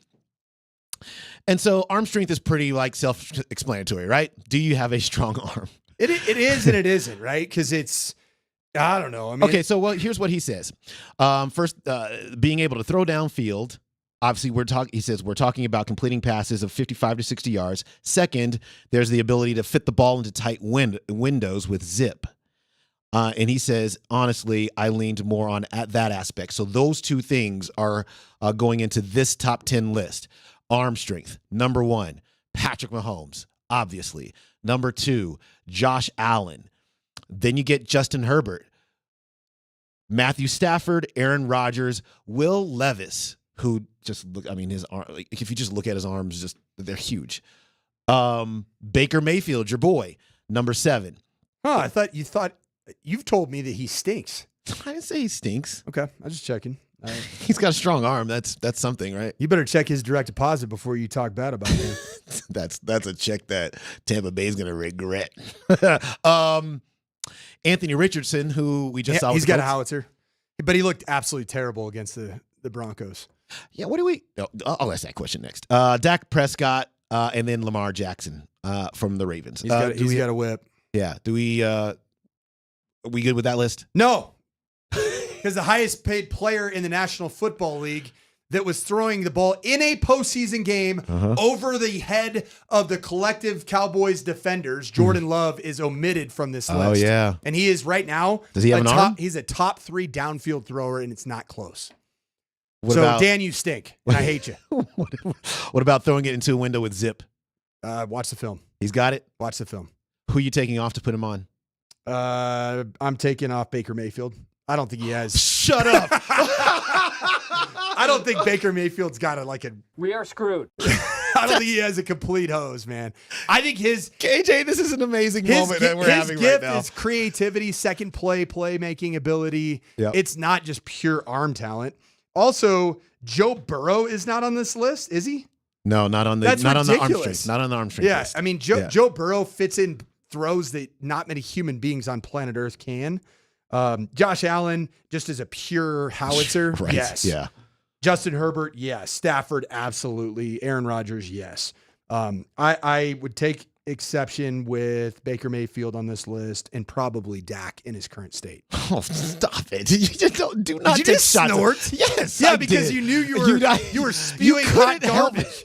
You're such a Dak Prescott fan club president. You couldn't help but to take the Dak Prescott shot. You couldn't do it. Couldn't leave him alone. It's all right. He's back. Give me Jordan Love, Joe Burrow on this list. There, Dan.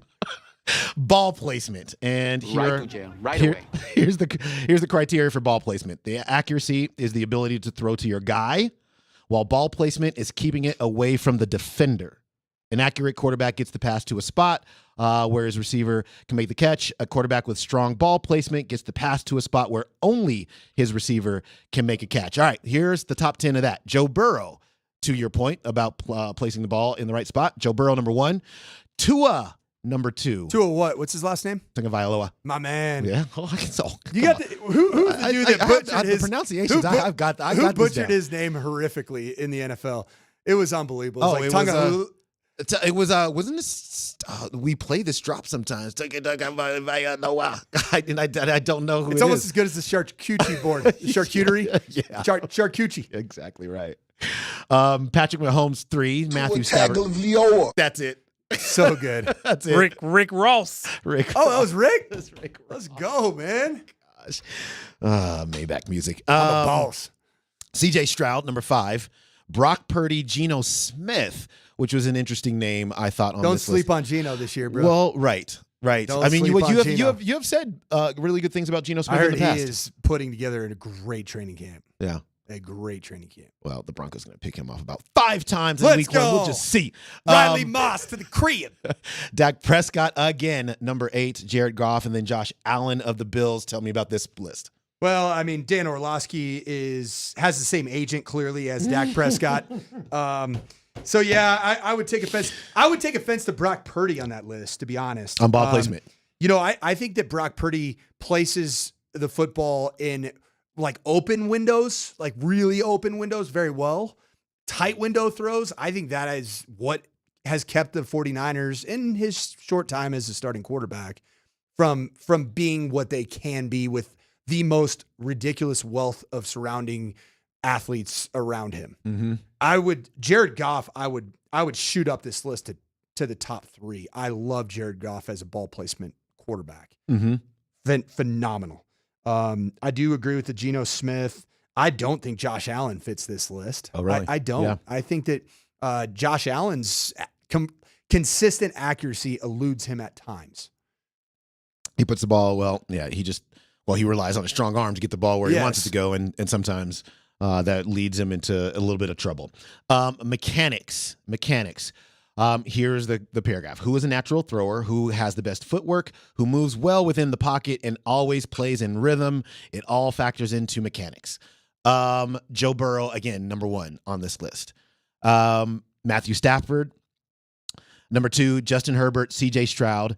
Dak Prescott, 5.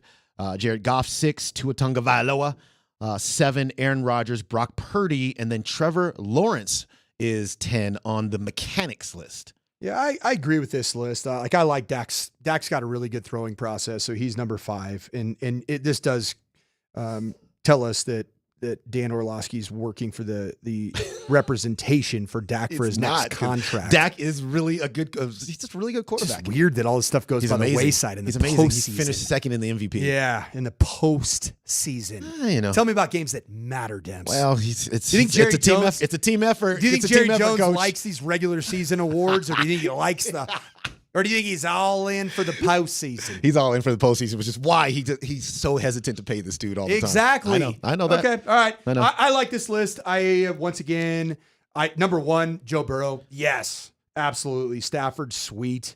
Justin Herbert, to me at times, is a bit of a traditional, beautiful throwing process. It's a longer throwing process. He's a big dude. He's a long arm guy. There's times where I wish that he could get a little bit more compact. I do like the Brock Purdy in this list. I, in fact, think he could be even higher because I think that his natural arm talent is very limited, and he has gone and addressed this deficiency by going and seeing the world experts in kinesiology, not QB coaches, dumb people like me. He's seen scientists, and they reinvented him after he was drafted as Mr. Irrelevant, number 7 round, last pick of the draft. Could Bo Nix do the same thing? Yeah, I like Bo Nix's throwing process. Well, I'm just saying from an arm, because you just said Brock Purdy's arm strength wasn't the greatest. I think there's some things from just a consistent finish as a thrower that I want to see some growth. I think there could be some growth. And I think that those are the things where you unlock your lower half to be able to make those 20-yard down the field, like ripped throws in tight windows, because we haven't seen that yet. Yeah. Doesn't mean he can't do it. Yeah. Make that clear. Yeah. Let's do one more. And let's do decision-making with football. And right at the top of that list is Aaron Rodgers. Number 2, Matthew Stafford, then Joe Burrow. CJ Stroud is 4. Brock Purdy is 5. Jordan Love is there. So apparently Jordan Love's not physically talented, but he was just coached really well. He makes college. great decisions. He's just super smart. He was well coached in college, wasn't he? Yeah, he was. This is the first time he made the list. So Dan Orlovsky apparently thinks very highly of his tutelage. I actually think that this is an area I was surprised to see Jordan in, because frankly, like, there were some questionable decision makings early on, decisions that were made early on in the season last year. I think it's more of his natural raw athleticism and ability that is elite. And he was on fire late in the season. He was growing into becoming a very good decision maker. He is in front of Patrick Mahomes, number 7, Dak Prescott, 8, Jared Goff, 9, and then Kirk Cousins, who we will see with the Falcons in the regular season, is 10. Yeah, it's a pretty good list. It's a good list, decent list. This leads me to this question. Patrick Mahomes is on almost all those lists. When you look at a quarterback and you are putting together kind of a prototype of what you would like to see in so many, like, what are you looking for? Like, what are your traits that you are looking for in a successful quarterback? Well, you have to have an efficient throwing process to even start the process of evaluation. And that comes in a lot of different shapes and sizes. You can generate velocity on the football. And I see my guy, The Loop, on the Safeway Twitch feed saying that Coach putting Jordan Love as a top 3 thrower after one season starting. I think Coach just likes deep ball throwers. Couldn't be further from the truth. I love moving the sticks. I love being efficient. But you do have to make high velocity, high RPM, driven throws underneath to be successful in what is a very contested league. Every throw is contested when you get into the regular season and you start playing against really good defenses. So the throwing process starts the evaluation process. Like, you have to be efficient and getting the football out of your hand. And frankly, nowadays, I think that you have to have a fairly compact stroke. Bo Nix does have that because the RPO game has been integrated into the National Football League. It's a very college-y type of a system. Yeah. But because so many of these quarterbacks played such a high percentage of their college offenses in the RPO and are so comfortable, shotgun, get into that mesh with the running back, separate from the mesh, and really throw extremely tight window throws in intermediate and short areas, you have a lot of possibilities of tipped balls by the defensive line. Yeah. And if you have a long throwing process, you are irrelevant in the RPO game. Yeah. That's the bottom line. I do think that's the greatest attribute that Bo Nix brings as a thrower is the compactness of his release. Just boom. I think pocket presence is a huge one. And that was actually, I think, the next one on this Dan Orlovsky list. I believe that pocket presence can be trained.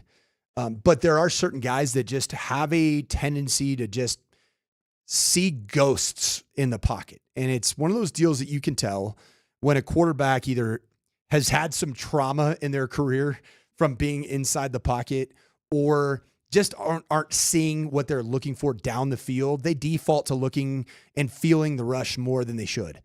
And so that's a big component is the pocket presence.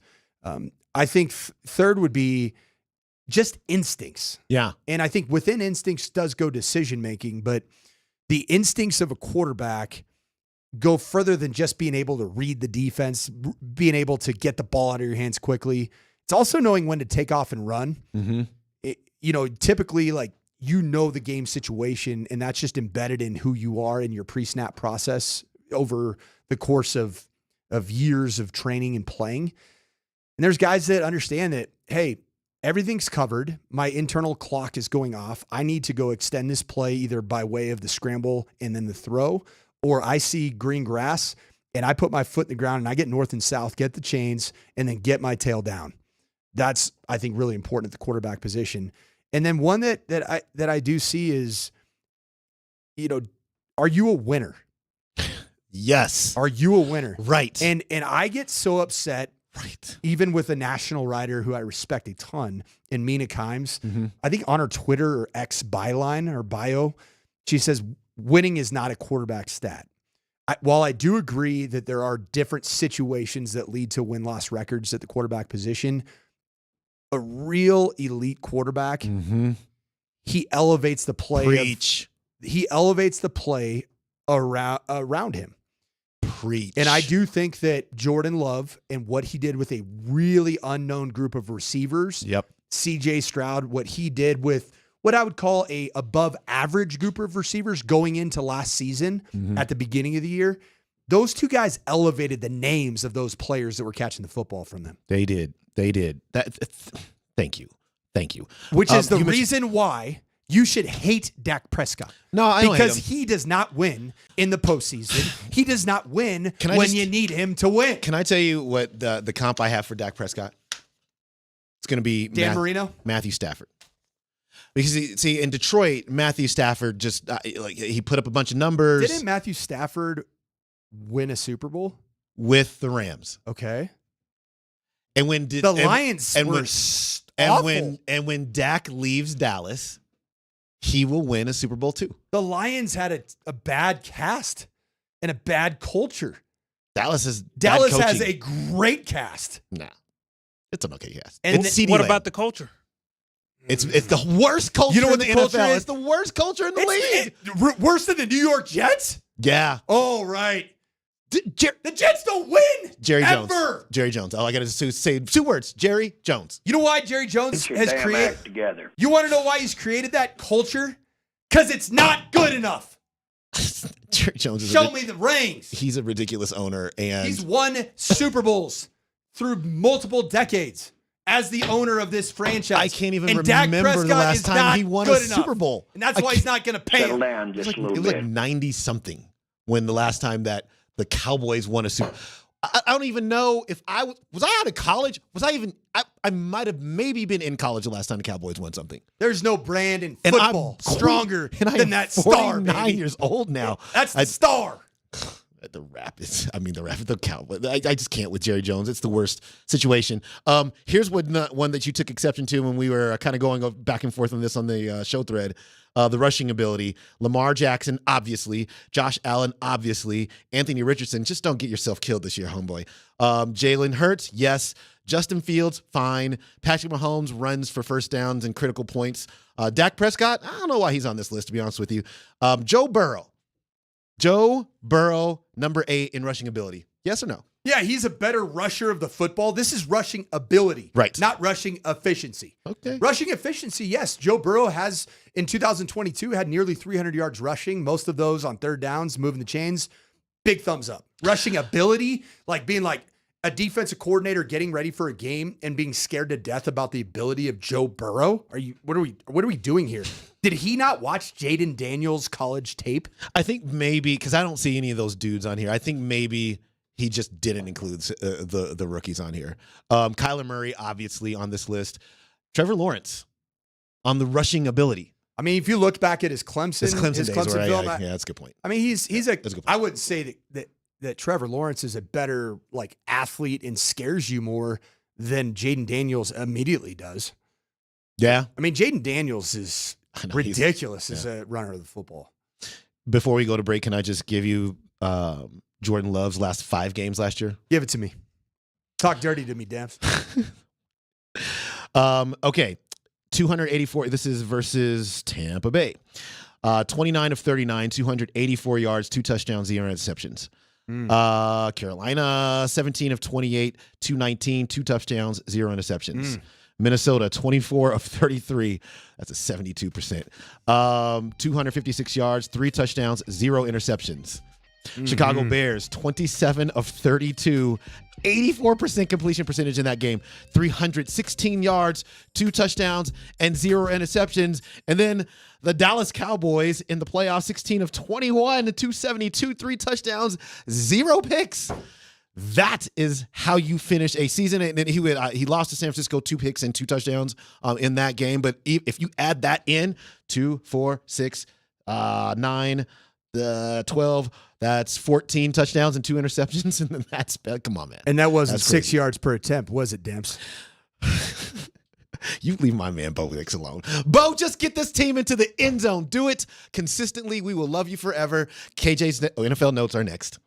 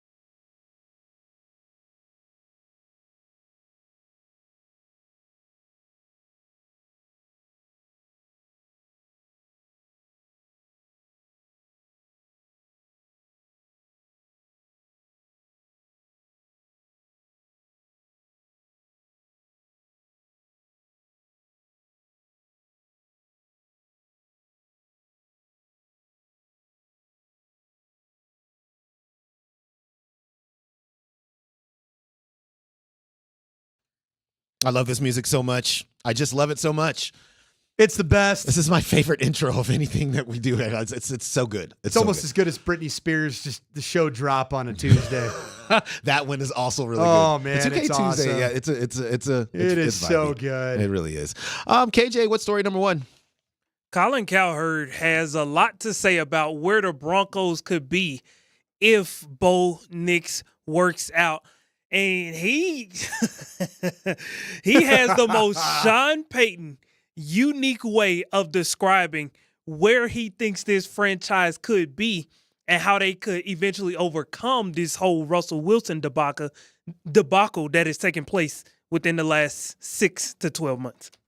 This is why the NFL is king. If Bo Nix hits, all the Denver problems wash away immediately. It's like the Houston Texans.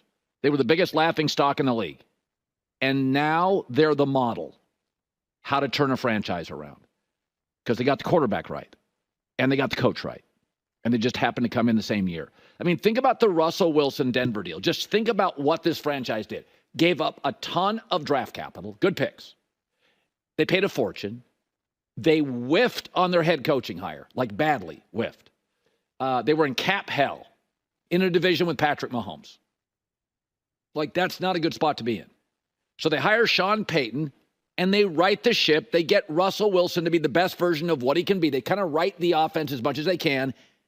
And if Bo Nix hits, they're the Texans. All the stuff disappears. You've got a quarterback you're not paying anything to. It'll clean up your cap. You'll be winning games, and everybody will forget about it. That's not – the NFL gives you microwavable stars. Heat them up a little bit, ready to roll. Is Bo Nix a microwavable star? Okay, like, you know what? It's I understand what he's saying here, but look, is he a good friend of Sean Payton's? Sounds like it. Do you know that? Like, do they talk? Are they boys? I don't know that to be sure, but it sounds like it. Because to be honest, like, I'm here for all the optimism. I'm here for the positivity. Wait, okay, but like, Coach, are you being serious or facetious? They haven't righted the ship yet. I mean, we can't say that. Oh, you got this coach and now you right the ship. Okay, the ship hasn't been righted yet.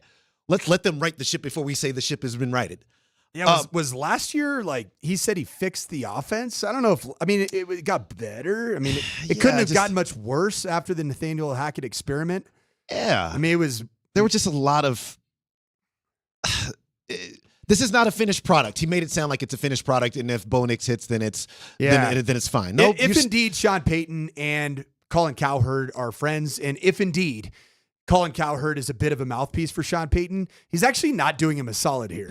Because essentially he wrote the ticket for this season is the Houston Texans. And if it's not, the letdown's going to be pretty outstanding. Yeah.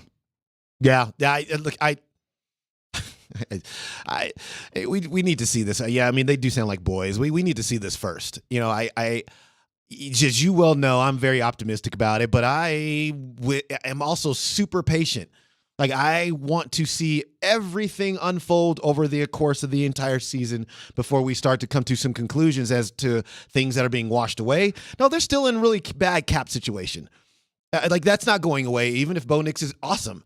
That's going to take a couple of years before that goes away.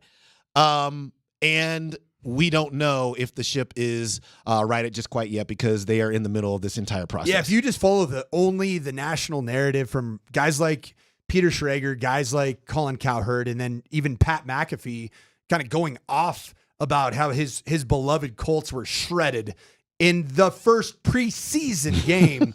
Right. The guy that's actually going to wear the bulk of the pressure is rookie quarterback Bo Nix. Because it's not the surrounding cast that's going to necessarily elevate Bo Nix. Mm-hmm. Bo Nix is going to have to do what we just talked about last segment. He's going to have to elevate the play of everybody around him. I think he can, but that's a lot of pressure for a rookie quarterback. Yeah. Granted, he's a 24-year-old with 61 college starts. It's a lot on the shoulders of a young man that's frankly proving that he belongs. Yeah, no doubt. You know, on the text line, anything from Colin Cowherd or Peter Schrager might as well be directly from Sean. Colin Cowherd and Sean Payton have the same agent. They are best buds. Payton lived on the show when he was with Fox. KJ, what's next? We're putting a wrap on the Olympics as That was fun 2.5 weeks there. But Sure was. For some reason, something that Noah Lyles said continues to tick guys off. And here is Tyreek Hill addressing the latest situation in which Noah Lyles has pissed off an American athlete. Sprinter Noah Lyles. He said that Super Bowl champs should not consider themselves world champions. What do you think of that? Noah Lyles can't say nothing after what just happened to him. You know what I'm saying? Then he want to come out and pretend like he's sick. I feel like that's like horseradish. So for him to like do that and say that we're not world champions of like our sport, it says like, come on, bro, like just speak on what you know about. You know what I'm saying? And that's track. Would you like to race him when he gets home? I would beat Noah Lyles. You think so? I would beat Noah Lyles. Like by a lot?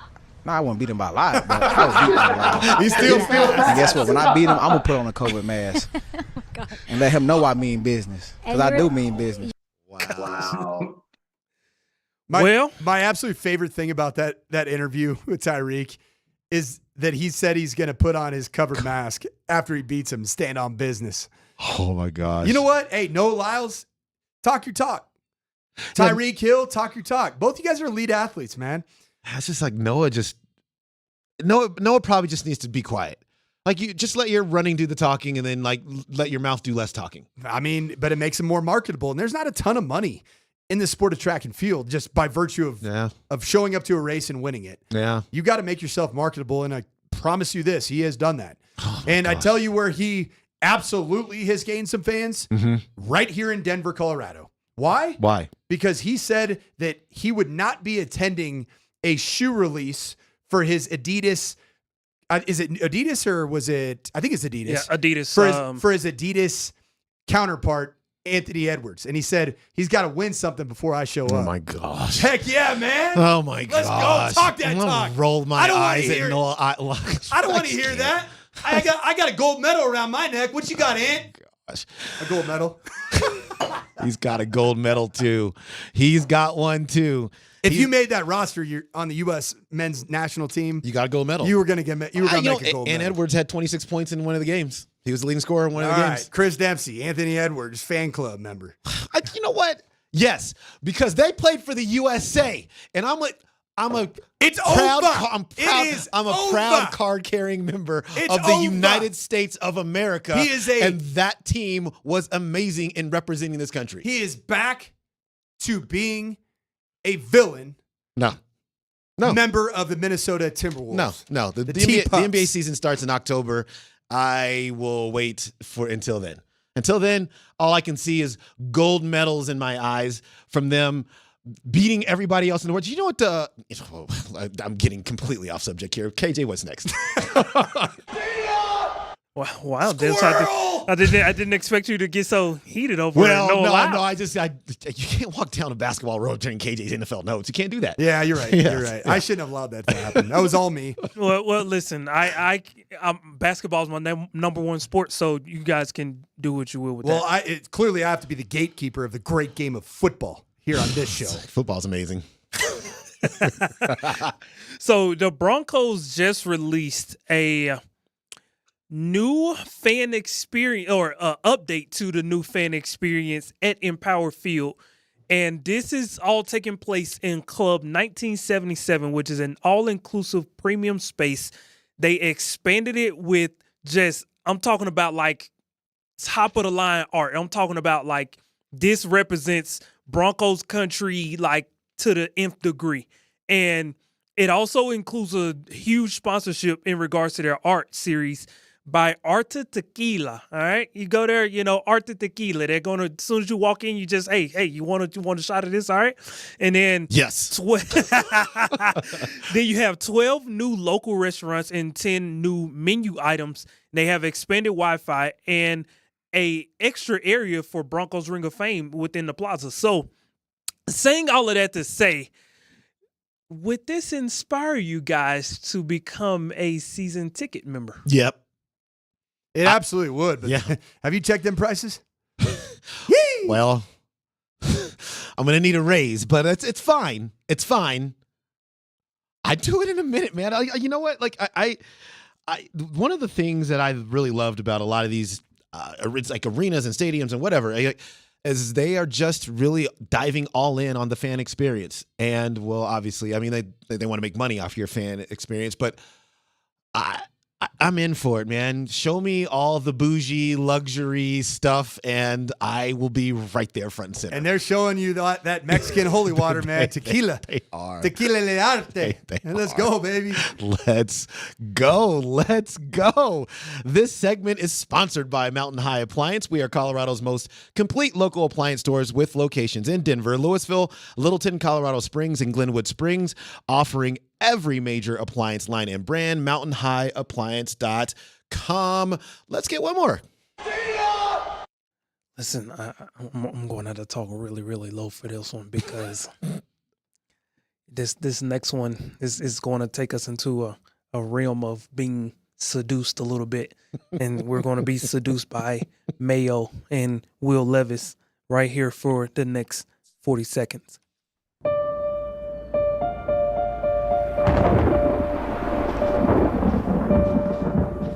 They try to define you, but you are the ingredient to your own success.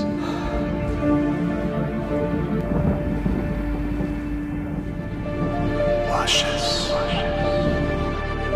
eggy, smelling chuggy mayo like greatness. Will Levis, number 8, Parfum de Mayonnaise. So this is a real series that they're rolling out here. They are starting a mayo line with Will Levis at the helm. It's called Parfum de Mayonnaise. All right. Would you guys be interested if I bought you guys some No. mayo cologne? Mayo's the worst thing ever created. Wait a minute. Debsy, this might be my last day here on this program. Okay, why? Mayo is the greatest condiment on planet Stop Earth. it right now. It is. No, it is not. Like yesterday, my wife got me a foot-long sub sandwich, and I asked for extra mayonnaise. And I could tell that she didn't communicate, probably selfishly, because she wants to have me around for many more years, extra mayonnaise. So I got out my mayonnaise shaker, and I just put it just creates the perfect lubrication to the sandwich. I'm gonna puke. I'm gonna puke. I'm getting that parfum de mayonnaise. Oh, it's the worst. Mayonnaise, man. I can't with mayonnaise at all. But that is really funny, given Will Levis's. You know what? It tells me a lot about a person if they don't like mayonnaise.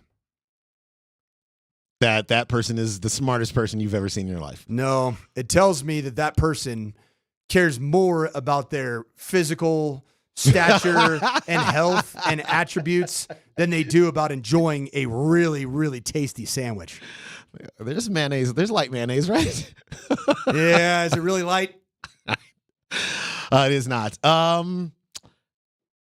Look, we have some breaking news, I believe, if I'm reading this exactly right, from Ian Rappaport of the NFL Network. Says the Steelers and 49ers have a deal on a potential trade for Brandon Ayuk. And Pittsburgh is in a good place on an Ayuk contract. If San Francisco gives the final sign-off, it's done.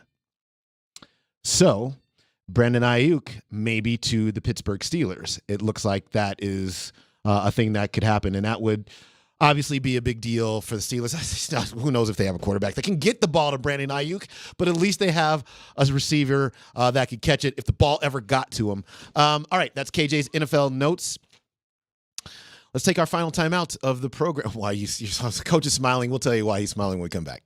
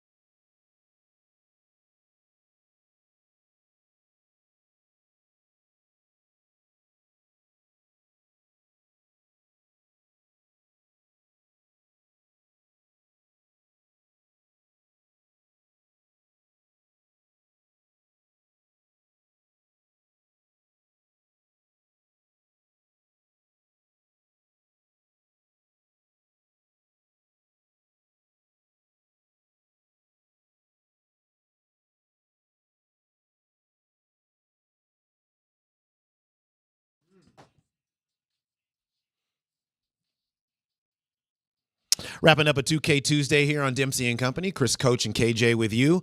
Altitude Sports Radio 92.5.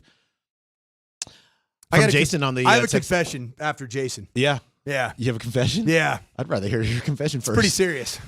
Oh, okay. Well, Yeah, then you're going to want to listen to this one. And that means it's probably not serious at all. Miracle Whip Dimps. I do actually like Miracle Whip. Actually, I don't like Miracle Whip, but I eat a lot of tuna, which is probably no surprise to you. So I mix up Miracle Whip Light in there as well. So that's about as close as I get to mayo. And I wouldn't do that unless you just kind of had to do it. Well, this isn't my confession, my big confession, but I do have a slight confession. Yep. Immediately after this show, I'm going to take my oversized ASS and go over to Potbelly and get not just extra mayonnaise on my sandwich, I'm getting extra mayo to spite all of the texters and twitchers and mostly you, Demps. And KJ. Oh, yeah. Yeah, I'm getting extra mayo. I like mayo. I'm more of a spicy. Okay. What? Hey, he's from the South, man. Let's go. Ranch and mayo. It's lifeblood down there, man. Ranch and mayo. Is mayo in ranch? I don't think so. It's great. No. They're both just as gross, right? No. They're both equally as gross. I mean, they're both just liquid fat. I mean, that's in a white, creamy substance. I mean, at the end of the day. All right. I'm a spicy mustard guy myself. Okay, what's your other confession? Yeah, so who was that song by right there? Usher. Usher, yeah. So my confession. Yep. So me and my wife got married young. I was 23 years old when I got married, and immediately I started out as a graduate assistant football coach at the University of Nevada, Las Vegas. Mm-hmm.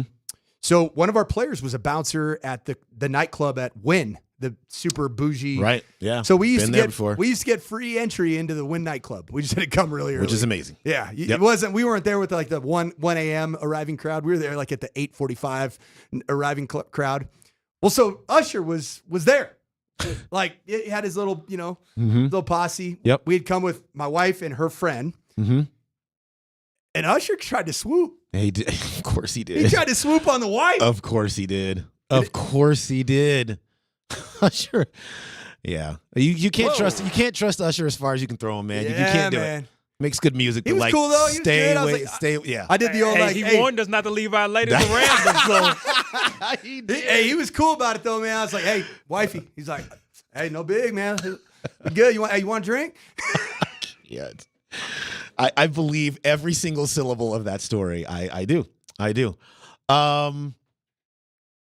Can I hit you with a couple of overreaction Broncos questions? Let's do it, man. Let's get it. Let's overreact on Tuesday. It's an overreaction Tuesday. Yeah. Overreaction question number 1. The Broncos will at least equal their win total of last season. After we've seen what we've seen, they would at least equal their win total of 8 from last season. Tap the brakes, cuz. Is that an overreaction? Because at least implies right. Like They could 8 go over. is the bare minimum. Right. I'll say this. Like, I like this football team. I like the new pieces that have been added. I love Jonah Ellis. I love Devon Vele. I do think that there is synergy now between the play caller, who's also the head coach, and the quarterback that he drafted. There's synergy. Yep. Is it going to be enough to tell Vegas that you are full of S at 5.5 wins? Dude, Vegas is good, man. I know. Vegas is freaking good. I found that out with CU last year. They're good. They went I think it was like 3.5 or something like that They on won CU 4. last year. I know.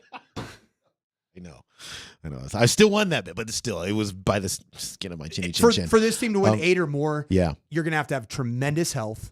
You're going to have a quarterback that isn't just surviving the rookie life as a quarterback, but is raising really, really thriving. He's raising the play of those around him, yeah, which he's capable of doing.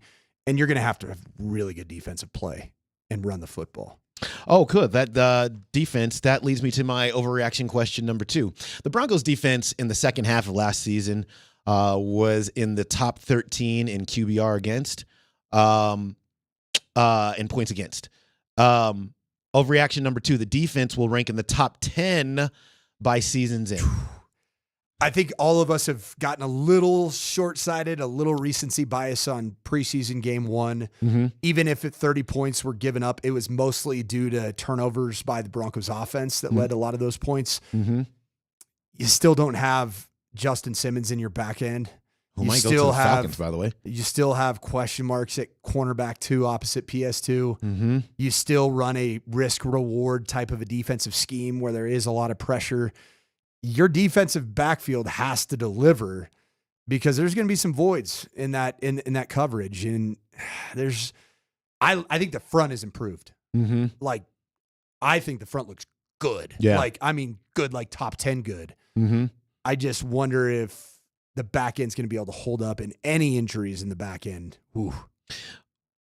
And maybe if they get enough pressure, it takes a little bit of pressure off the back end. It does.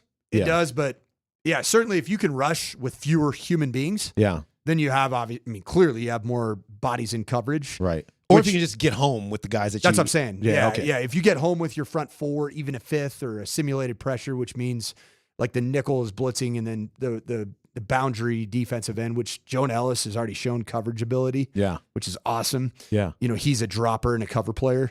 Then if you can get home on some of those, then yeah.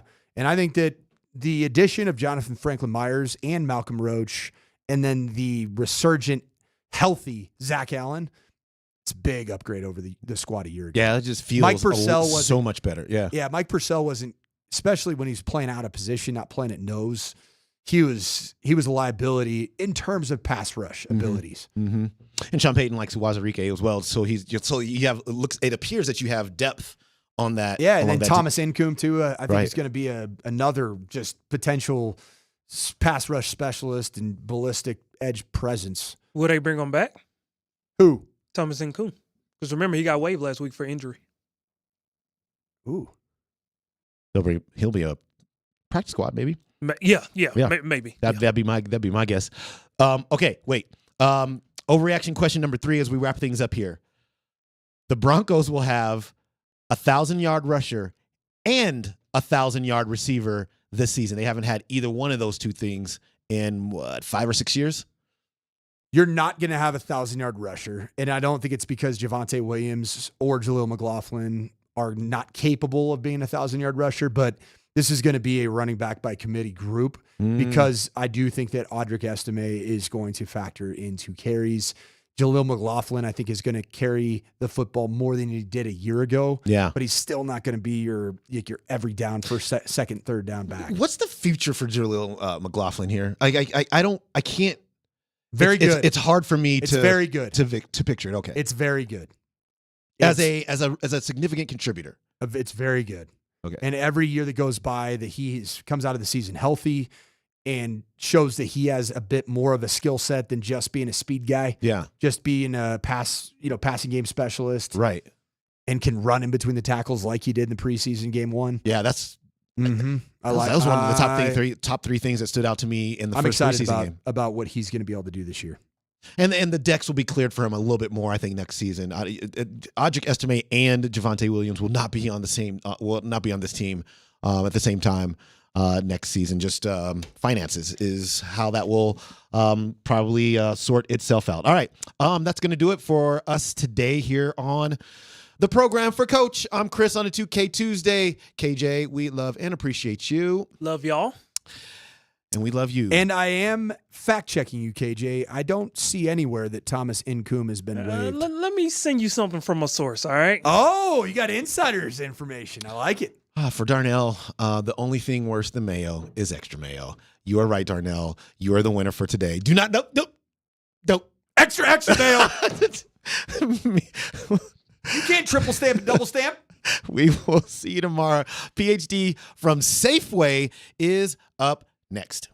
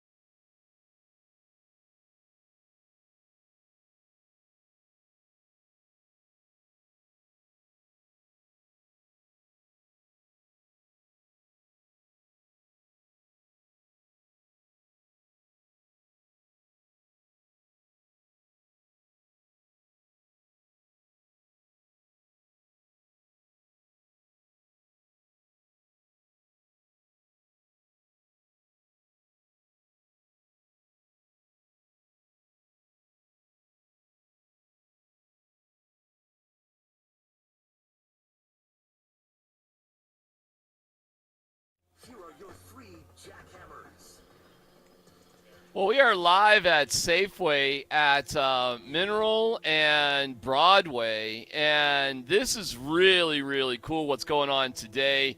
We are every hour going to get free tastings of what they're doing at the Butcher Block. That's inside where they grill stuff up, man. And the seasonings are outstanding. The marinades are incredible.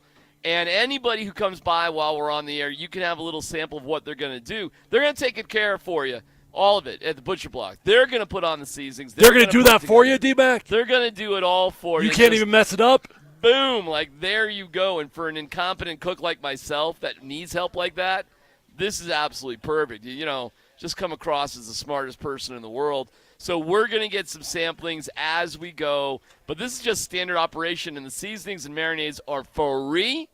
Absolutely free if you go get your meats inside the Butcher Block here at Safeway. So you go into the Butcher meat, Block. the meat department, which Butcher is called Block. the Butcher Block. So at the Butcher Block. And they'll give you seasoning. They're going to do it for you, Scott. You're going to buy the meat. I mean, you pick out what meat you want. Yeah. And boom, boom, boom. Just. Have you worn that shirt 2 days in a row? No, I just no. Did I wear this the other day? Oh no, man. I'm on my bike today. Feel good. I'm gonna get wet, maybe. I don't know. I don't care. I'm just all about it. It's a day off. It had a nice rainstorm yesterday. Oh, I love a good rainstorm. Yeah, don't you? Oh man, you know it's coming down like little riders on the storm. You know, get the doors going there and just. You know, it's summertime. You get the grill out. We're at Safeway. Can't be beat. I'm about 5 seconds away from taking the shirt off and just doing this, topless. Let's go. Who's going to stop you, Nicole? Hey, you want to get people to show up? Let's go shirts off. But, I mean, it's hot out here, right? Yeah. Well, yeah. right now, yeah. By the way, no dumb question. Is it still summertime if the kids are back in school? Yes. Yeah. I don't know. Yes. Yeah, I don't think it is. Yeah. Well, is it still summertime if your local pool is not open during the weekdays? It's that's only a good on one. the weekends. That's a good one. Are you a poor Kills guy me. or a You're rich holding guy on. if you have a pool in your neighborhood? That's a tricky one, man. But is the pool in your neighborhood still open even if the kids are back in school? Yeah. If you're a rich guy, that pool's probably still open. Yeah. If you're not a rich guy, then, we're closing up shop because, the kids are back in school. Can't do lifeguards during the week, no. They can't do lifeguards because during the week. they're all high school or teachers. Right, they're all high school students. Everybody's back in school, brother. So everybody's back in school. They don't want people just drowning out there. Right. So, but here we are at Safeway. So come on by. Come by and say hi. Get some samples. Look at got the free swag out there. We got some big fuzzy dice. I don't know. You got to roll the dice for prizes. Something like, is that right? You got to roll dice for prizes? I heard if you roll snake eyes, you get to give D-Mac a smooch. Sure. If you want to kiss, male, female, it doesn't matter. Doesn't matter. Yeah. I don't discriminate. We're all inclusive around here. I'm all everything. Yeah. So you roll snake eyes? Yeah, you can kiss me. I got a 4. A 4, and go ahead. And a 1. You know what that means? I'm betting the high numbers. Hey, Scott, you bring any cash? Start rolling them yeah. dice right over there, right, buddy? Cow, Let's man. go. Dice game? Let's go. Big fuzzy dice game in the parking big lot? fuzzy dice game. Fellas, we do. Man, I can smell. Can you smell? I got a whip right there. That There's a big pretty damn smoker good. 4 feet from us. Oh, you're talking about that. Yeah. I'm sorry. No. I had Chipotle last Boy, night. you'd be powerful. I could smell that. We're outside and all, man. And you're facing the other direction. Yeah, Scotty has got a unique taste, and it doesn't change. By the way. That taste does not change. It doesn't matter what he's eating. I mean, it is a staple. It is a Hastings. Yeah. You got the butcher where they go in there, put some spices and seasoning on. Yeah. You got the Hastings seasoning about 3 out of 4 days, and that's. I heard that's a free marinade too. Yeah, that's a free marinade. Hey, all you got to do is buy some of the meat. By the way, nice T-shirt. Nice Foo Fighters T-shirt, man. Yep. Staying hip. They killed it, dog. I understand. They killed it. I would have loved to have been there next time. I got a One Republic tank top. Best One Republic song. I don't remember the names of them. Surrender, or it's a great song. Plus, good. The theme song of Maverick, the new Top Gun, was One Republic. Did not know that. And it's apparently major hit. It didn't Tom Cruise work on him for 5 years on that song? Like tried to get 12 different bands to make it. Finally settled on them. I'm being dead serious. Are you being serious on that? Yeah. Well, if Tom Cruise took that long to do anything, it's going to be a banger. Yeah. Because that dude has skills. So we're going to get a Top Gun 3 now? I think we're gonna could. we're gonna get a Top Gun like 50. That Yeah. you think that series is going anywhere? Yeah. Oh, that's So gonna. it took 25 years to get the second, but now it's going to be like Fast and the Furious. Yeah, well, man. but of now course. you've introduced 5 or 6 new characters that you can take it over Right. from, and he can now be the Iceman, just be in charge of everybody. Yeah, and when are like fast planes gonna go out of style in terms of being cool? Or hot motorcycles. You know what I'm saying? Right. Some Or things dudes are. without shirts on with Vaseline on and sunglasses on a beach. Dude, I tell you what, if I go and get some Vaseline in there during the break, Sure. we're here at Safeways Yeah. at Mineral and Broadway. Yeah. We all lather up and just sit here and do the show. Couldn't be better. Put us on the grill. Marinate us. get a taste. At Have you ever Safeway. noticed there's a different attitude when you do a remote? Of course. Right, when you go, it's just a little looser. I call it the different lean. attitude. You got to lean into it, brother. Yeah, there you go. There If you lean against it, you're going to be in trouble. Things are going to go wrong. Things are going to be haywire. It's going to be kids and shopping carts. Hopefully he's happy. And it's chaos. Chaos here in Littleton. I'm here for it. I'm here all about it. I'm here to. Hey, who sent out the quarterback school thing? Who was that in our group? That was Scotty, I think. You sent that out? No, I didn't. Dan, was that Grizz, Dan, somebody? The O'Sullivan guy? Damn, and I had seen JT O'Sullivan's breakdowns before.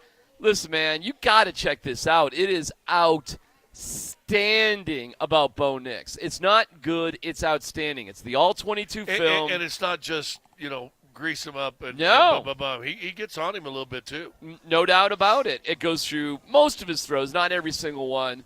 But it goes through that run play that he picked up. It was interesting. The run that he picked up the first down, he showed there were better options to actually throw the ball. But he's On the saying, scramble. That's right. He said, listen, man, at the end of the day, it's a positive play. Right. But I'd rather see him do this where it's designed. But, hey, man, if you can't make that happen the way it's designed for whatever reason, at least pick up something positive. And I think too often here in Broncos history, if things just aren't going right, you just get nothing.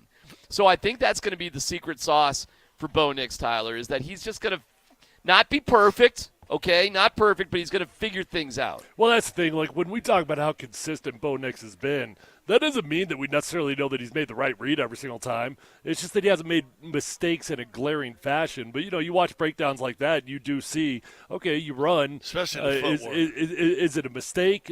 Coach ain't ever going to be mad at you if you pick up a first down, but they're going to call you out on it at the same time. So there's going to be small inconsistencies that are difficult for the naked eye to see at all times. Yeah, and looking at the all-22, man, that really is – let's face it. Cool that way is to watch it. Oh, that's the best way to watch Yeah. things because you can really see there are certain things like I didn't realize Vele put a great fake. All I need is the end zone view, baby. I don't need the wide shot.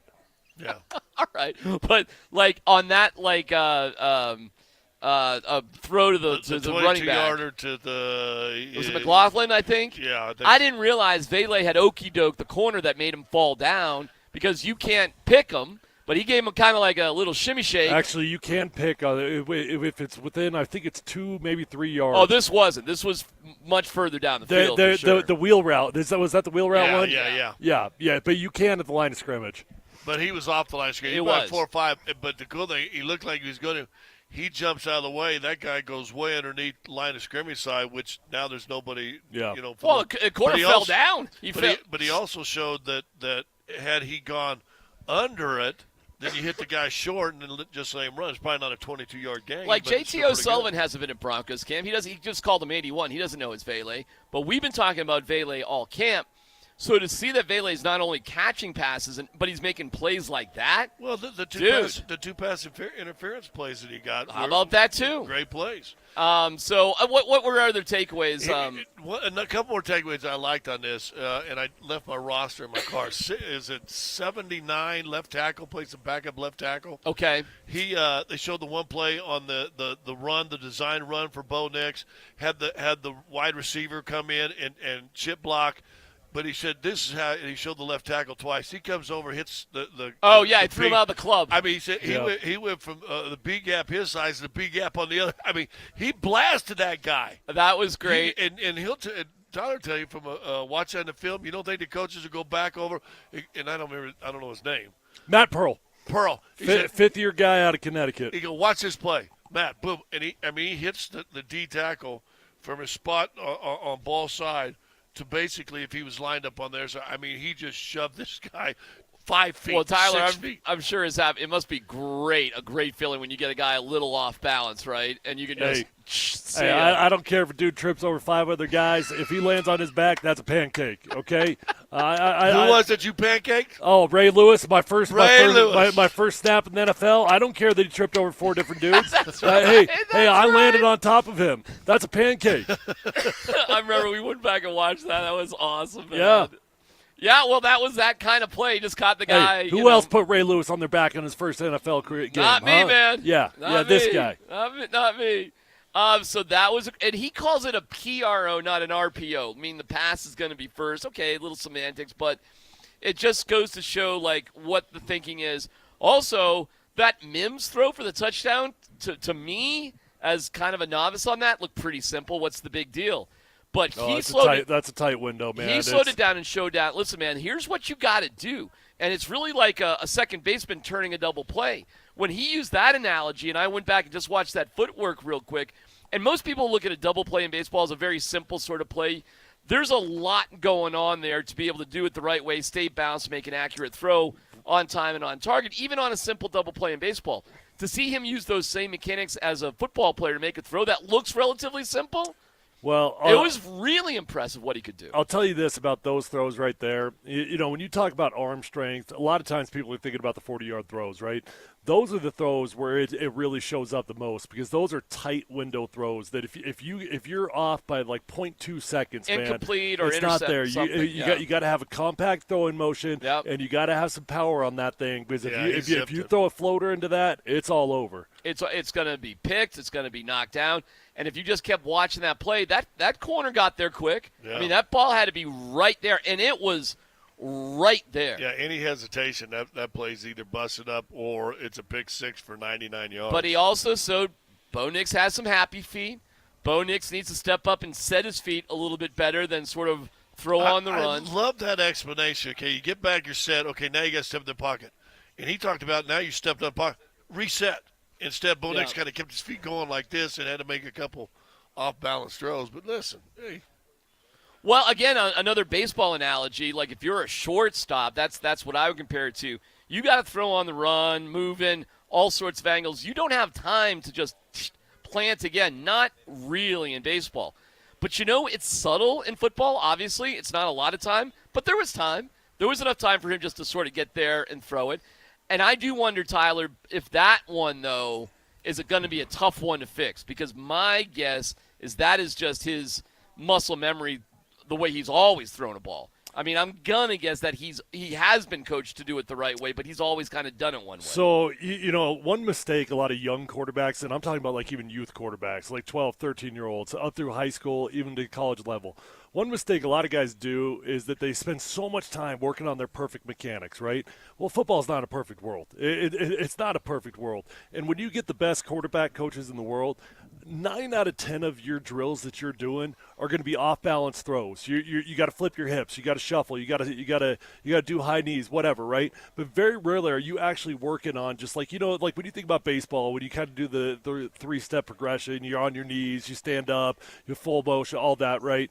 Well, you go through all the same mechanics in football, but what quarterbacks have to do is learn how to throw with their body in uncomfortable positions. And although sometimes you might not, when you can get your feet there, when you do have the time, I'll tell you this, I would take the guy that's comfortable not being in a perfect spot more than I'll take the guy that gets perfect all the time.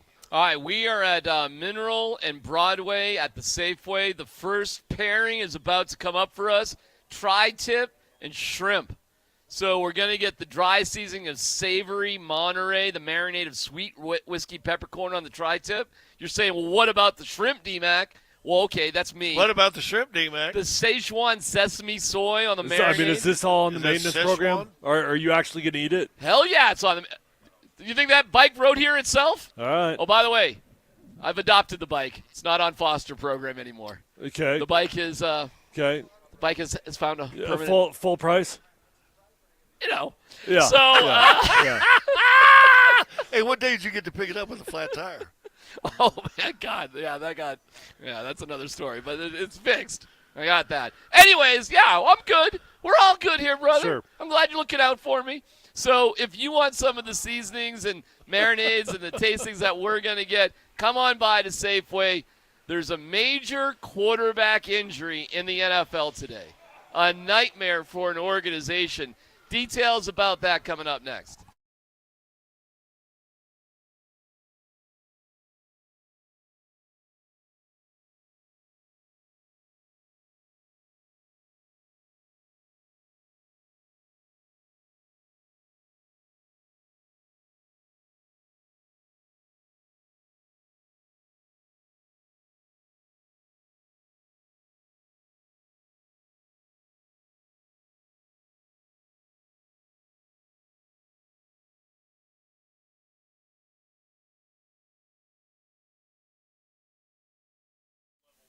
Hey, it's D-Mac, and it's D-Mac for the Rocky Mountain Men's Clinic. When dealing with the issue of ED, you want the right treatment for your specific situation. You know, every case is different. Likely, guys, you know, you put things off. You just sort of haven't – maybe you've thought like, this is just the way I'm going to have to deal with everything for the rest of my life. Well, not with the Rocky Mountain Men's Clinic. You know, if you're just having a mediocre sex life, I think it's good enough. Nah, it could be better. Seriously could be better. And where the pills and herbals fail, the Rocky Mountain Men's Clinic is there with treatment rates well over 90%.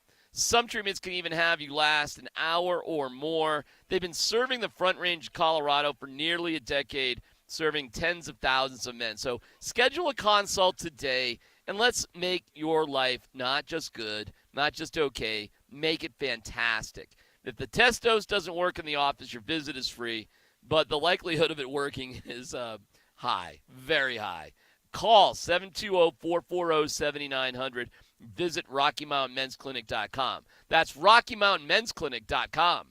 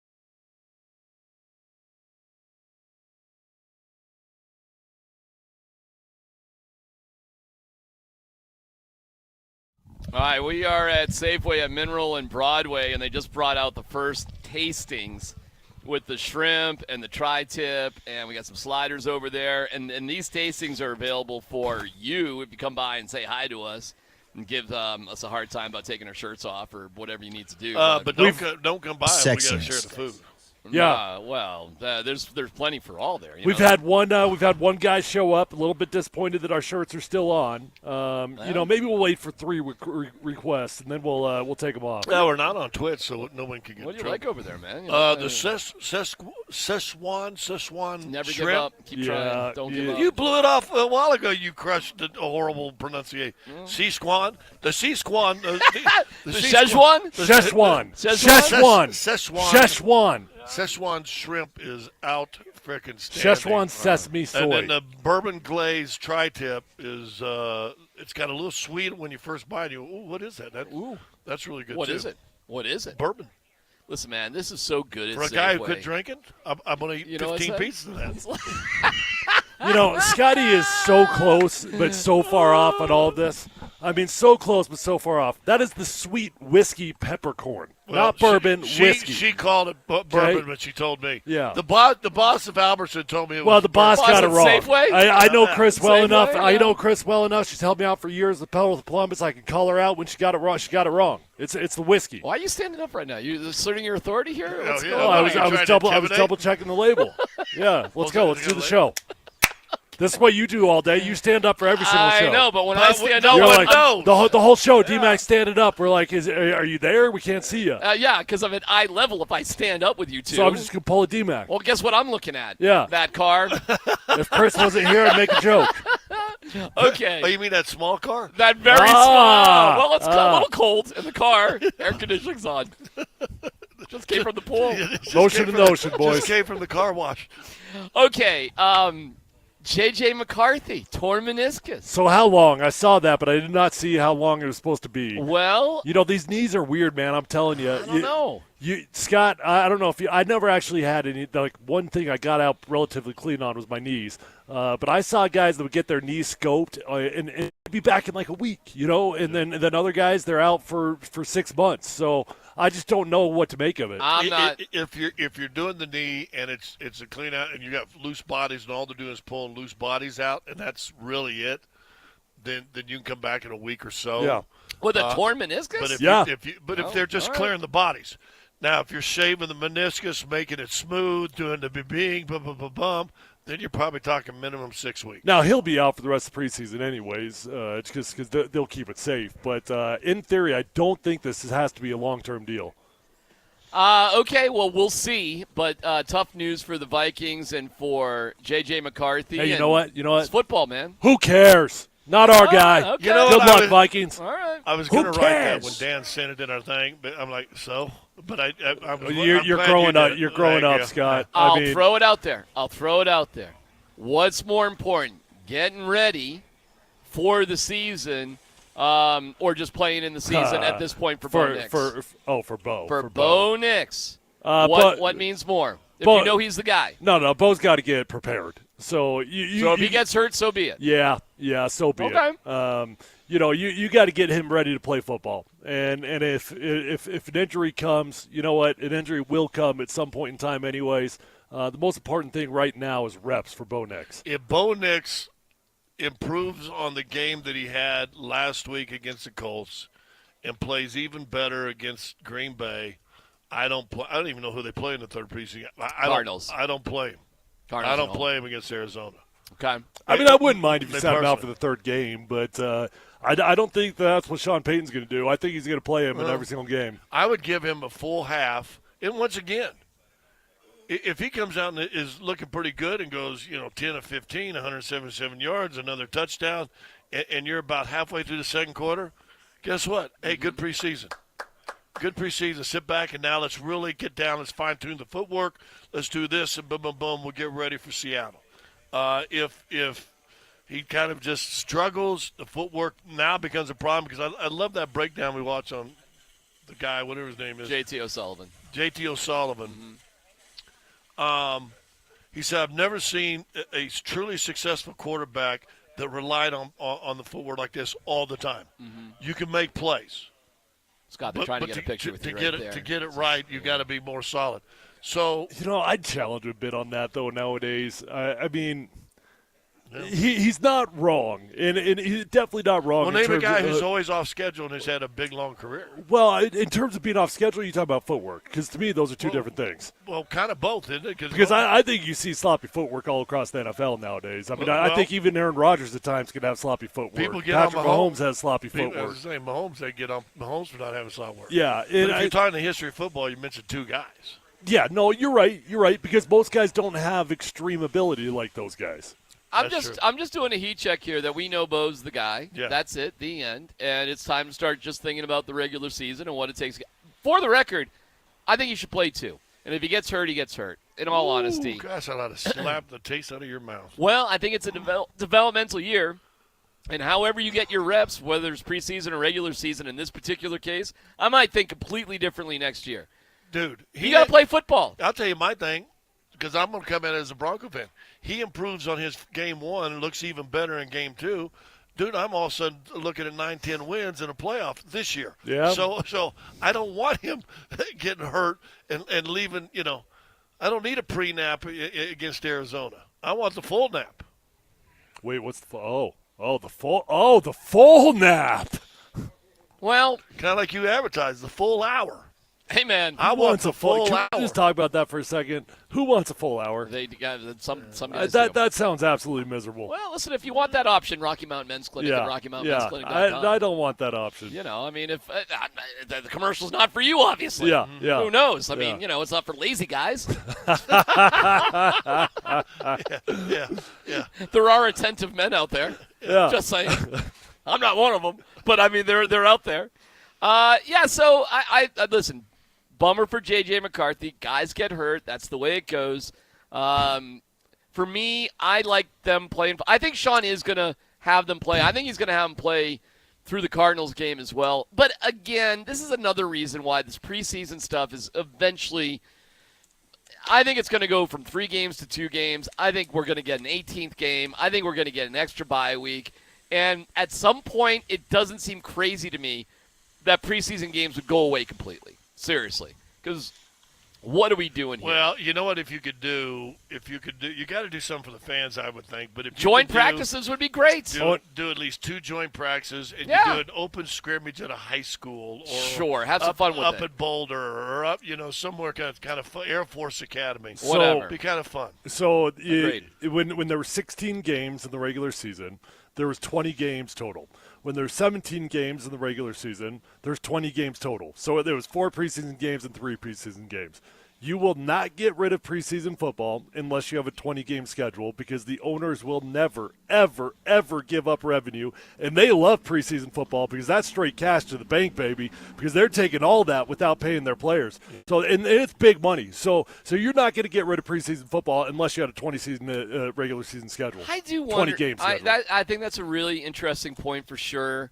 I wonder if now, though, the owners just see the value of that 18th game so much more than $10 million, than $20 million.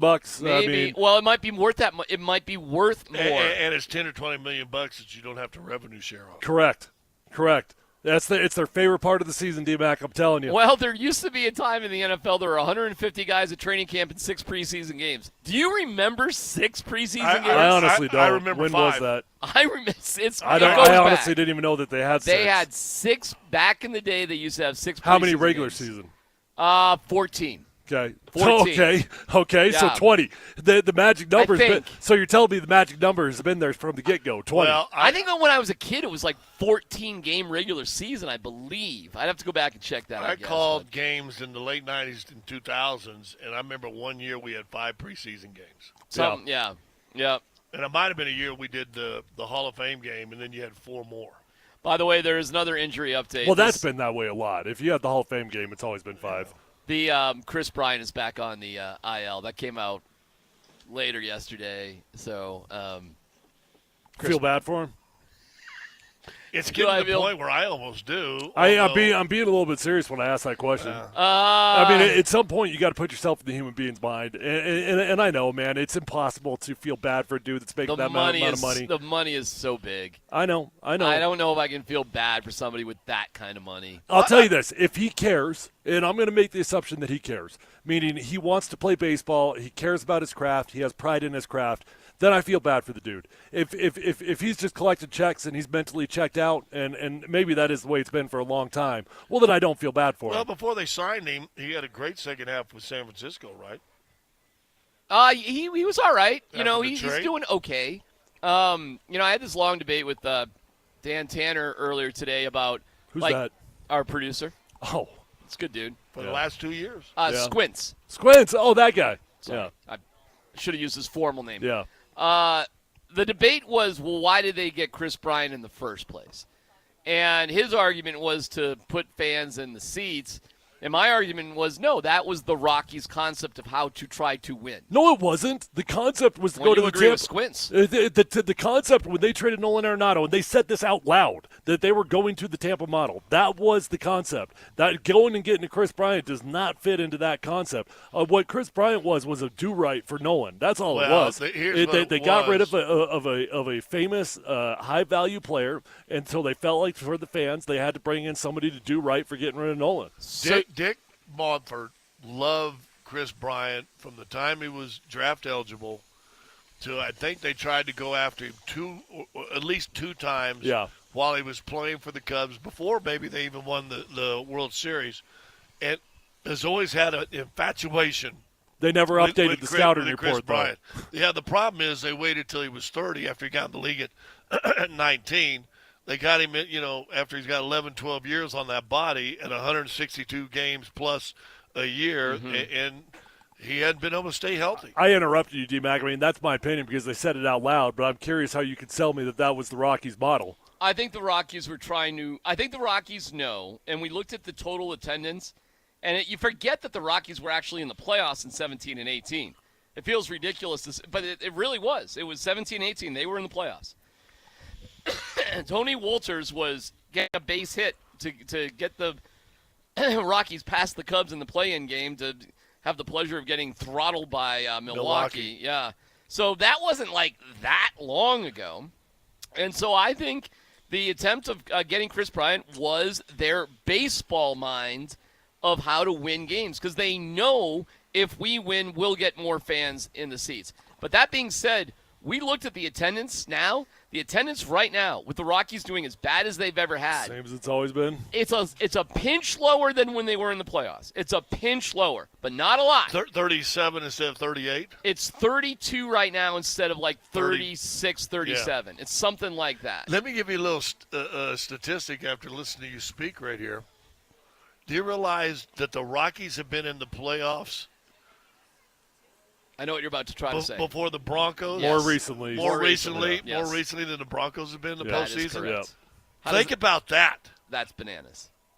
That is a horrible statement, right? Well, you can kind of keep going down the road, brother. There's only two teams in the past 13 years that haven't, 9 years, that haven't made the playoffs. That'd be the Broncos and the Jets. The Jets are on year 13 of that. The Broncos are on year 8, so this would be the 9th year. For the Jets, it'd be the 14th year if they don't make it. That's it in the NFL. Everybody else has been in the playoffs at some point during that time I wonder period. what baseball longest streaks, current It's running got to streaks be. out of the playoffs. I mean, it's. I don't know, but the Rockies were there in 18, man. I mean, that's 7 years. This is the 7th season after that. It's not. How many organizations of baseball have never won a championship? Oh, tons. Tons? Yeah. Oh, a lot. A lot have never won. Like a World Series? Yeah, a lot. I wonder why it's different because I know there's a handful in the NFL. Arizona's one of them, right? There's a couple in the NFL, but That not a have lot. never won or never been to the Super Bowl. Never won. Never won. I mean, you can kind of. I mean, go but through there's it. not Seahawks a Bills haven't. Seahawks won. Oh my God, that's right. All right, so who? Right, sorry, my bad. My bad. Yeah. Jacksonville. Well, let's do it. Jacksonville, Buffalo, Arizona, Minnesota. Arizona, Minnesota. That's 4. Chicago won with 85. Chicago going. Super Bowls, yeah, 80. There's not a lot. There's really not. There's 4. What else are we missing here? Rams, 49ers, yeah, Corey. Raiders, yep. Broncos, yep. Chiefs, yep. Chargers haven't. Did you do Carolina? That's 5. Carolina hasn't. Got there, didn't win. That's our guy. Here's what I'm going to do. There's I'm going to 6. type into Google NFL teams that haven't won a Super Bowl. Wow, it's a lot more than I thought. Holy cow. What did a it say? lot more than I thought. We named 6. We've got 12 total teams. Wow, there's 6 more, huh? Yeah, and my phone won't load. Goodness gracious, but it says 12. Browns haven't. Houston. Okay, here we go. Houston I got hasn't. it. I got There's it. Tennessee has- Cleveland Browns, Detroit Lions, Lions. Houston 9-10. Texans, Jacksonville Jaguars, Arizona Cardinals, Los Angeles Chargers, Tennessee Titans, Tennessee. Atlanta Falcons. Atlanta. Those are 11 Atlanta. and 12. Gosh, I feel like right. Atlanta. They should well. Gosh, that some shocks me that they haven't won a Super Bowl. You're up 28. Carolina Panthers, although they've been there. Bengals, Bills, Vikings. A lot. That's all. A lot That's of 12. teams. So it's more than I would have thought. I was wrong. Oh, Now I wonder. So if you dwindled that down to teams that haven't been to a Super Bowl, what that would be? Wow. Well, we could do it. Just go through the list here right now. Damn. Haven't even okay, so been there? Browns have never been to Super Bowl. Okay. Cleveland, Cleveland. Lions have never been to Super Bowl. Tennessee, Detroit. There's Texans 3. have never been to Super Bowl, Texans. right? Jags have never been to Super Bowl. Yep. Cardinals have. Chargers have not, right? Okay. Oh, yeah. No, they did. Chargers? Chargers did. got Yeah, to they a lost. Super Bowl. They lost to San Francisco. Yeah. Oh, there you go. I was at that one. Falcons have been twice, I know. Tennessee's been there. Carolina's been there. Tennessee's been to the Super Bowl? Yeah, Tennessee went. Remember the they- miracle, the Tennessee Miracle with it was in the championship game. Jeff Fisher was the head coach. I'm drawing a blank on who they played. Didn't they just come to the The Rams? Colt, Didn't when they that, just come when up that the short? Colts? No, Kurt Warner beat them. Kurt Warner beat the Titans, didn't he? Yeah, it was the Rams. It Right? was the Rams. You're absolutely correct. It was the Rams. St. Louis Rams. Yeah. So we got 4 that have not been. Panthers have been. Bengals have been. Bills have been a million times. Vikings have been there a million times also, by the way. Yep. 4 teams have not ever been to the Super Bowl. So if you want to juxtapose that with baseball, but, the Rockies. But how many of them are new franchise? Jacksonville's fairly new. Jacksonville's the Houston's only one that's fairly new. Yeah, Jacksonville and Houston, I guess. But let me tell you, the path to the World Series is not – I think it's easier to get the World Series as a baseball team than a football team. Seriously. Because all you have to do is football teams can't hit. Well, all you have to do is like what the Diamondbacks did. You just got to get to that wild card game, man. You get to that wild card – you don't have to win your division, and it's not that hard. You have to win like 88 games. Well, even 88 games, and you got a shot at getting and winning a World Series. Arizona won the World Series with Randy Johnson and what's Kurt Schilling. Luis Gonzalez. And basically, they won. All you got to do is win 4 games, and Johnson won 2 and had 1 save, and Schilling won 2. Yeah, they were the 2 best pitchers in baseball. Guess what? You won a World Series. So the strategy to me is, I do think the Rockies were trying to win with Chris Bryant. I do. I really do. I don't think it was some sort of we got to put fans in the seats. That doesn't really matter. Winning matters. Winning brings you more fans. So that being said, what should they do with Chris Bryant now? I think you're stuck with him. He's 31 or 32. I don't think you can't trade him. I think dumping you put him on the disappear list. What do they call that? You disappear. I don't know, man. I don't know what you can do contractually. It didn't work. Well, you owe him whatever it is. Let's face it. It wasn't a bad marketing decision. It was a bad baseball decision. Yes. That's what it was. At the end of the day, it was a bad marketing decision. Not really, because Tyler, the same amount of fans kept showing up. Though, if you're saying, well, you didn't But no, win. here's my whole point. The same amount of fans would have showed up whether you got them or not, because the proof is in the pudding. You got them, and it did absolutely jack squat. So all you did was spend hundreds of millions of dollars to get the same result you would have gotten anyways. Yeah, because they so thought that's they a could, poor marketing decision. Fine. I think they got him for baseball reasons. I do, and it just went horribly wrong. South. It went so bizarrely wrong. So it was whoever was responsible for it, it was a terrible baseball decision. And I don't know how exactly it transpired, but however it happened, make sure organizations don't do the same stupid thing again. Correct that. And I think he still has like 5 years guaranteed. It's like $40 million. We got in our It's a group text too. boatload. They showed like the people operating with the worst dead cap situation, and it's the Broncos, which isn't surprising because they have to. But it's not as dreadful as it seems. It's honestly not. I agree with you. Because once we get past this year, man, it's going to be a normal year. I totally agree, and I'd mean, rather we took the brunt of it this take year. it this you got year. you got a major increase in the salary cap. It's just not as big of a disaster as they made it out to be. Totally agree. And the fact that they took the brunt of it this year meant they had a reality check. And if they could win, if the Broncos can win more than 7 or 8 games this year, do you know how amazing that would be considering the acceptance of just taking it on the chin? Well, so I'm encouraged. Now I got to challenge you why you call me nuts for being happy if CU wins 6 or 7 games. I got a thought on CU. I've changed on CU. Because you follow Joe Clanton, you want to see him naked.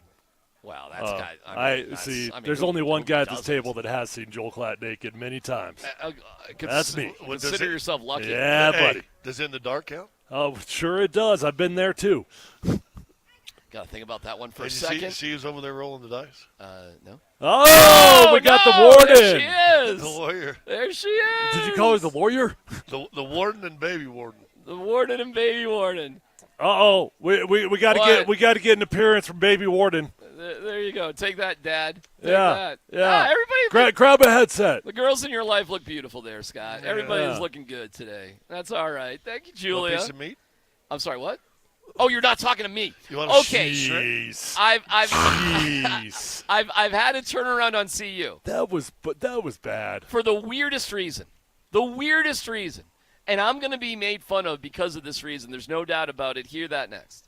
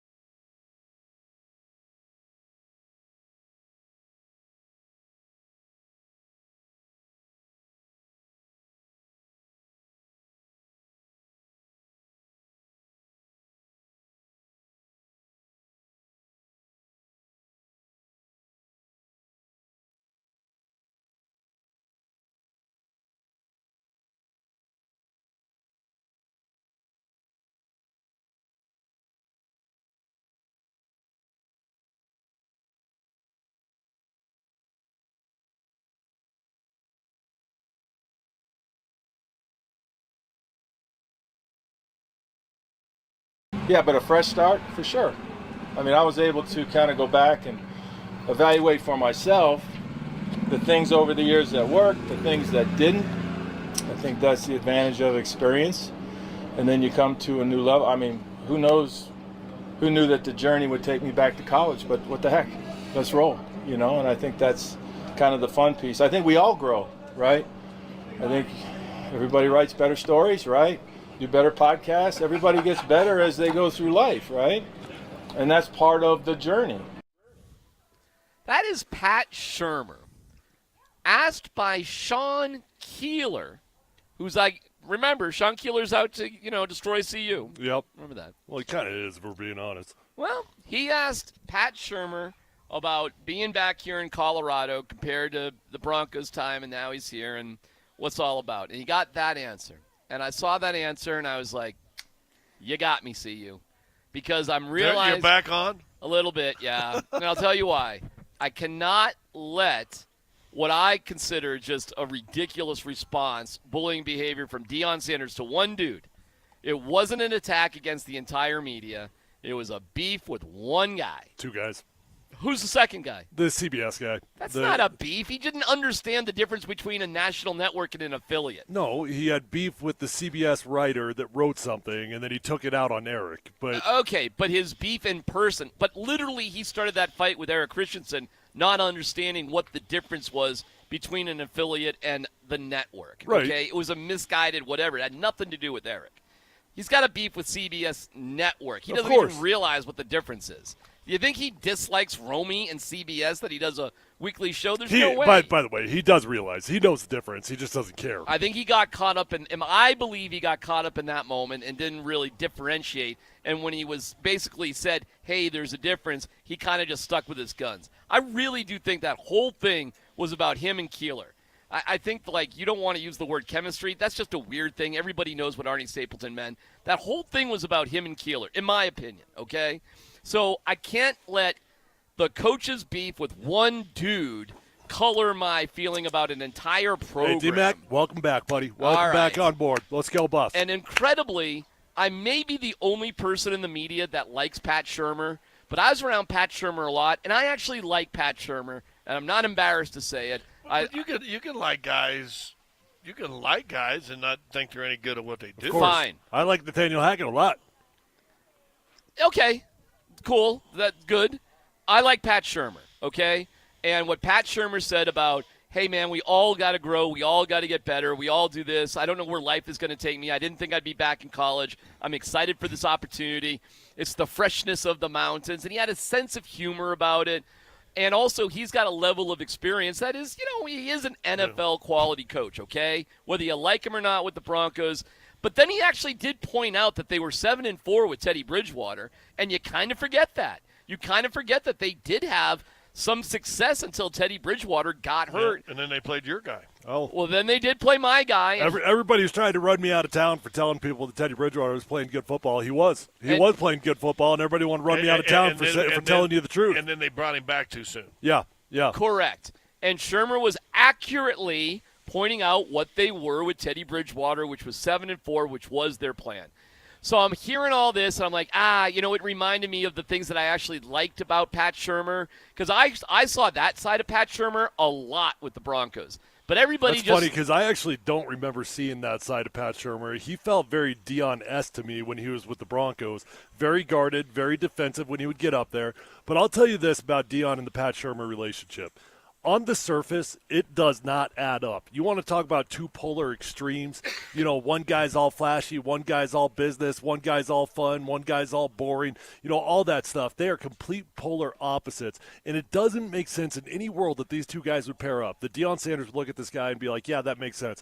I'm telling you, for all of Deion's flaws, and I'm not blind to him. I see him. I'm not blind to Deion's flaws. But for all his flaws, he's more self-aware than you give him credit for. And the fact that Pat Shurmur is his offensive coordinator is a little bit of proof of it, because Deion recognizes, hey, we can't be all fun and games around here. We got to have some counter to whatever I am. Well, I think he's self-aware, but I also think that he's oversensitive to some of that when he gets oversensitive to criticism or whatever.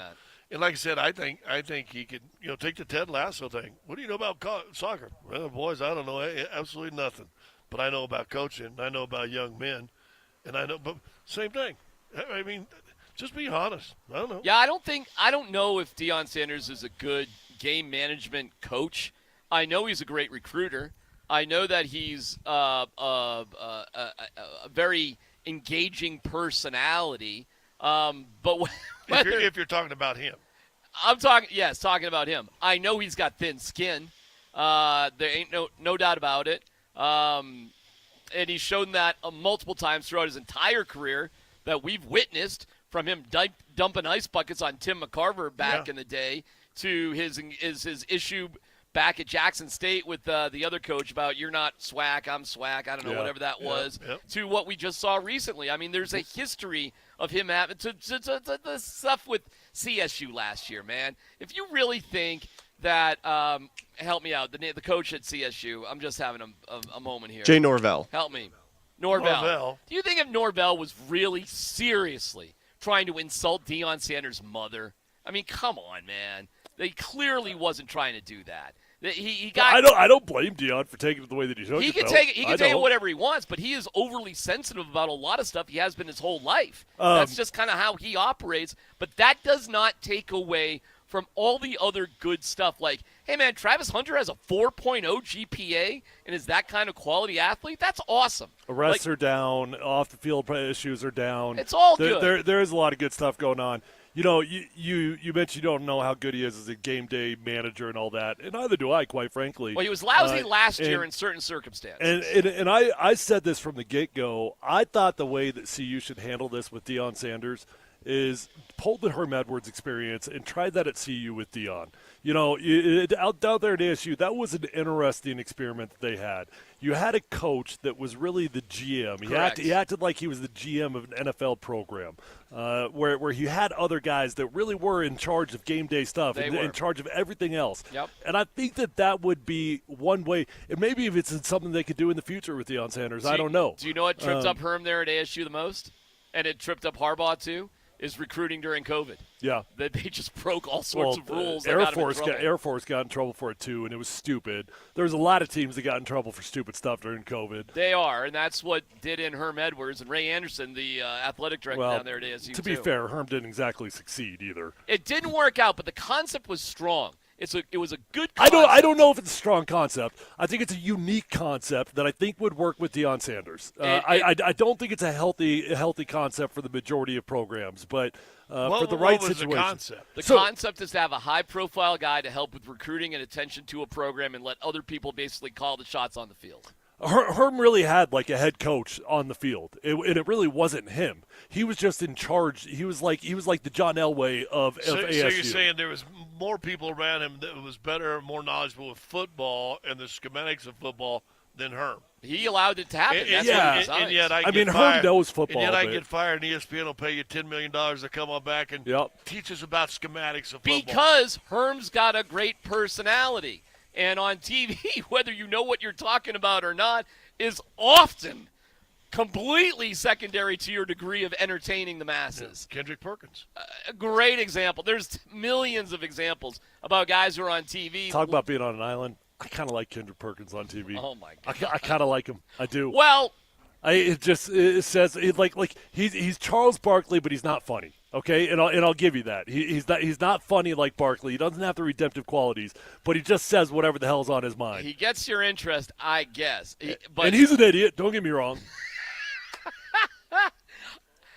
I'm gonna have a hard time getting over what he did with Jokic for the rest of my life. Yeah, okay, that's for sure. I don't know if I could ever praise Perkins for frankly anything because it was so ridiculous what he did. Seriously, I got you. I'm with you. I'm gonna struggle on that one.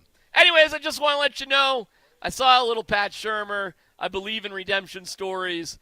I'm not going to root against a freaking school. Yesterday you were. You know what? I get it. If somebody was smart, the Coca-Cola or whoever, I think Coca-Cola owns Sprite. Yeah. They own Sprite? Or is it Pepsi owns Sprite? They ought to do a revamp of that Sprite commercial. Little Pat Shurmur. and bring out Pat Shurmur. Come out and say, Little Pat. Now, how I'm going to feel when CSU plays CU, I got to go to that game, man. I got to go to that game. I'm embarrassed to say that I've never been to a CSU game in Fort Collins. I haven't either. I've only been to CSU one time in my life, and it was last year calling the high school state championship games. I got to go. I got to be there. How about ASU game? ASU what, CU? Yeah. Who are you cheering for? Oh, I'll cheer for CU now. I cheered for ASU for years. How much money did you spend at ASU? I might cheer for ASU again. It's PhD on 92.5.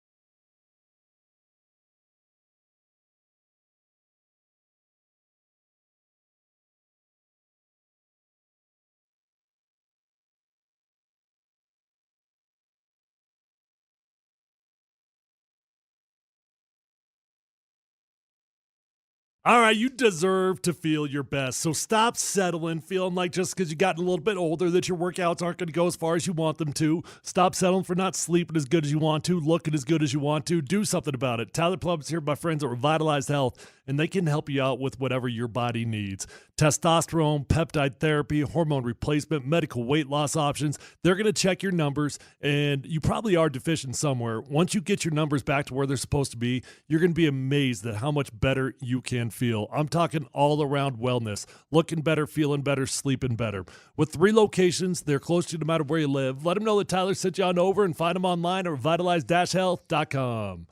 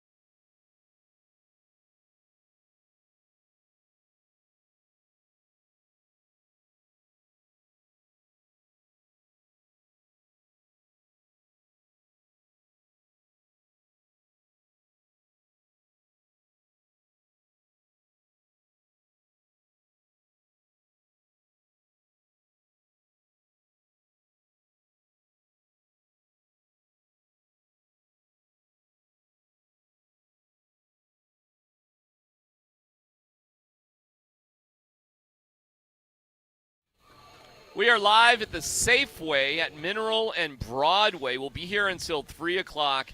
We have incredible tastings going on that are available for you right now. And it'd be great to see you. We'd love to have you come say hi. We got some free prizes to give away. But the tastings and the pairings are what we're featuring now. If you come to Safeway, you go to the butcher block, you get the fish and the chicken and the steak. They're going to do the seasonings and marinades for free, and we're finding out what that tastes like. So far, so good.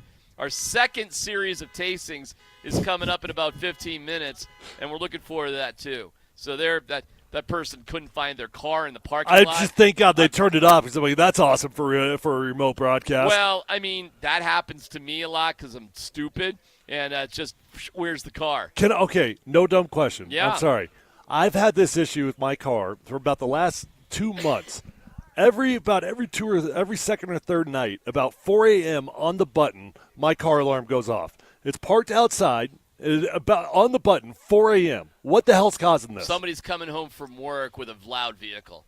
A loud vehicle? Or somebody driving by and they're on your same wavelength. They pull in, lock, beep, beep, beep. That I guess that might make more sense, but I'm like, it's on the button, 4 a.m. My neighbor's got to hate my guts right now. I think Michael Schofield still may have a beef for some reason, is just knocking on the car a little bit. Oh, Mike got the good end of that deal. I know. It doesn't he's got no beef. The beef doesn't make any sense. Yeah, That's what I was saying. Yeah, to he's him. got Like, no beef. What do you care? Yeah.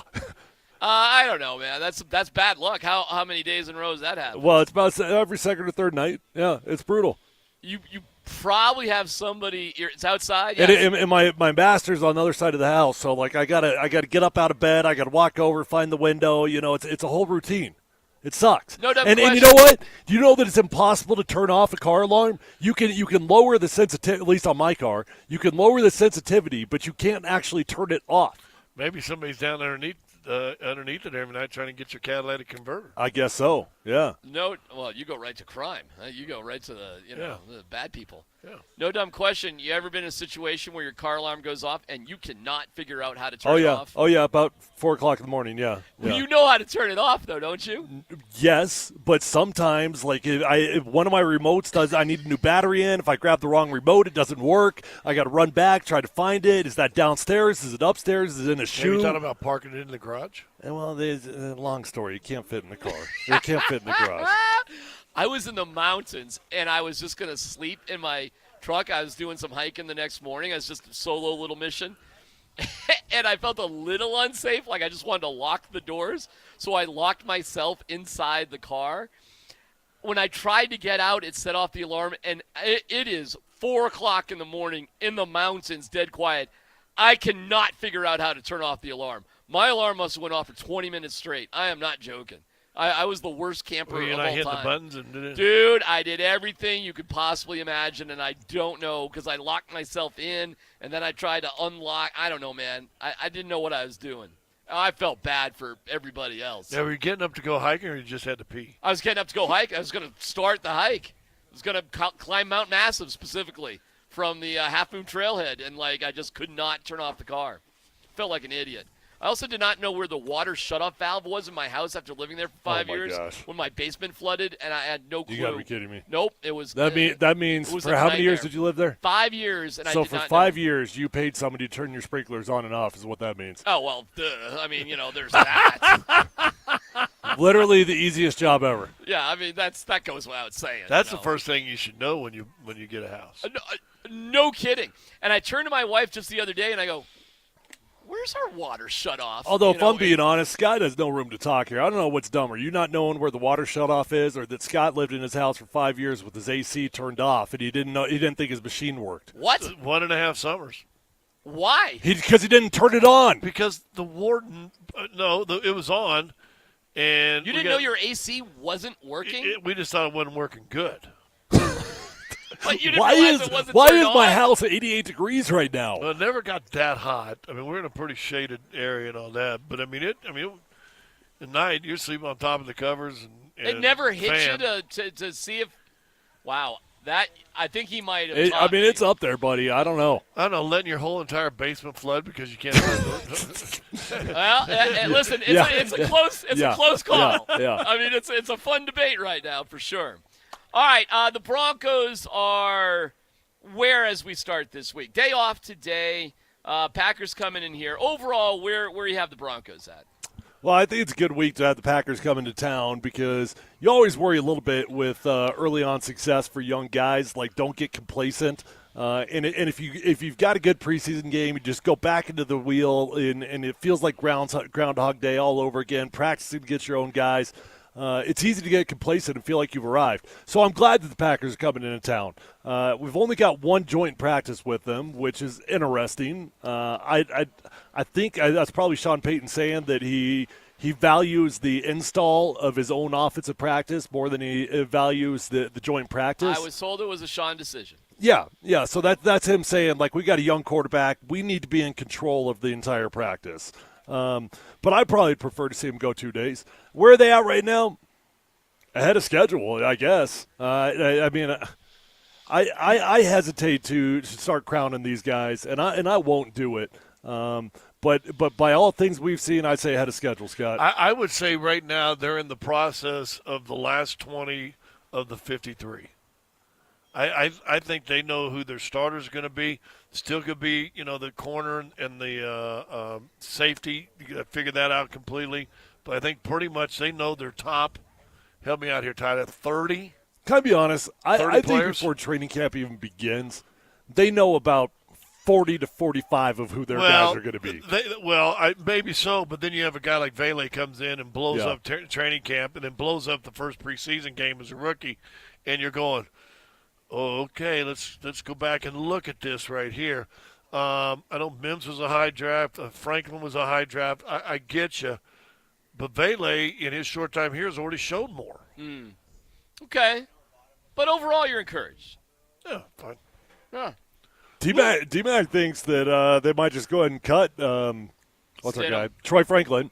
Oh, Troy Franklin is interesting, isn't he? I mean, I think you're nuts if you think Troy Franklin's getting cut. I understand your logic, saying, okay, let's keep the best players, the dudes that showed up. I get the logic. I just don't think that the politics of the NFL is ever going to cave to logic. Does Mims and Franklin both make the team? Probably, yeah. All right, let's do it a couple different ways. Give me your 5 best receivers. Not the 5 that are going to make the team, in your opinion. 5 best. Cortland Sutton. Yep.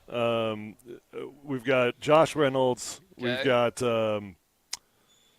who's third? Who's third? Who's your third guy? Tim Patrick. More than Vele? Yeah, probably. Wow. Okay. I mean, but I go with Vele now. I always default to veterans, and maybe that's bad. I'm just going off camp.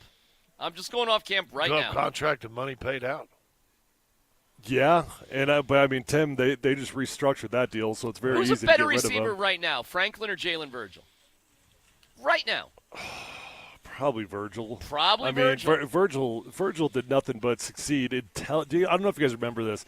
Virgil was the camp superstar last year, and then the final preseason game, he dropped a kickoff return. He had a couple mistakes, and it was just like boom, he went from hero to zero overnight. Who's a better receiver, Little Jordan Humphrey or Tim Patrick? Little Jordan Humphrey's been balling. I know that much. Okay, him or Tim Patrick?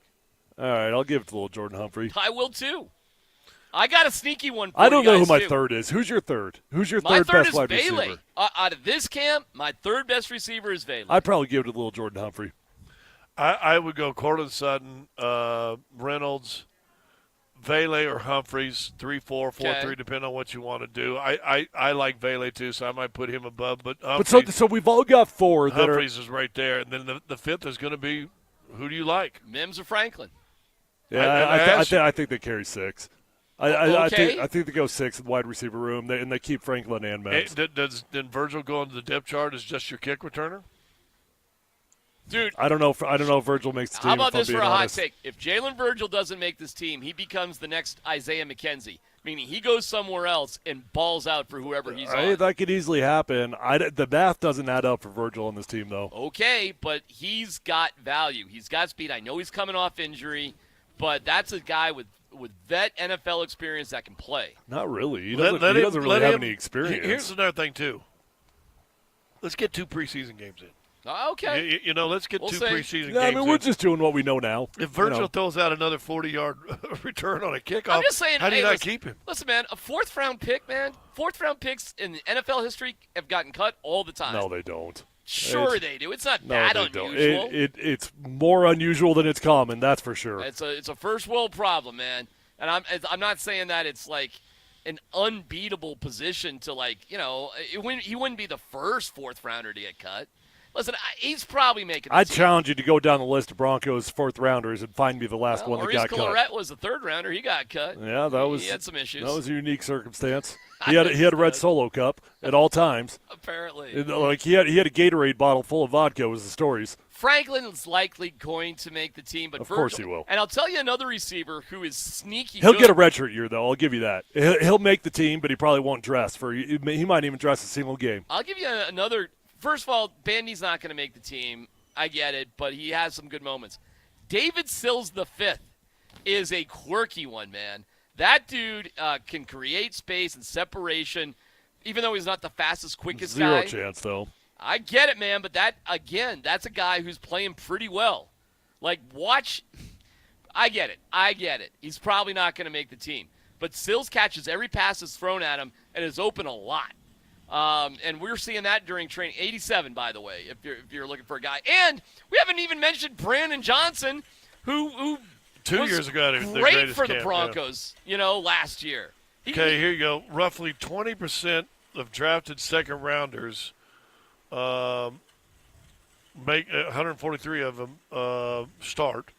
107 or 15% are taken in third round. And it says in this article, picks the top 3 rounds made up nearly 2/3 of all NFL lineups.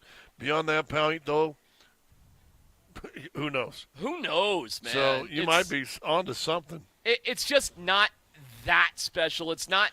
Well, that let big me of a ask this. deal. I agree with Tyler because I've seen it in the NBA. They don't want to miss, especially in the first year or two, of a guy, early round guy. They don't want to admit we made a mistake. But the cool thing to me is, if you're a team in rebuilding, I mean, can we classify this year kind of in rebuilding mode, right? Sure.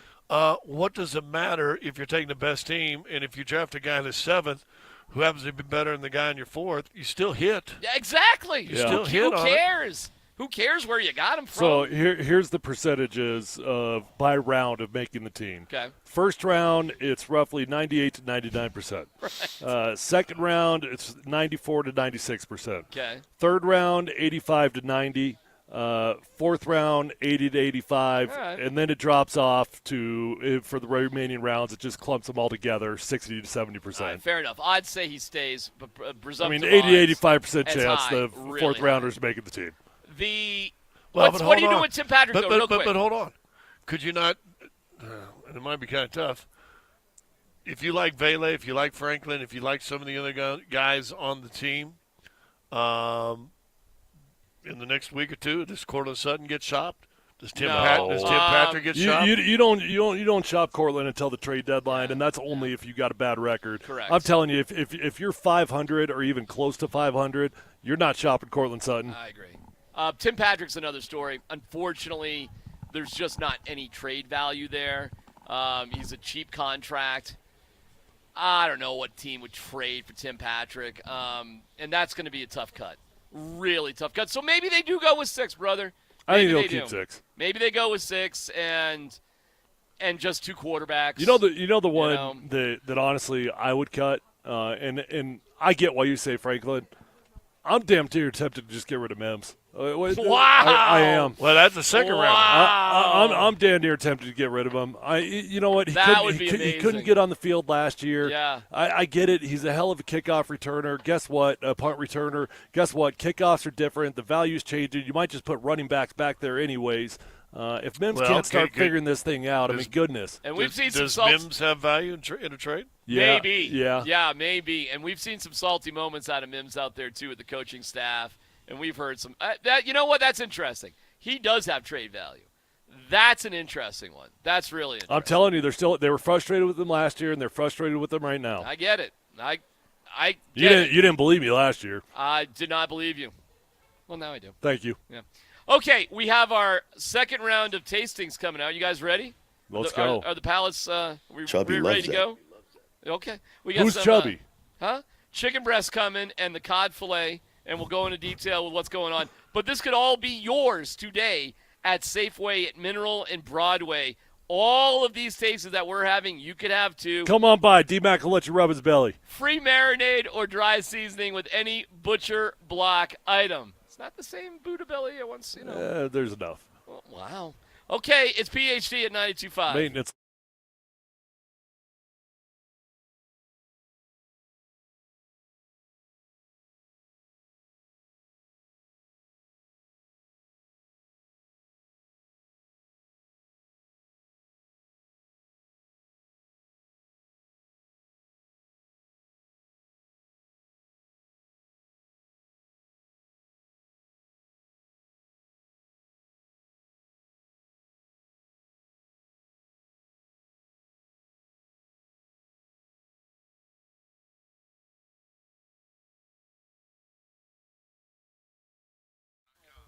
Hey, it's T-Mac for Old Chicago Pizza and Tap Room. Scratch-made crust is so good.